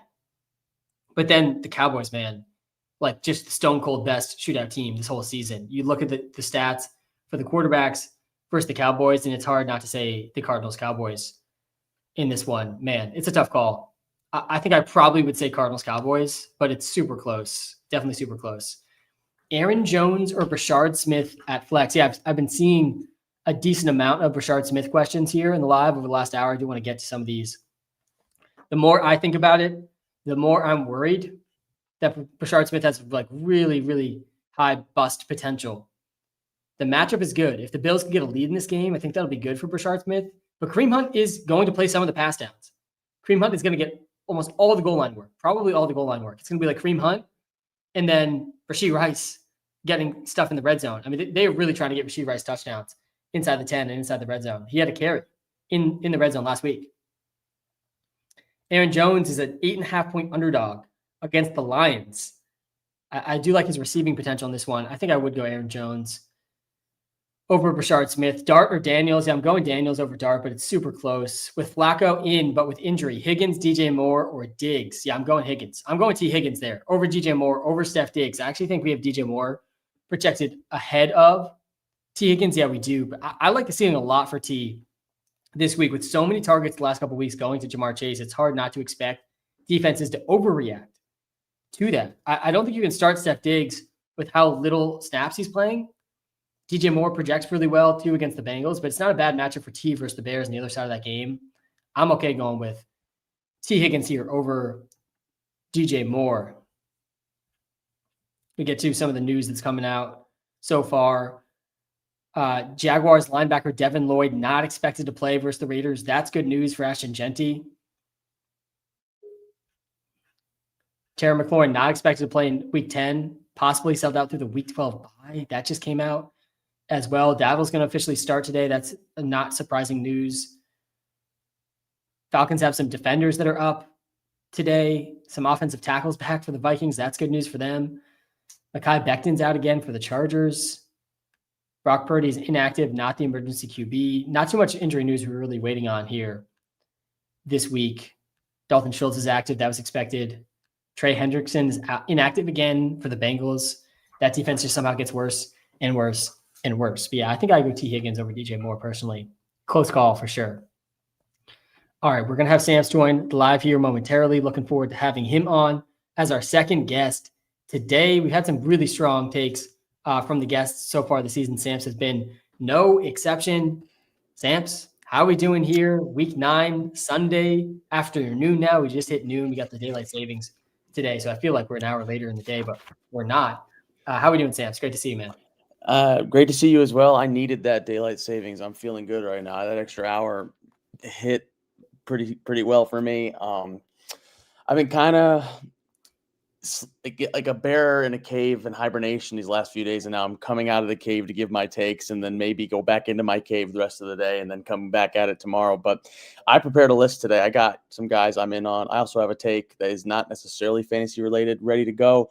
So I'm excited to be here. Who was on before me? Yeah, we had Brian, Raiders creator, on before. Let's go. You definitely had some good takes, some bold takes as well. He made me a little bit more bullish on some guys that are on the fringe for me, like Jameson Williams this week, who's as boom bust as it gets. And maybe you'll make me more or less bullish on him as well. But Samps, yeah, I'm really excited to hear the takes. I'll let you get right into it. I'll share some of my takes as well and get your opinions on them. Then, of course, we'll get to some start sits as well here down the final stretch of the Week 9 Sunday morning live. But yeah, fire out of Samps, your clearest takes of the week. Okay, so my first non-start sit take is just about Jackson Dart. I think today, if he gets it done, it's not going to be with his legs. The Niners have been good at limiting opposing QB rushing yards. I had that take about Jackson Dart a couple of weeks ago, and it worked out. He had his lowest rushing yards of the season when I said that. But they haven't really gone against many rushing QBs, but Baker didn't do that much. Kyler was the only one who really did stuff. CJ Stroud, it's okay, 30 yards, but I think he's going to get it done today, Jackson Dart, but it's not going to be with his legs. It's going to be through the air. The Niners are heavy zone defense. They're not going to let Dart run the ball. I think they're just going to have him sit back, and if they let him sit back, he should be able to produce. So that's my first non-real fantasy take, but I think Dart might have a good throwing attack in this one. Yeah, I do really like Dart this week. He's in my Draftkings lineup. Not the one I shared on the live. I went with the Daniel Jones double stack with Downs and Warren, the one I shared on the live, but I'm only playing 3 lineups this week. One of them is the Daniel Jones stack, and one of them is the Jackson Dart Slayton stack. I think the Slayton Theo Johnson Dart stack is kind of interesting as well. There's a lot of good QBs on the slate this week. I'm very curious how high the ownership comes in on Daniel Jones and Jackson Dart. It could be pretty high, which I'm a little bit nervous about. They're probably 2 of the chalkier plays. But yeah, I do like Jackson Dart a lot. I mean, the 49ers just let up the best game of the season for CJ Stroud, 318 and 2 touchdowns for Stroud last week. This is one of the worst offensive lines in the league. They got almost no pressure. They still have 4 or 5 of their best defenders are out this week as well. And I do think the 49ers offense is going to cook versus the Giants defense as well. I don't think this 49ers offense is going to be stopped this week with Kittle back and fully healthy. Juwan Jennings getting healthier. McCaffrey coming off his worst game of the season. I don't think we see back-to-back bad games for him. So yeah, I do like this Dart take. And we have Dart pretty high in the WalterPicks rankings this week. The only guys we have over Jackson Dart are Jaden Daniels, Dak, Allen, Mahomes, and Daniel Jones. We got him ahead of Caleb Williams against the Bengals. We got him ahead of Justin Herbert, Drake May, who's the 3rd candidate for MVP, first in my mind. Still, right now, I know I gave you that take last week, but yeah, like that Jackson Dart take, I agree that he could have a good game. I think I'm maybe a little more bullish on the rushing potential, but I don't care how the points come. As long as I'm here for Jackson Dart for fantasy. What's the next take you got for us? You kind of touched on it a little bit, but for anyone watching, I'm wearing a Falcons jersey, but I am a Giants fan. The Giants are starting players in the secondary I've never heard of. So I am all in on Juwan Jennings this week. I have him in my FanDuel lineup. One of my favorite, because of Kyle Monangai coming into the fold. I think there's a lot of guys you can fit into your lineup on FanDuel. I have a Mahomes, Rice, James Cook stack, and I have Juwan Jennings in there. He's cheap. Because Monangai is so cheap, I think that's a really good tack to go with. But I don't know how this Giants secondary is going to stop anybody. They have Deonte Banks listed as a starter, and that's just – he might be a first-round pick, but he's playing like a practice squad player. He is just so terrible. And they have Corey Black, some other guy I've never heard of. It's going to be bleak. I think they're going to prioritize trying to stop McCaffrey's rushing, and that's going to lead to Juwan Jennings, Kendrick Bourne. I'm a little iffy on George Kittle. I think George Kittle can score touchdowns, but I don't know if he's going to have volume in this game. But that's where I think Jennings and Bourne are going to get their work. Yeah, I know Kittle he's not had a game over 50 yards yet this season. The Giants have actually not been terrible against tight ends this season too. Kittle is a guy I'm pretty in on though this week. He's the official player prop on the live today, over 50.5 receiving yards. I think he goes over it for the first time today. I do think I'm just sort of in on George Kittle being very underrated still. He's only played 2 real games this season. One of them, he didn't have a single catch for the first time in his whole career. Last week, it was a somewhat difficult matchup, and he performed pretty well. I do think Kendrick Bourne's kind of an interesting sleeper this week, too. He still has Mac Jones throwing to him, which is good news. But yeah, I'm in on Juwan Jennings as well, being the guy I like the most for the 49ers today. Definitely like him as a DFS play here as well versus this Giants secondary. In general, though, I think the 49ers offense will do well in this spot, which is part of the reason I'm in on all these guys. But yeah, like that take as well. I think it also bodes well with the Jackson Dart take, right? If the 49ers offense can cook and the defense is struggling, like this could be a shootout. I did like the over in this game. This is not a 50-point over like four of the other games on the slate today and tomorrow. But I think it could easily go over that 50-point mark. Yeah. I like Tyrone Tracy this week in this game. A lot of people are upset Scotty was gone. I am too. But let's not forget Tyrone Tracy was pretty good last year. I was on the live with Seth earlier this week. I said the same thing. So I think Tyrone Tracy is someone that you can start. And I think he has a great chance of scoring a touchdown in this game, as long as Jackson Dart doesn't steal it from him. So yeah, those are the guys I like in this game. I think Tyrone Tracy is definitely worth considering. Yeah, I like Tracy too. He had multiple games over 20 points last season. He's a good receiving back who, like, Scotty was taking that whole receiving role really away from him. I think we see him get back to a pretty good receiving role. He did have his highest route participation and his second highest snap percentage and route participation since week 1 last week. And that was a partial game without Scotty. So I think we see him beat both those marks here this week. Devin Singletary is not a real legit NFL player. He hasn't really been for multiple seasons. Just a guy that Dable, for whatever reason, likes because he's safe. He was on the Bills with him. It was like that's it, really. Yeah. Any other takes you have for games outside of the 49ers Giants? Well, I was just going to say, watch out for Ray McLeod in this game, revenge game, first game with the Giants, just kind of throwing it out there. He might not even be on books right now, but throwing out Ray McLeod. I will get out into another game. I will not keep talking about this game, but I did want to throw that out there. Not a huge projection, hasn't done much, but with this wide receiver room, watch out for Ray McLeod. I really, really like Sam Darnold this week against the Commanders on Sunday Night Football. I think this game is probably going to be a competitive one with Jaden Daniels out there. And Sam Darnold's been playing so good. And the Commanders are 28th in fantasy points allowed. They gave up 26 points to Geno Smith. Like, that's pretty insane. I think all these factors are in Sam Darnold's favor. Yeah, the fact that Jaden Daniels is playing is probably also good for Sam Darnold. Yeah, we saw 19, 23, 25 over the last 3 games against the Commanders. That was Caleb Williams, Dak, and Mahomes. That was Caleb's best game over the last month, like by far, too. So that is notable. And Mahomes only played 3 quarters in his game as well. So he was on pace for like 40 fantasy points in that one. Yeah, we did see Geno go for 26. They really have been one of the best matchups for quarterbacks. We do have Darnold a bit low. I think you make a pretty good case for him to be higher here in the QB ranks. I'm really in on Jaden Daniels this week too. And we were looking at the matchup tab for him earlier. No team's allowing more pass attempts per game than the Seahawks this season. They are really like sneakily a very big pass funnel right now across the NFL landscape. They're getting a lot of pressure on QBs, forcing them to get it out quick, making it really hard to run, even scramble as a quarterback. Almost 40 pass attempts per game allowed by the Seahawks this season. Maybe a sneaky shootout here. The other thing, though, for the Seahawks, just to note, no Cooper Kupp in this game. They're also missing 2 of their other receivers, not very relevant, but would have been relevant if Kupp was out, Jake Bobo and Derek Young. So they have 2 Whites that we've never heard of, Cody White and Ricky White, behind Torrey Horton and JSN. JSN could easily hit a 50% target share in this game. Torrey Horton should have a legit role, too. And then I don't know if either of these receivers even get a target on this team. Could see more tight end formations with Barner and Arroyo both playing pretty well. But yeah, definitely feels notable.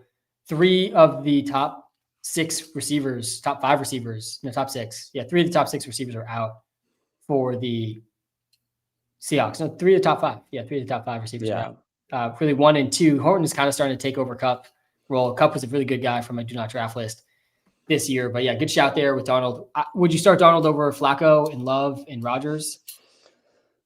I wouldn't start him over Jordan Love just based off of what he did last week. I don't know how you bench him after that against the Panthers. So maybe, Josh Jacobs, takes over, but he has not been playing as much as I would have liked him to as someone who has Josh Jacobs. So I couldn't really justify starting Jordan Love over Sam Darnold. And I'd look at our rankings as well. Joe Flacco, I'm a little worried. I know it's a good matchup, but like the AC joint, that's like all he's going to use the entire game. I feel like that's kind of bad. If he gets hit one time and it's not good, then like, he could be out for the game. Aaron Rodgers is garbage time merchant this week, I would have to imagine. So maybe he does well in that case. But Yeah, I'd go Darnold over both those guys, I think, and then Love, I'd go ahead of him. Yeah, I think you make a good case. I honestly think you made a good case for Darnold over Love too. I'm a little nervous for the Packers passing in this game. I'm just not convinced they're going to need to pass very much. The Panthers have been like okay in the secondary. They've started to struggle a little bit against the run. They lost one of their best run defenders a couple weeks ago as well. A lot of people credited for like them turning around their run defense a little bit. We have seen plenty of good quarterback games though over the last month, back to back. 4 of the last 5 games outside of that game versus the Jets, we've seen over 22 points from the quarterback. So yeah, maybe a good case for Love here. He is coming off obviously a really good game last week. Yeah, and then in that Panthers game, it might be a hot take because they just announced him as the starter. I don't think anyone can bench him necessarily, but don't be surprised if Rico Dowdle disappoints this week. If he doesn't score a touchdown, he's going to be very disappointing. And he could. He's awesome. He's an awesome player. But in the matchup and the game script, I'm a little scared. I really am. And he's coming off 2 in a row, like not great. And with this coaching staff, they could say, oh, Chuba's not the starter, but then they go in and give Chuba enough work to make Rico Dowdle annoying still. So I'm just putting that out there. A little skeptical on Rico Dowdle, even though I love him as a player just this week. Yeah, Brian was down on Rico Dowdle too. He definitely convinced me a little bit. You being down on him makes me even more nervous. And I was like a little bit in on Dowdle heading into this live stream just because of the coaching comments. I do think there's something real there because he has been just so much better. But yeah, the matchup is really tough. And looking at the matchup tab does not make me more excited for Rico Dowdle. We have not seen a game over 10 points since week 4 from Javonte Williams. They haven't played the best running backs, but Chuba Hubbard's still going to have a role in this game. They're 13.5-point underdogs in this spot too versus the Packers. They've just been really good against the running backs. They have not allowed much efficiency. 3.8 yards per carry to running backs. That's the 6th lowest in the NFL. 4.3 yards per reception. That is the lowest in the NFL to running backs. They've been really, really good at stopping running backs. There have not been very many touchdowns too. Only 2 touchdowns. Those are the only 2 running backs that went over 15 points. I mean, Gibbs didn't even go over 15 points in week 1, and he had 10 catches in that game. Like really crazy stuff with the running backs. Yeah, I'm definitely more nervous than I was on Dowdle. I think him versus Tracy. I'm going Tracy now over Dowdle. Him versus Kareem Hunt. I think I go Kareem Hunt now over Dowdle. Bam Knight versus Dowdle was a question we were getting, which is like they got polar opposite matchups. I think Brian made a pretty good case for Bam Knight. I don't think it's crazy to go Bam Knight over Dowdle given the matchups.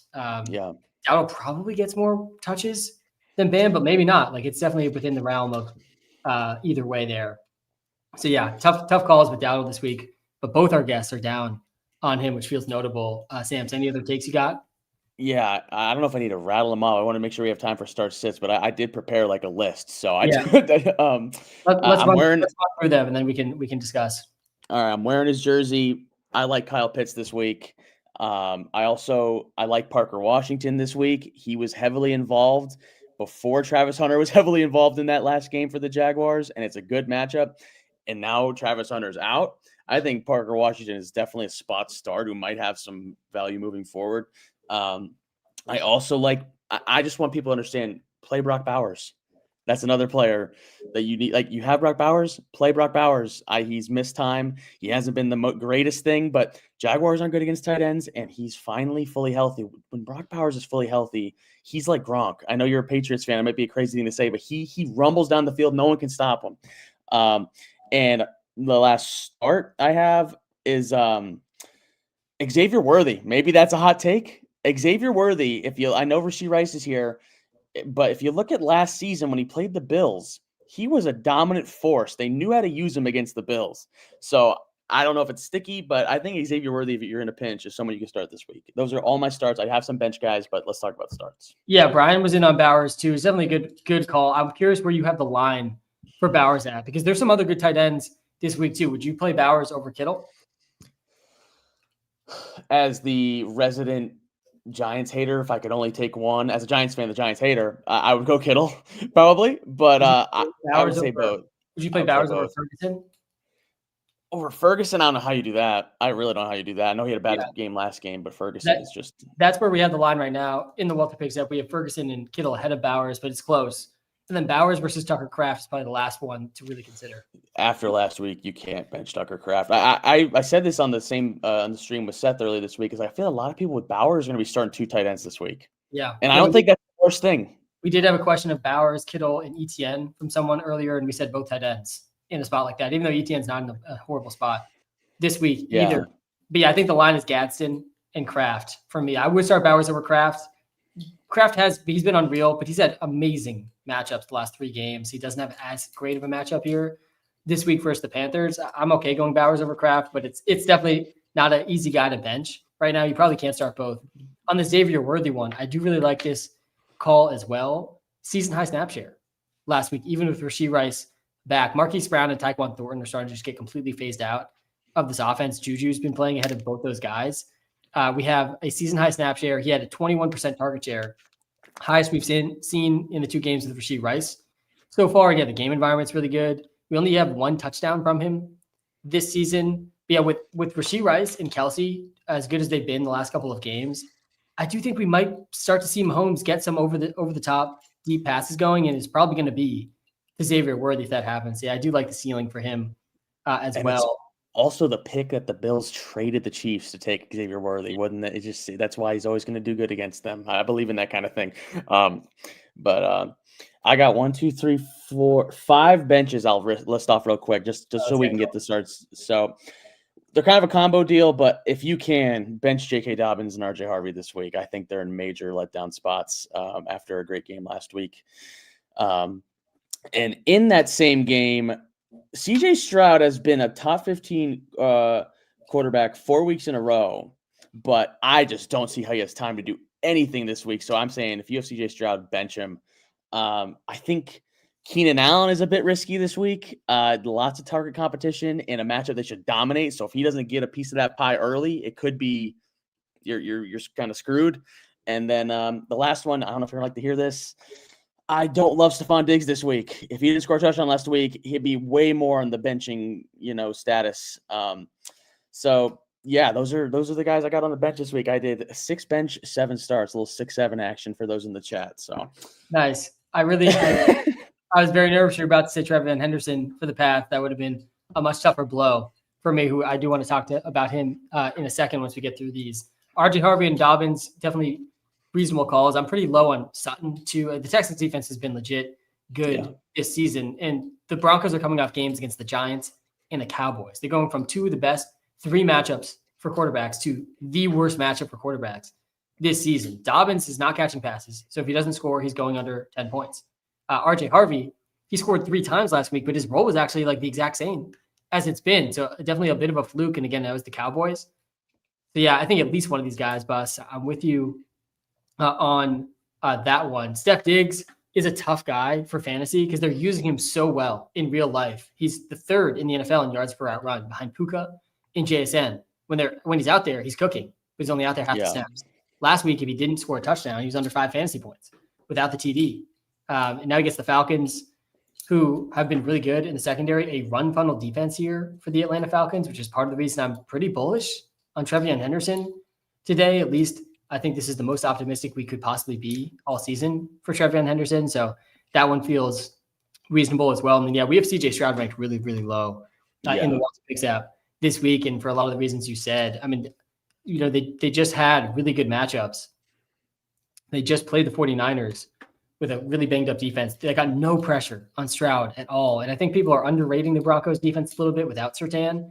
Surtain is, obviously great, but the rest of this defense is legit good too. This is not a one-man show for the Broncos defense, and they're going to be able to get a lot of pressure. I definitely agree with this Texans offensive line, even with Kirk and Nico back. Like I'm not too bullish on CJ Stroud either. So yeah, I think I'm with you on most of those benches. I won't be surprised if one of those Broncos running backs has a good game, but I would be pretty surprised if both did. What do you think about Courtland Sutton too as a bench potentially in that matchup? It's very tough. It's really circumstantial. I feel Courtland Sutton is very good, and it's like, would you start him or Jordan Addison? Like they're right near each other in our rankings. It's kind of like, would you start him or T. Higgins? Would you start him or Wandale? I think those are all valid questions, and I probably would go Higgins and Robinson over him. I'm calling Sutton a bench personally this week. I would go Worthy, Addison, T, Wandale, Downs over him. I'm not starting Franklin over him. I'm nervous for him too, but looking at the matchup tab against the Texans, there's only been 2 good wide receiver games against the Texans, and it was Puka and JSN. That's it. End of list. Like Puka had like 13.9 and 12.9. That feels like the best case here for Sutton. He probably goes under 10 points in this game. Stingley's probably going to be up against Sutton for the most part in this spot. And we have seen a couple duds for Sutton in the really tough matchups that he's had. Colts were actually a pretty good matchup. They were really good against top receivers, at least during this part of the season, though. And then the Jets against Sauce Gardner, he had 2.7. So we've seen 2 games under 3 points for Sutton. The rest of the season, he's been great. I mean, he still ranks as top 24 receiver in points per game, despite those 2 games. But yeah, really tough matchup here for Sutton. I would go Kareem Hunt over Sutton as well if I had to make that call. I mean, there's some pretty good running back options in the bottom, like back end running back twos. I mean, Tracy, I think, is reasonable over Sutton. Dowdle is a tough call now with both you guys making good cases against Dowdle, but I think he's in the mix over Sutton as well. And the Bam Knight too, I think is like reasonable to consider over Sutton, at least this week as well. Yeah. All right. That was all your benches and starts. Definitely some good takes there. Samps, any other takes you want to fire off before we get to some starts hits? This is the last take I have, and I said it yesterday to some of my friends, and I just don't know why I feel this way necessarily. I just feel like the matchup's a little weird, and you're not going to like this, but I kind of feel like the Falcons can win today against the Patriots. I don't know what it is. I just feel like they're going to be, after getting destroyed by the Dolphins, their season's on the line. Like, it's on the road, it's tough, but like, I think they're going to be giving it everything they got because it's basically their season today. And I'm not a Falcons fan. I'm wearing the jersey, but like I just it's like a gut feeling I got. I don't know what it is. Yeah, definitely could see this game being close. The Pats are only 4.5 point favorites at home, which means if this game was in Atlanta, this game would be about an even spread. So certainly a contest here. The Falcons have been really hard to pin down. I feel like they play up or down to their opponent. Exactly. That's kind of what we've seen this season, right? They lose to the Dolphins. They beat the Bills. And they lose to the Panthers. Like, this team is destroyed, really by the way. Destroyed. They're like 60-0 against the Panthers and the Dolphins. Yeah. So I like, this is definitely a team that seems like they play to the level of their opponents, which is not great in general in the NFL. Not really what you want to be. Last week, though, it was Kirk Cousins and no Drake London, right? It's like kind of a whole different offense than we're going to see this week with Penix. The Pats defense has been pretty good against the run, but it's hard to picture Bijan having 2 back-to-back bad games as well. I mean, a really fluke game last week for the Dolphins. I was talking about the all-time rushing record for Bijan. Yeah. He ends up with less than 30 rushing yards in the game. And really wild stuff. I still think Drake May on his path to MVP is the hope here for the Pats. But it's a run funnel defense for the Falcons too. Like, it feels like the Pats are kind of hanging on Trevion Henderson in this game, and whether he can break out or not in this sort of full-time role. I don't think it's going to be Terrell Jennings having very many touches. I think Dearness Johnson will be active. I don't think he's really going to have much of a role either. Are you in on Trevion Henderson this week? Maybe not. If you think the Falcons can win this game, or do you, like, what's the line for you in terms of who you're starting Henderson over? I was going to say, can I get a specific definition of in? Like, you know what I mean? Over Kareem Hunt? Would you start him over Ashton Genty? Would you start him over Tyrone Tracy? Are you in on him over those guys? I think I would let it fly over those guys. I think I would, but I would not be surprised. There would be no shock in me if he just completely just doesn't live up to what we're hoping for here. He just, I don't know. He's so weird to me because everything I loved about him, I haven't seen, and so I need to see it. Yeah. You're definitely not alone here with Trevion Henderson. I mean, we've talked about Trevion Henderson on the live, I feel like every single time you've joined. I've talked about him with almost every guest because he's on tons of my teams. We see start take questions with him every single week. But to me, there is a small slimmer of optimism from last week. Like, last week, we did start to see at least something. It was against arguably the number 1 run defense in the league. If it's not the Browns, it's the Rams, who you got to be really scared for. The Saints running backs today versus the Rams. They haven't allowed a single rushing touchdown. They played Jonathan Taylor, Saquon Barkley, and Christian McCaffrey, and Derrick Henry, Samps, the Rams, and they haven't allowed a single rushing touchdown. I mean, that is just crazy to wrap your head around. But if it's not the Rams, it's the Browns. And last week, 10 carries for Henderson after like basically not playing against the Titans in a great matchup. Very odd. Week 7 for him. Terrell Jennings played more than him in week 7. It was like a weird game where he wasn't good enough to play when the game mattered. Then he was too good to play when the game didn't matter. Terrell Jennings kind of jumped him that week. Last week, the Browns had 7.5 yards per carry. They finally got him going on some outside runs. He finally had some explosive plays. Still no targets, though. Back-to-back games with no targets. Man, for Trevion Henderson, if you told me before the season that we were going to get a back-to-back weeks where Trevor Henderson didn't have a target, I would have really been surprised. So yeah, that tough part of the role has been tough, but at least we saw some explosiveness last week. Run funnel defense now this week. Yeah, like it does feel like this Pats game it is kind of hanging on Henderson actually breaking out in this spot with Terrell Jennings and Dearness Johnson, the other two running backs. But yeah, I have some optimism based on the explosion we saw last week in the efficiency. That was the highest yards per carry we've seen against the Browns all season. No running back's been at 7.5 yards per carry versus the Browns with at least 10 carries this season. So that's my slimmer of hope. I do think the ceiling can hit here. I do think he's got a good chance at a touchdown. I am like starting him this week in almost all spots that I have him. Like this is it. He's out there without Ramondre. It's a run funnel defense. If he can't do it this week, we're going to lose all hope. And I think a lot of people had already lost all hope for Henderson at this point. So he's been a guy that I've been stashing and actually buying in leagues as the price has been just plummeting because this schedule, man, down the stretch of the season, there is not a better running back schedule than what the Patriots have. They get the Bengals and Giants before their bye. They open the fantasy playoffs against the Bills and the Ravens. Maybe they're behind in those games, but there should be plenty of targets to the running backs in those spots. Running backs have done really well against both those teams this season. They don't have a bad matchup the entire rest of the season. There's not a single bad matchup on here. So yeah, I do feel like the ceiling case could still hit, but man, we'd be down in the dumps if it doesn't come through this week. All right, let's get to some of the start sit comments. Sounds like you are definitely less bullish on the Pats overall. A little skeptical still on Henderson compared to me. Let me just go ahead. It's not even like a hate on the Pats thing. I just have a weird feeling, just given how the NFL goes, like that the Falcons win for some reason. It's also like you were saying, the Rams haven't allowed a rushing touchdown all season. I can see Taysom Hill and Devin Neal both rushing for a touchdown today. It's just how the season's gone, right? So I could be completely wrong. The Patriots probably going to win by 30. So I don't know. Who knows anything? Sherrod, great to see you in the YouTube live. Time to get to tons and tons of start sits before Samps hops off the live stream here. Pick two, please. Rico, Brashard, and Ja'Cory Krosky-Merritt got Booty and Parker Washington as well. Samps, every week I feel like we're talking about Kayshon Booty, and every week he gets 2 or 3 catches, 60 yards, and a touchdown. And his efficiency is not sustainable, but he's sustaining it. It's one of these things every NFL season. It's like we got these unsustainable efficiencies that like maybe we should just start to expect in some cases. And Booty is maybe one of those guys, even in a tough matchup here versus the Falcons. He's scoring 21% of his catches are converting to touchdowns. That's like top 3 in the league.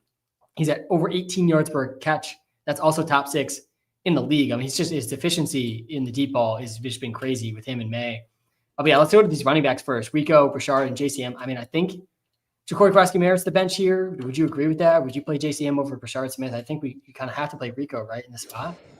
Yeah, I would probably go with Rico. I kind of was scared about the Chiefs bringing up Clyde Edwards-Helaire. I kind of feel like they trust him more than Brashard in a big game like this. So I'm a little concerned. If Brashard does nothing this week, then like it's toast. It's over. So I would probably go with Rico and Bill here. I think with Jaden Daniels back, Bill has a much better chance of getting back on track.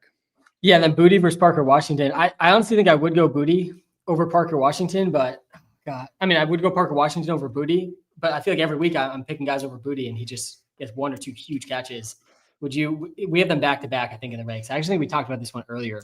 Yeah, would you go Booty or Parker Washington? I believe that person said they need a ceiling, so obviously I think the answer is Booty there. But if you're looking for a floor, I think Parker Washington. I mean, they were handing him the ball. He had like 3 rushes last week or 2 weeks ago when they were in London.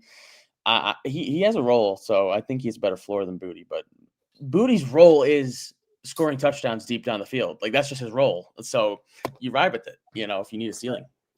Yeah, definitely a fair take there. I do like Washington today for sure. The free player prop for me today on the live is George Kittle over 50.5 receiving yards. That's my favorite prop across the slate today. It was actually at plus 115 odds on Hard Rock before the live stream started. Not sure if it's still there or not, but do really love getting the plus odds on the free player prop. We are now, Samps, 11-6 on the free player props so far this season on this live stream. So we've been doing pretty well. The Evan Ingram one just cashed. It was a pretty good sweat last week with Evan Ingram, but he did hit it. So we'll take it.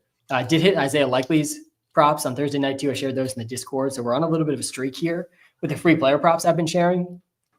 Is there any props or money lines you like on the slate today, Samps? Yeah, I wasn't, I had took some days off this week, so I wasn't fully a part of the normal projections team process of making the selections, but I did take some, and I like the Rashee Rice over 6.5 receptions. That's just it's still blasphemy to me that Rashee Rice is Just not happy getting moves more. on. Yeah. He's going to get. They've stopped him in the past, the Bills, but this is different. I think that this is just different. I think he's going to get 6.5 receptions, and I really it's moved. Both of them have moved, but the Daniel Jones over passing yards and Tyler Warren over receiving yards, both are just like so enticing to me, especially if the Steelers can be a little bit competitive. Oh man, those are just that's easy work, I think. Yeah, I do like Daniel Jones as well. He's our QB1 in the fantasy ranks this week. I saw a comment. This one, Danny or Mahomes. And Wow. I mean, I won't knock you for going Mahomes. I get that it's hard to start Daniel Jones over Mahomes, but it's Daniel Jones in the projections, and it's Daniel Jones who I would ride with over Mahomes for fantasy this week. Could you get yourself, Samps, to play Daniel Jones over Josh Allen or Mahomes like we have it ranked? I personally could never. And that's just because I have a natural disposition of despising Daniel Jones. Also, that would be a tiebreaker for me. Also, I don't normally let my personal biases, in fact, impact. But we're talking about Pat Mahomes here. We're talking about one of the greatest quarterbacks in the history of the sport. So Yeah, it's definitely not easy to be benching Mahomes or Allen when they're playing each other too in that game environment. This is an interesting one here. Josh Jacobs or DK Metcalf. Metcalf, a pretty good matchup on paper versus the Colts. They've been okay against top receivers, but the Colts are projected to smash in the spot. The Steelers should have to throw a decent amount, and the Colts rank second worst just across the board against receivers this season. Metcalf's been a touchdown scoring machine this season too. 18.5% touchdown rate for him this year. He's up to 14.7 points per game, even though he's really not getting that many targets in this offense. And then you got Josh Jacobs versus the Panthers. He's been only playing like half the snaps, but he's still scoring tons of touchdowns. We got Jacobs well ahead here. Which side would you go with here, Jacobs versus Metcalf? I think I would go with Josh Jacobs just for the touchdown potential in the game. They're heavily favored. He was also taken off the injury report, which I think is somewhat notable. Like he wasn't like super limited or anything like that, which I was listening to a film breakdown guy, and he was saying he personally does not see anything different with Josh Jacobs. It's just the usage. You're trying to just, work him back in. He's still making great cuts. And so I go with Josh Jacobs, but DK is certainly a ceiling in this game, especially garbage time. There's two guys. There's actually three guys I want to pick your brain about quick that Okay. I'm pretty in on this week. I'm in on the boom game for all three of these players I have on the screen right now: Colston Loveland, Jameson Williams, and Darius Slayton. Let's start with Colston Loveland here, Samps, because I can see this going two ways. Definitely not that different than Trevion Henderson. Different situation, but not that different. Where I could see it going both ways here in Week 9. I got that rookie that people were very excited about, who's picked before Tyler Warren in the NFL draft, an extremely early pick in the NFL draft. It's very rare to see someone picked this early at a skill position and not see a really big role at some point in the season. Usually by now they're in a huge role. He has not been in a huge role, but last week it was the biggest role we saw for Loveland. He played 81% of the snaps, ran 80% of the routes. Those were both season and career highs, but Kmet was out, and Kmet is back in the lineup this week. I think we see this role stick for Loveland, and Kmet does not eat back into this role. I think you picked him this early in the NFL draft. He did fine last week in this role. Only 3 catches, 38 yards, not like a good fantasy game. But at this point, in this point of the season, I won't be surprised Kmet returns from the injury, but doesn't really get back to the role he was in. And if that happens, he gets the Bengals this week, man. This is the best matchup for tight ends this season. The season is kind of on the line here for the Bears also. He mentioned it for the Falcons as well. And if Colston Loveland doesn't get it going this week, he's droppable, just straight up droppable in fantasy. I'm holding on to him for one more week though here, because I think the role could stick and we could see a ceiling game. We saw 40 tight end points from the Steelers against this Bengals defense. We just saw Mason Taylor and Jeremy Rucker combined for almost 20 points. Tucker Kraft was a top 10 tight end. Like we've just seen back to back top 10 tight ends versus the Bengals every single week. So I'm kind of buying the potential like one game late boom, even if Kmet's back. What do you think about that before I hop to these other two guys? It's funny. I kind of agree with our app that it's a 0% boom for Colston Loveland, but like if he scores and he gets you 13, 14 points, like he scores a touchdown, like that's fine. I think it's certainly possible. They're going to be moving the ball, assuming Caleb Williams can just, chill out, play a game and do his thing. That's the problem. I'm more worried about Caleb Williams being a consistent option to provide for these weapons than I necessarily am for the weapons themselves. So I think Loveland is probably already on waivers in a lot of leagues, but maybe he'll be picked up this week just in time to disappoint people next week when he has a worse matchup. He is a somewhat interesting DFS play to me because he's probably going to come near 0% ownership, but there's a lot of good tight ends on the slate today. Yes. Warren and Kittle and Bowers and Kraft. McBride is on Monday night, so he's not on the main slate, but there is a lot of intriguing tight ends on the slate. Gadsden, some people will be playing him. Kyle Pitts, I think. I was going to say Pitts is super cheap for some reason, and he is a great matchup. Yeah, and Penix is back. And I think Theo Johnson's an interesting sleeper. He probably won't be super high on, but Loveland will probably come in near zero. He's near min priced. And if he does get that same role as last week against the Bengals here, I mean, it's pretty interesting to me. On to the next guy, Jameson Williams. He's been as boom bust as it gets, the definition of boom bust this season. He's either under 7 points or over 18 points every game this season. And I think he's going over 18 in the spot versus the Vikings. I think there's a boom game coming here out of the bye. There's that coach speak this week. Coaches blaming themselves for not getting him more involved. I mean, they said that kind of before the season too, though. So I don't know how much to read into that necessarily, but the game environment here I think will be good. The betting markets are giving absolutely no respect to JJ McCarthy. The Vikings are 8.5-point underdogs in this game. One of the bigger spreads of the week for the Vikings. Lions are coming out of the bye here as well. But I think we see a boom game from JMO, and in a game in a week with some buys, I'm seeing Jameson Williams in some of these start sits against some pretty mid options. Jameson Williams versus Kyle Pitts, or Jameson Williams versus some of these other tight ends, or Jameson Williams versus a guy like Wandale, Jameson Williams versus Darius Slayton, who I'm also pretty in on. I'll talk about him in a second. But I think in a lot of the start sits, these flex options for JMO this week, he's got the highest ceiling of the guys you're choosing between, and I think the ceiling is not even maybe close. So yeah, I'm in on JMO's boom potential this week. We know the bust potential is there. That we literally had 0 points in his last game. So yeah, I'm curious what you think about the boom or bust this week for JMO, because it's probably one or the other every single week.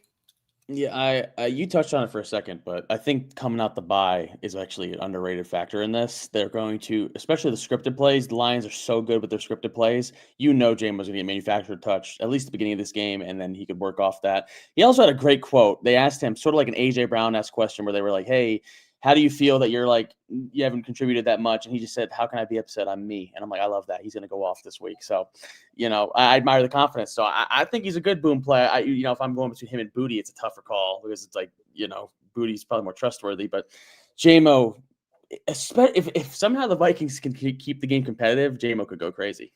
Yeah, I like the JMO boom this week too. And just, again, a lot of the start sits I'm seeing him in, he projects the worst. But, man, the ceiling is by far the highest. I'm willing to take those types of risks, but the guys projected around 10 points. Give me the ceiling, man, all day. Which brings me to Darius Slayton, who I think we're going to disagree on this one. I think we talked about this earlier as well off the live stream. But Darius Slayton has not been over 8.1 points a single time this season. Not a single game over 10 points for Slayton. But he has had kind of an intriguing role usage-wise. We've seen really 3 games with Slayton without Neighbors and with Dart. He went for a 20% target share, 15% target share, 23% target share in those 3 games. He's averaging almost a 20% target share in the 3 games without Neighbors and with Dart. Now he gets the 49ers secondary and defense that's pretty banged up. I think this is going to be a shootout game. You mentioned liking Dart's passing potential. I don't think you had Darius Slayton in mind necessarily when you were saying that. But I think we see Darius Slayton go not just over 10 points, but over 15 points for the first time this season. I think he finally connects on one of those deep passes from Dart. I'm starting him in a few spots. I think he's kind of interesting in DFS as well. If you're going to go with Dart, I actually like the Dart, Slayton, Theo Johnson stack the most if I'm stacking with Dart and skipping over Wandale, who's going to have the highest ownership of the group. But yeah, are you nearly in on Slayton as I am? Well, he had a phantom OPI called last week on a 60, 70-yard touchdown, which would have completely changed the outlook for him. And based on what you're saying, it sounds like you think that's in the cards again. Certainly is in the cards, I would say. If I'm picking a Giants weapon, let's say for some reason you had all of them, I like Theo probably the most, just given how the Niners play their defense. They've been pretty good against opposing tight ends in fantasy if you just look at the matchup. But I just think given the circumstances, I like Theo. I'm okay with Slayton. I said it earlier in the week. I'm not a huge fan, but I'm okay with it. If you need someone, it's okay. And I do think Ray gets involved. I'll say it again, but I think it's going to be very interesting, to see what the target shares end up being. And Yeah. because they were talking about Dart practicing for hours after practice with Ray, like they like working with each other. I'm like, okay, well, they need somebody. So we'll see. But I don't hate Slayton at all. Yeah, very interesting. This Ray McLeod hype. He's probably min-priced, I assume, on DraftKings. I don't even know if he's on there. I don't even know if he's on the slate. I think I saw someone say he might not even be on it. That's funny. So yeah, because you signed midweek, it's definitely possible. yeah. All right, let's get to this comment here, Samps, before we let you hop off the live. Flex PPR, Dowdle, Diggs, Dobbins, Gadsden, Vidal, Tracy, and Sharp. Kittle at tight end based on the WalterPicks app. Best projection. Oh, sorry. Currently starting Vidal, Tracy, Sharp, Kittle at tight end based on WalterPicks best projection. All right, so he's got one flex here between Dowdle, Diggs, Dobbins, Gadsden, and Sharp. Sharp's been a tough one. He's like right in that tier of running backs around the cream hunt. Travis Etienne, Dowdle, Tracy range. It's hard to be super excited about Sharp, but the matchup's not terrible against the Commanders. And, you said you were in on Sam Darnold. He is the primary pass catching back and the primary goal line back, but he's not the explosive back in the offense. And he's playing time with Kenneth Walker. So it's pretty sketchy sometimes with him. You already mentioned, I think, both Diggs and Dowdle, guys you were concerned about. Yeah. Go Gadsden here. I think you said Dobbins as well. So you got three of Sam's must benches and then Gadsden and Sharp. How would you approach this? How do you bench Aronde Gadsden? How do you do it? What, I don't understand, what you could possibly conjure up in your head to be like, you know what? Yeah, I'm not going to play him. I'm going to put this. I think it's Gadsden. I was going to mention earlier quickly that I like Sharp this week too. So that makes it a little bit tougher. But I don't know how you don't play Gadsden. I really don't. Yeah, I do think this one comes down to Gadsden versus Sharp. And Gadsden's basically playing a primary slot role for the Chargers right now, which is not great news for Keenan Allen. Brian did mention, you said bench Keenan Allen, I think earlier, that you were a little nervous for him. Brian did mention Keenan is 4 catches away from the all-time Chargers receptions record. He's going to beat Antonio Gates once he gets to 4 more catches this season. He has had at least 4 catches in every game. Maybe we see him just get to 4 and calm down like we've seen in recent games. But that is one point to be a little nervous about being down on Keenan this week. But yeah, Gadsden is playing a legit role, over 75% of the snaps in 3 straight. There's no reason they're going to scale this role back. The matchup's not as good as it's been, but yeah, I'm in on Gadsden, I think, here as well. And another spot where you could start 2 tight ends. Sharp is not a high floor play in a split backfield. I think the ceiling is there with the PPR receiving role and the touchdowns. But yeah, I'm okay going Gadsden in a spot like that as well. Samps, any parting takes here before we let you jump? I think the Chiefs beat the Bills by 7+. Wow. There you go. I do not see a world where the Chiefs offense is stopped in the game. Exactly. Ed Oliver is so huge. I was telling Trevor that earlier this week. That is their run D was already bad. And now one of the best nose tackles, 3 techniques in the league is out. Yeah. It's not good. The Bills defense is not a good defense right now. The Chiefs offense I just don't see them being stopped at all. So yeah, I like that parting take, Samps. Appreciate you hopping on the live. Good luck this Sunday, man. Thank you. Thank you for having me. Good luck, everybody.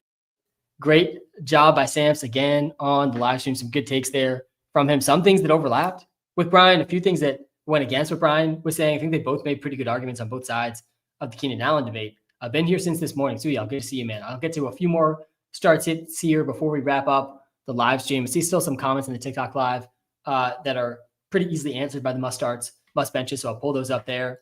Hop over to the running back ranks here. Actually, go to the wide receiver ranks that I answered this question. 1 running back, 1 receiver, and 1 flex. Projected to get blown out, which is good to know. Tet, Worthy, Wandale, Horton, Bam/Carter. You need to play 1 running back. Yeah, I would play the first 2 guys here. Tet and Worthy for sure. And then, yeah, the running back is Bam. The running back's Bam over Carter. Pretty simple one, actually. And I think all those guys have a pretty good ceiling for you to try to come back. Wondering who to flex, Genty or DJ Moore. Yeah, not an easy one here. God, I kind of think it's Genty, honestly, but let's take a quick look here. Man, it's DJ Moore. DJ Moore projects better. I think I'd probably lean Genty against the Jags. I think I'd go Genty over DJ Moore. Close one, though. Both have it. I think DJ Moore's ceiling is probably higher. To me, Genty's a little bit safer. I would go Gadsden over Kelsey. Relatively close. I would go Kittle over Gadsden, though. Let me hop over to the tight end tiers again. At the top of the tight end tier 1, it is McBride and Tyler Moore. Tier 2 is Jake Ferguson, Kittle, Bowers, Kraft, Gadsden. You could argue all those guys form a tier 1, and there's kind of a gap And there's Pitts and Ertz and Laporta and Kelsey and Kincaid. Maybe even Juwan Johnson's in that next year. Diggs or Franklin? Oh, God, I think I would go Diggs over Franklin. I don't feel great about Franklin versus the Texans either. Dak or Drake? I have CD. Yeah, go Dak over Drake May this week. Fine with that. Shakir, Shaheed, Dowdle, pick 2 full PPR. Oh, man. You probably bench Dowdle here. I mean, both guys that came on the live were pretty skeptical about Dowdle. I think they made good points. It's not a good matchup for Dowdle. As good as he's been against the Packers, he does project the best here. I'm fine benching Shaheed.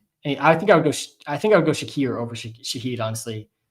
So I think you bench Shaheed, you play Dowdle and Shakir. Bowers, Kraft, Gadsden, Higgins, tight end, and flex. Yeah, it's these first 2 tight ends. Would I play Kraft over T. Higgins?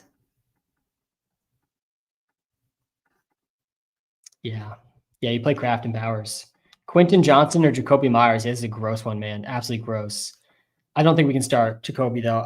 I think you got to go Quentin and hope he gets back to some of that role he was in before. Vidal, Ferguson, Debo, Marvin Harrison Jr. start 2. I have Kittle starting. It's Vidal. Yeah, we're not benching Vidal. There's absolutely no benching. Come on, Vidal. He gets the Titans. Smash spot versus the Titans. He's in a really, really good role right now. London, Pittman, Tracy, Addison, and Higgins, pick 2. Yeah, even in the matchup, it's really tough to bench London right now. I think you play these first 2 guys. You bench Tracy, Addison, and Higgins. I like Addison and Higgins a lot this week too. But yeah, I think you have probably benches in a spot like this. Shakir or Sutton. I'm going Shakir over Sutton. I think Sutton is a bench.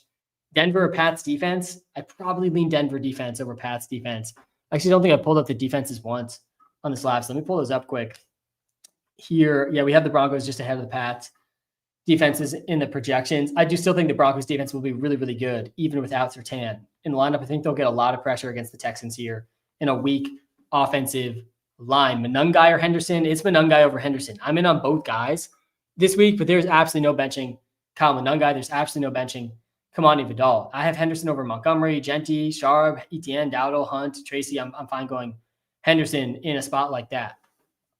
All right, guys, that is my time. Thank you so much for tuning in. Time is the most valuable thing we have. Seriously, I appreciate you guys spending some time with me on this Sunday morning. We'll be back live next Sunday morning. We're posting weekly content on this YouTube channel as well. Start sit advice, trade advice every single week in videos we're posting. Plus, we got 2 other live streams every single week for Thursday night and Seth's start sit live stream every week. So make sure you subscribe to the YouTube channel if you haven't yet. Seriously, helps us out a ton. It's going to be league winning content for you guys. Good luck this Sunday, and thanks so much for tuning in.